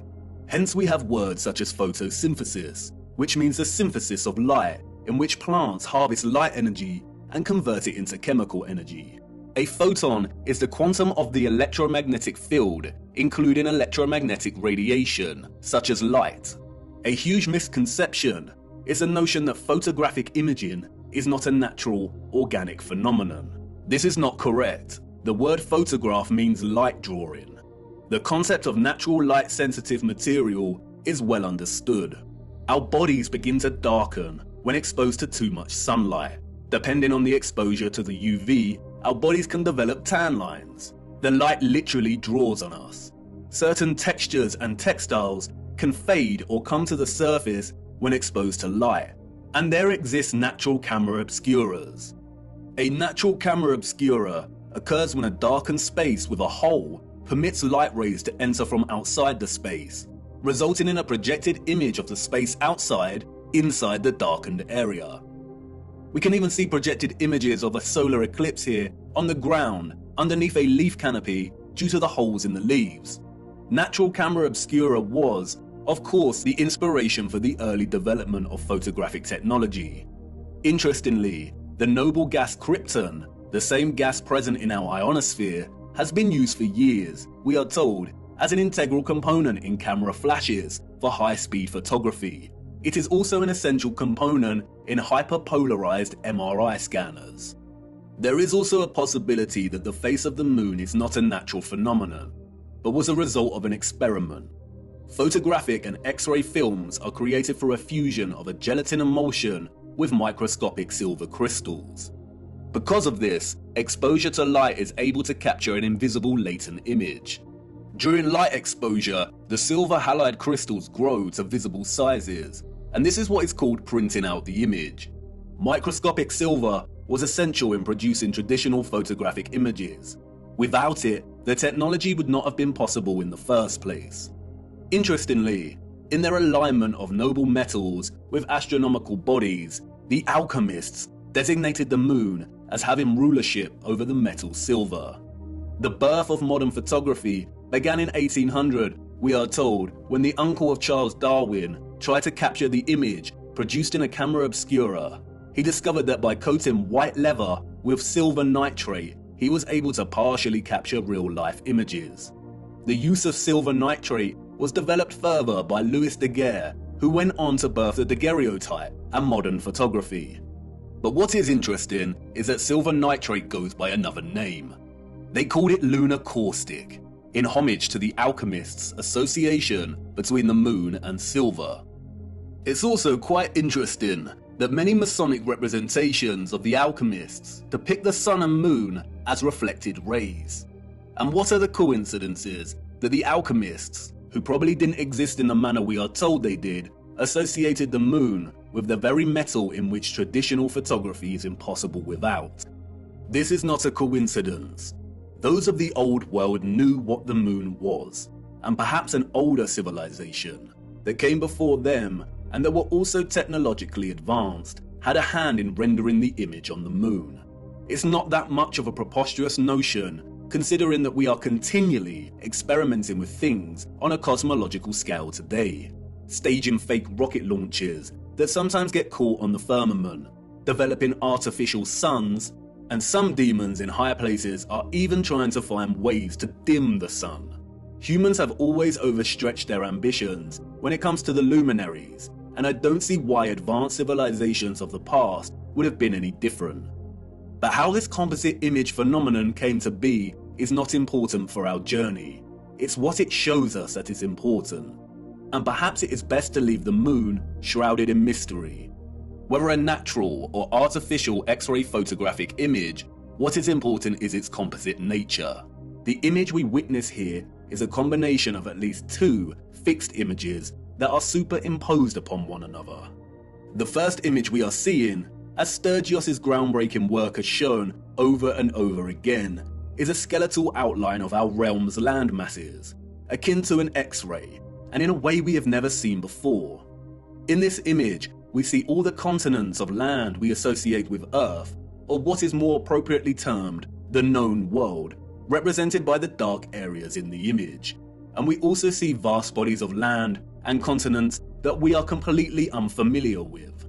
Sturgios revealed that if you treat the moon as the mirror image it is, and flip its image like you would with any reflection, then you can start to map our known land masses with utmost precision. And this is exactly what Sturgios has done, mapping the known world captured in the moon down to its Great Lakes and deserts. The striking similarities between our known world landmass and that captured on the moon are far too exact for it to be any kind of coincidence. It has been right in front of our faces every single day, literally. It is likely that no one has connected the dots here before because of this particular unknown landmass, which Sturgios has appropriately named Lemuria. And this landmass is very important because we know that it does not exist anymore. Theories of Lemuria's existence as a lost continent have been around since the 19th century, with most plotting its location somewhere around the Indian Ocean. Those in the 19th century also spoke of another lost continent called Mu. They are one and the same thing. Old maps of Mu plot the land exactly where it is on the moon. And in 2007, Masaki Kimura discovered huge structures, including pyramids, castles, and roads, on the ocean floor, some way from Japan, a location very similar to where Lemuria is plotted here on the moon. The continent sunk years and years ago, and this is very useful because it means that this image is not an active reflection, but a moment captured in time before the continent sunk. The second image we are simultaneously witnessing in our moon is that of the firmament itself. Yes, you heard me right. The moon is the only known official image of our firmament. The face of the moon is a composite image, and we have to separate the images to fully understand what we are seeing. We have the landmass of the greater realm, and this is one image from one angle. And then we have another image from a different angle. I can only illustrate this by showing you. This specific area of the moon is primarily what gives the phenomenon its spherical 3D appearance. The heliocentric liars love this area of the moon, and they have used it as a weapon of deceit against us. It is not a crater with rays, like they tell us. Look closer. Really look. This is not the markings of a spherical object. It is the apex of the domed firmament from within the dome. Watch closely. This is a composite image on the moon, presenting both images simultaneously. And this is an interior of a hemisphere dome. And now, you see, if you align the central apex point of an interior hemisphere dome, then it becomes quite obvious. If you erase the remaining vector lines of the dome, then it becomes really obvious. And once you see it, it becomes very hard to unsee. It isn't a sphere. That is an optical illusion.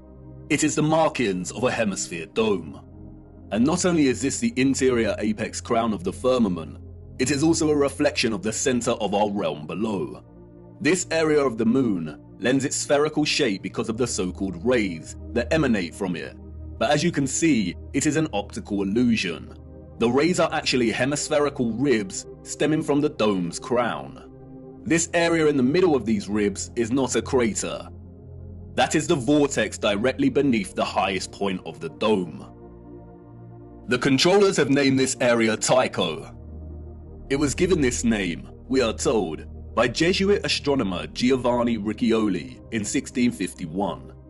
If it was not for Tycho, then the controllers of our realm would have a very hard time convincing millions that they lived on a giant spinning ball. And like with everything else, they have used Tycho to hide things in plain sight.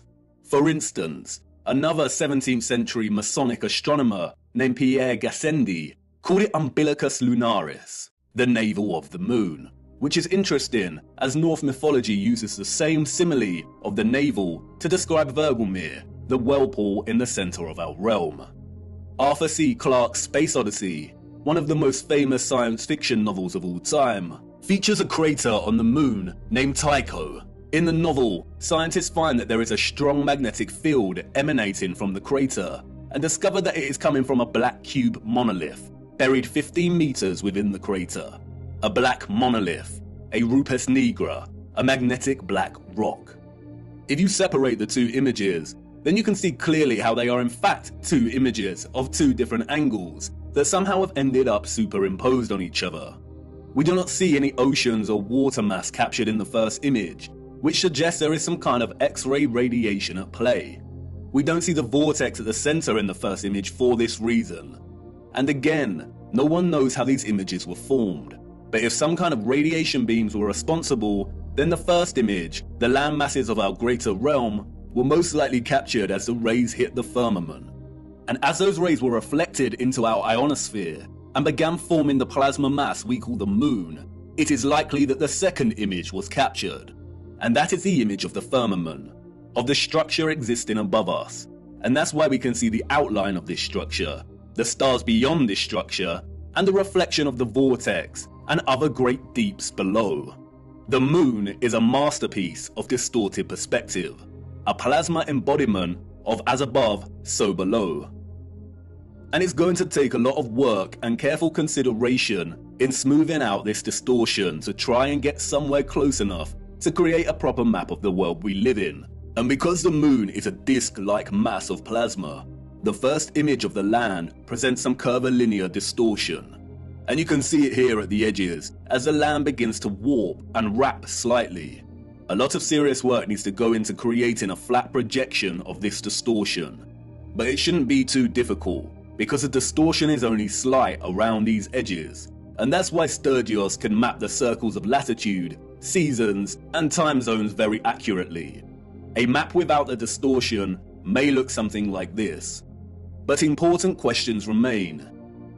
If the central vortex is absent from the land image on the moon, then why has Sturgios plotted the land we assume is Hyperborea over here, which is not in the center? And what about all this other land? The sun and moon cannot journey above all of this land, as it would take more than 24 hours to circle all of this, and we know the paths of the sun and moon. And the big one, the one you've been desperate to ask about since uncovering the only map we have. Where is the ice wall that you flat earthers constantly bang on about? Let's start with Hyperborea. And here's where many flat earthers may experience cognitive dissonance. Although Sturdios has plotted Hyperborea here, there is no proof that this is the true Hyperborea. There are a lot of different land masses in this region, and we cannot be sure. It pains me to say that Hyperborea may not exist in the way we have come to believe. Mercator's Hyperborea is likely the work of the Masons to throw us off the real path. And this is what our purpose is all about, isn't it? Digging for the truth is difficult business, and as we dig deeper, we come to realize that artifacts we found before may not be as useful or important as we first thought. We all get it wrong, but stay with me, no need to despair just yet. It is very interesting that the Urbano Monte map was added to the Stanford University map collection and made available to the public in 2017, the same year that Flat Earth was gaining huge traction and people were starting to wake up. It's also interesting that it has been arranged as a planisphere. The huge individual sheets of this map were originally arranged as an atlas projection, but David Ramsey purchased the map in 2016, and the team got to work scanning each sheet individually and processing them digitally to wrap around a sphere. Perhaps the release of Monte's marvelous map was an attempt to keep flat earthers thinking Hyperborea was located at the North Pole, and to perhaps bring back any that were sitting on the fence and hadn't truly woken up yet. A very subtle act of manipulation. But why would they want the flat earth community to keep fixed on Hyperborea? I have some thoughts regarding Hyperborea, but first we must turn to the clocks. Those of the old world knew. They knew exactly the type of earth they lived upon, and it's displayed for everyone to see right here in the astronomical clocks. The zodiac dial here, or what is officially known as the ecliptic dial, on the Prague astronomical clock, allegedly constructed in the 15th century, does not divide its 30-degree constellation arcs equally. It is also off-center from the map behind and appears distorted, and so many clocks of the old world present very similar ecliptic dials. But let's look a little closer at this magnificent Prague clock. As you can see, the zodiac dial contains a border that presents a series of vertical lines. These lines represent a chunk of 5 days, and each zodiac section represents a month. Those of the old world use this dial to track the seasons, the phases of the moon, and to present the date. But in a realm of perfect circles, why are 6 of the 30-degree arcs here represented within a smaller space than the other 6? They all contain 5 subsections, so why are they different? As you can see here, the Prague astronomical clock presents the land of Earth in the middle. Why does the ecliptic dial need to be bigger and off-center with the representation of Earth? The official liars of our realm, the satanic controllers, have an answer, of course. They tell us it is because the ecliptic dial is a stereographic projection. Stereographic projection is a mapping function that projects a sphere onto a plane. All maps are stereographic projections. We have no accurate maps. Wikipedia tells us that the ecliptic plane is projected onto the face of the clock, and because of the Earth's tilted angle of rotation relative to its orbital plane, it is displaced from the center and appears to be distorted. The projection point for the stereographic projection is the North Pole. In their fabricated heliocentric model, the Earth has an axial tilt of 23.4 degrees. The controllers needed to invent the axial tilt to justify the entire spherical lie, to justify the seasons, the vastly differing climates, and to justify the absolute fixed position of Polaris over the true geographic north. The reason Polaris does not appear to move, they say, is because Polaris lies nearly in direct line with the Earth's rotational axis above the North Pole, the North Celestial Pole. Polaris stands almost motionless in the sky, and all the stars of the northern sky appear to rotate around it. Remember, everything in their model is moving at incomprehensible speeds. But we can see with our own eyes that Polaris remains fixed. If they did not invent the axial tilt, or what is known as the obliquity of the ecliptic, then they would have no way to justify this in their fairyland model of orbiting planets. Polaris does not move, it remains fixed. If you were in Iceland or America, you can film a star trail of Polaris, and it remains fixed. But it is not fixed directly overhead in these locations. The only place we are told to observe Polaris directly overhead at a 90-degree angle is the true geographic North Pole. You know, that place where no one ventures. And that's why they invented the tilt.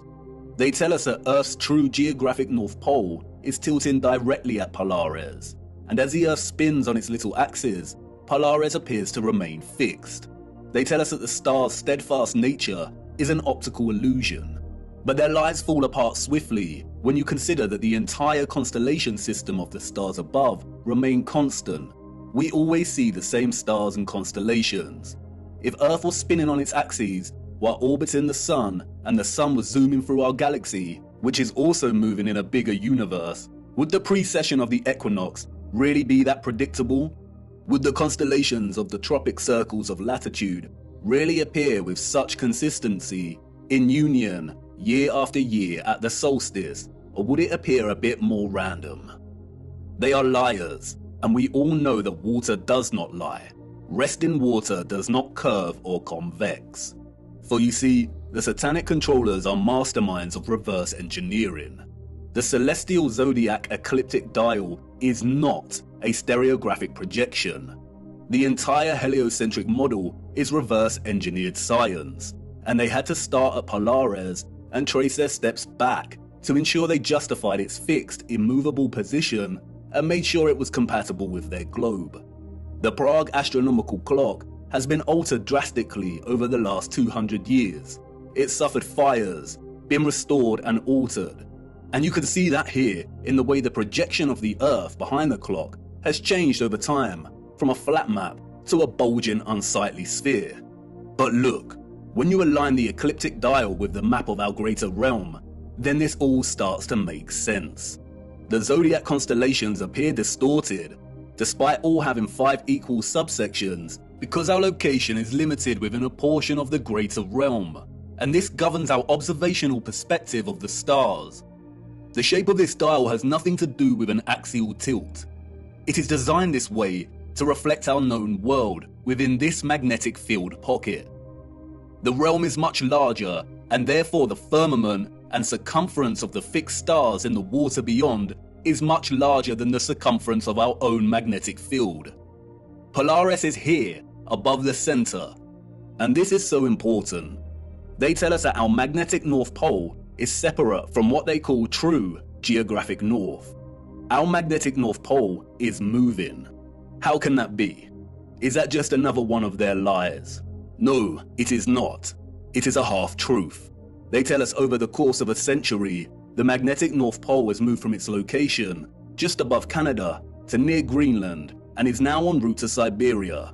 It is moving fast. Why?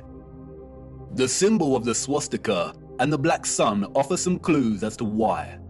For years now, flat earthers have come to see the magnetic North Pole and geographic North Pole as synonymous, but they are not. As you know, the swastika symbolizes the vortex, but the black sun takes its symbolic message further. The central core circle here represents the iron core, the black sun, or what the fictional Mercator called the Rupes Nigra. But look closer. There is another ring outside of the central core. Remember, the black sun is the energetic core inside of the vortex. And remember also that in the heliocentric model, they acknowledge that the Earth's core is a solid iron sphere, but there also exists an outer core of molten iron liquid. They also tell us that this liquid outer core is responsible for producing our moving magnetic field and poles. This is why the pole is moving, because the magnetic field is not emanating from the solid core, but from a volatile outer core.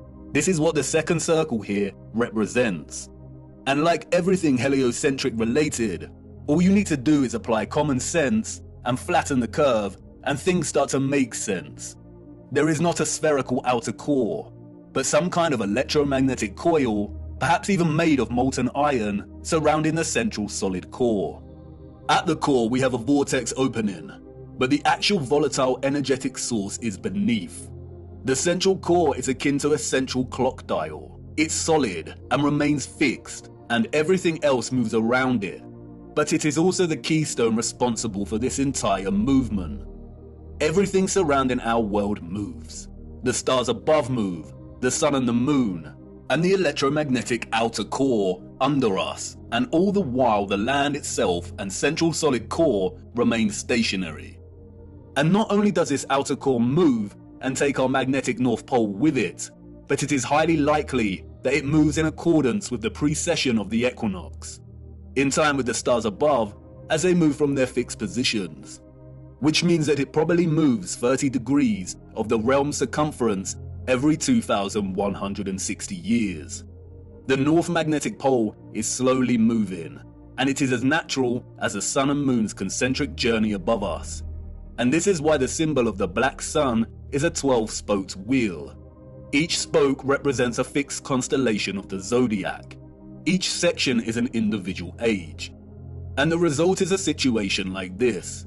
Every 2,160 years, our North Magnetic Pole circles the inner solid core and vortex by 30 degrees. This is why the pole has moved from Canada and is en route to Siberia. It is traversing the outer central circle, or what is more appropriately termed the magnetic circle. We live inside of a perfect clock, inside of God's clock. The sun and moon circle our magnetic North Pole, which is situated roughly at the center of our known world's landmass. But this magnetic North Pole circles the inner vortex and completes a full revolution every 25,920 years, or what is referred to as a great year. Each great year consists of 12 precessional or astronomical ages of 2,160 years each. We are on the cusp of entering the age of Aquarius, and this is why our magnetic North Pole is en route to Siberia. As the North Magnetic Pole circumvents the central magnetic circle, the toroidal magnetic field moves with it. The sun and moon are bound in their revolution by our magnetic North Pole, and because of this, they move within our magnetic toroidal field only. This is why the magnetic North Pole will always be the center of our known world. As I said before, the first image of the landmass presented in the moon's face is likely akin to an X-ray image, and has not captured any water mass. And because of this, it has only recorded the areas of our realm with high density, such as the land, in the same way an X-ray image will capture the parts of our bodies with the highest density, like the bone, but not the blood in our veins. In a sense, it is appropriate to view the landmass captured here as skeletal, and because of this, it has not captured the water or ocean surrounding our land, nor does it display a differentiation between the frozen landmass and that which is not frozen. If the sun's concentric journey above us is bound by the North Magnetic Pole here and its magnetic toroidal field, and this entire magnetic field is moving with the pole, then it is likely we have a situation of a changing climate as this process unfolds. All areas outside of our magnetic field will inevitably be frozen and dark due to the lack of sunlight. And this is consistent with what some of the scriptures have told us. I saw the great rivers, and I came to the great river, and to the great darkness, and went to the place where no flesh walks. I saw the mountains of the darkness of winter. This is your ice wall, and it's not a constant, fixed wall. It is continually melting and refreezing with the revolution of the pole over the course of a great year and each astronomical age. Do you now understand why they are terrified of the ice melting, of our Earth supposedly heating up, and why this demonic joke of a man wants to dim the sun? They are using natural climate change due to the rotation of the magnetic pole to justify a whole host of useless measures and money laundering. They are terrified because they are on the verge of losing all control of the narrative. We must save the precious Antarctica from melting, the last unspoiled place on Earth. But as you can see, there is no landmass for us to call Antarctica. It is a complete lie. When they refer to Antarctica, there is only the Antarctic Circle, and a lot of the footage at the so-called Antarctica could have been taken at any location around this circle. As you can also see, the landmasses of South America, New Zealand and Australia all fall within close proximity to the outer edge of the greater world map, and would therefore be within close proximity to the foundations of the firmament itself. This is most likely the reason there is heavy military presence in these regions. The changing climate, the melting of the Antarctic Circle, is as natural as day and night. It is a macro process of the larger clock we live within. We have already discussed how the constellations that the sun is in during the equinox and solstice form a cross on the zodiac wheel when signaling the age and tropic designation. We'll look closer at the Prague clock again. The central dial of the clock is placed within the center of our magnetic field, and the sun and moon move within this field. Our magnetic field is off-center from the overall greater realm. It isn't an even cross, but a true cross, or what is now referred to as a Latin cross or crucifix. We live within the crossbeam of the cross. And in case you hadn't noticed, our magnetic field pocket within the greater realm also forms a crescent moon. Not the type of crescent moon associated with the alchemical mercury and silver, but this kind of crescent moon. The same symbol that the controllers appropriated and redesignated to represent nobility. The cross and crescent are natural expressions inherent in the workings of the timepiece we live within. They are natural expressions of God's clock. And we got it wrong. Polaris is not situated 90 degrees above our north magnetic pole, in the region we call the Arctic, home to Greenland and Iceland. Polaris rests above the vortex at the center of the greater realm.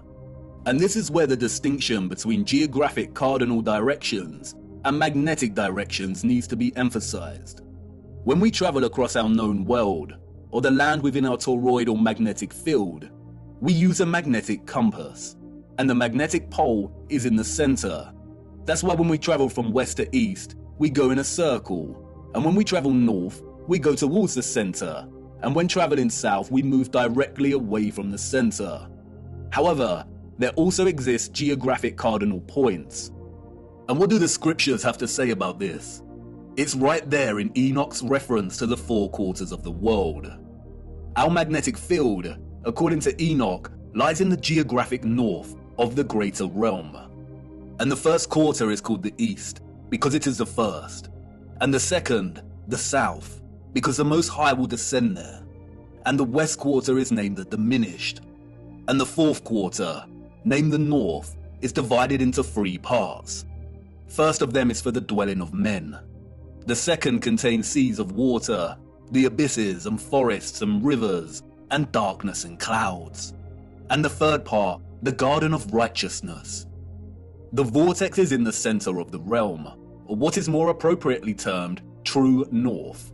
The X-ray image of the land on the moon map does not display this vortex, but, as discussed, it is present in the second image of the firmament. At the crown of the firmament, we see it reflected, the navel of the world. It could be that the garden of righteousness that Enoch refers to, and what is also known as Hyperborea, is located right where Sturgios has plotted it. But this land is not the true north or central vortex. That can only exist in the center. And as stated before, there is some curvilinear distortion present in the composite image on the moon's face. I have used my little colourful map here strictly for illustrative purposes. I am not a map maker, but I did attempt to smooth some of this distortion out. Let's hope Sturgios tackles the distortion. And in both my quick attempt and the actual moon map, we do see a body of land right in the center, right here. Perhaps this is the garden of righteousness, surrounding the central vortex. And perhaps Enoch's reference to it being located in our northern quarter is because it can only be accessed from within this quarter. Who knows? It is likely that the controllers deliberately put Hyperborea at the Arctic in the fraudulent maps to throw anyone of a curious and adventurous nature off track. If someone set out to find true north using these maps, they would fail. And because of the distinction between magnetic and geographic direction, finding true north would be a monumental feat, even without their deceptions. If anyone wanted to truly journey to the center of our greater realm, they would have a very hard time, and they would need to forsake the compass altogether. If the geographic south of our magnetic field is down here, with the lands usually associated with south, then the central vortex of the greater realm falls within our geographic north. But we would not be able to reach it with the compass pointing north. It is not located at our north magnetic pole. If you use a compass to travel north, you will end up traveling here. If the South Pole is the entire Antarctic Circle, then to travel to the true north, you would need to go south. But even then, this would most likely fail. If the center is made of iron, then at some point it would supersede the southern magnetic pole of our magnetic field. If by chance you were lucky to head in the direction of true north, then the compass would most likely fail altogether due to the iron core. As the mysterious text, the Inventio Fortunata states, here the ship's compass loses its property, and no vessel with iron on board is able to get away. The only way to get to true north is by celestial navigation via Polaris, a skill set that has been generally eradicated from common knowledge. And I bet these oceans are heavily guarded. We will be returning to magnetic fields later in our journey. And we really need to reappropriate the definition of the word planet. Planet, a smaller subsection or fraction of a much larger plane. Time is ticking, viewer. You are wondering why I brought you into this dark forest. Why is all of this important? Because once upon a reset, the established timeline is a lie. We cannot begin to map our revised timeline unless we start plotting it in accordance with the greater realm we inhabit. We need to apply the astronomical clock, the ages, to get closer to some kind of clarity. We are not out of the forest yet. And can you feel it yet? The entire matrix is starting to crumble. Everything we've ever learned, everything we've ever relied upon to shape our understanding of the realm we temporarily inhabit is now unreliable. And all we are left with is our own eyes. And all we see over and over again is water always seeking its flat level. We see structural remains that those in the history books could not have built. And we see a great evil multiplying. We only have our eyes and old photographs, moments captured in time, the act of photography, the art of juxtaposition, of comparison and contrast. We are so small, our world in the mirror. Where are the maps of the age of Pisces? Where has our history gone? And what has become of us now? Are we that different to those we see in the 19th century? Look at us, desperately searching for lost time. Our boots caked in mud, our entire days spent digging through the deception. Digging and moving the mud. Frantically digging, tired and aching, but not giving up. And what do we find? The same things that our ancestors of the 19th century found. Glimmers of glory, of beauty, of pain, and wonder that remain stubbornly silent, offering no explanation for its existence or how it came to be. Old photographs and such glory. I haven't shown you just how impossible these structures are yet. The only thing these people have ever built is the lie, brick by brick, and I need to show you how they did it. Our world in the mirror, once upon a reset. There have been many great resets during our realm's history, all very different in nature. We need to look at all of them. How to reset time, to wind back the clock. The death and dawn of a new age. This was not the first reset, nor is it the last. It is happening again right now. Empty cities, such quietness. There is a war going on back home, viewer, and most haven't even realized. A peculiar and irregular type of war. Silent warfare, information warfare, biological warfare. A war as old as time itself. A war between the forces of light and those of darkness. And we're caught in the middle, on the cusp of the dawning of a new age. A war for Aquarius. the water bearer. Watch the water. And for us who fell in love with the truth, and who have resisted the darkness, we've had the armor of God on now for so long. How many of your friends and family have deserted you? How many of them left you stuck in the mud? And you've remained steadfast. But it's time we took a stand and became very loud. It's time to draw the sword of truth. The blind are going to need us because nothing can stop what is coming. The legend of Ewaranon, bearing Christ, bearing the truth so it can reach the masses.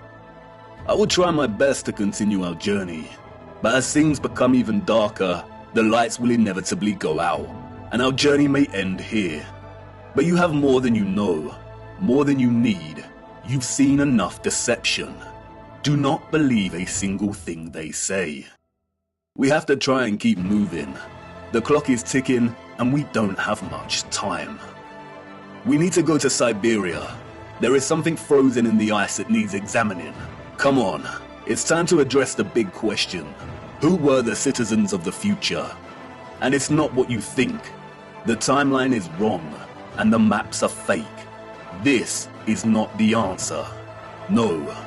For you see, they had a king over them, and not just any king.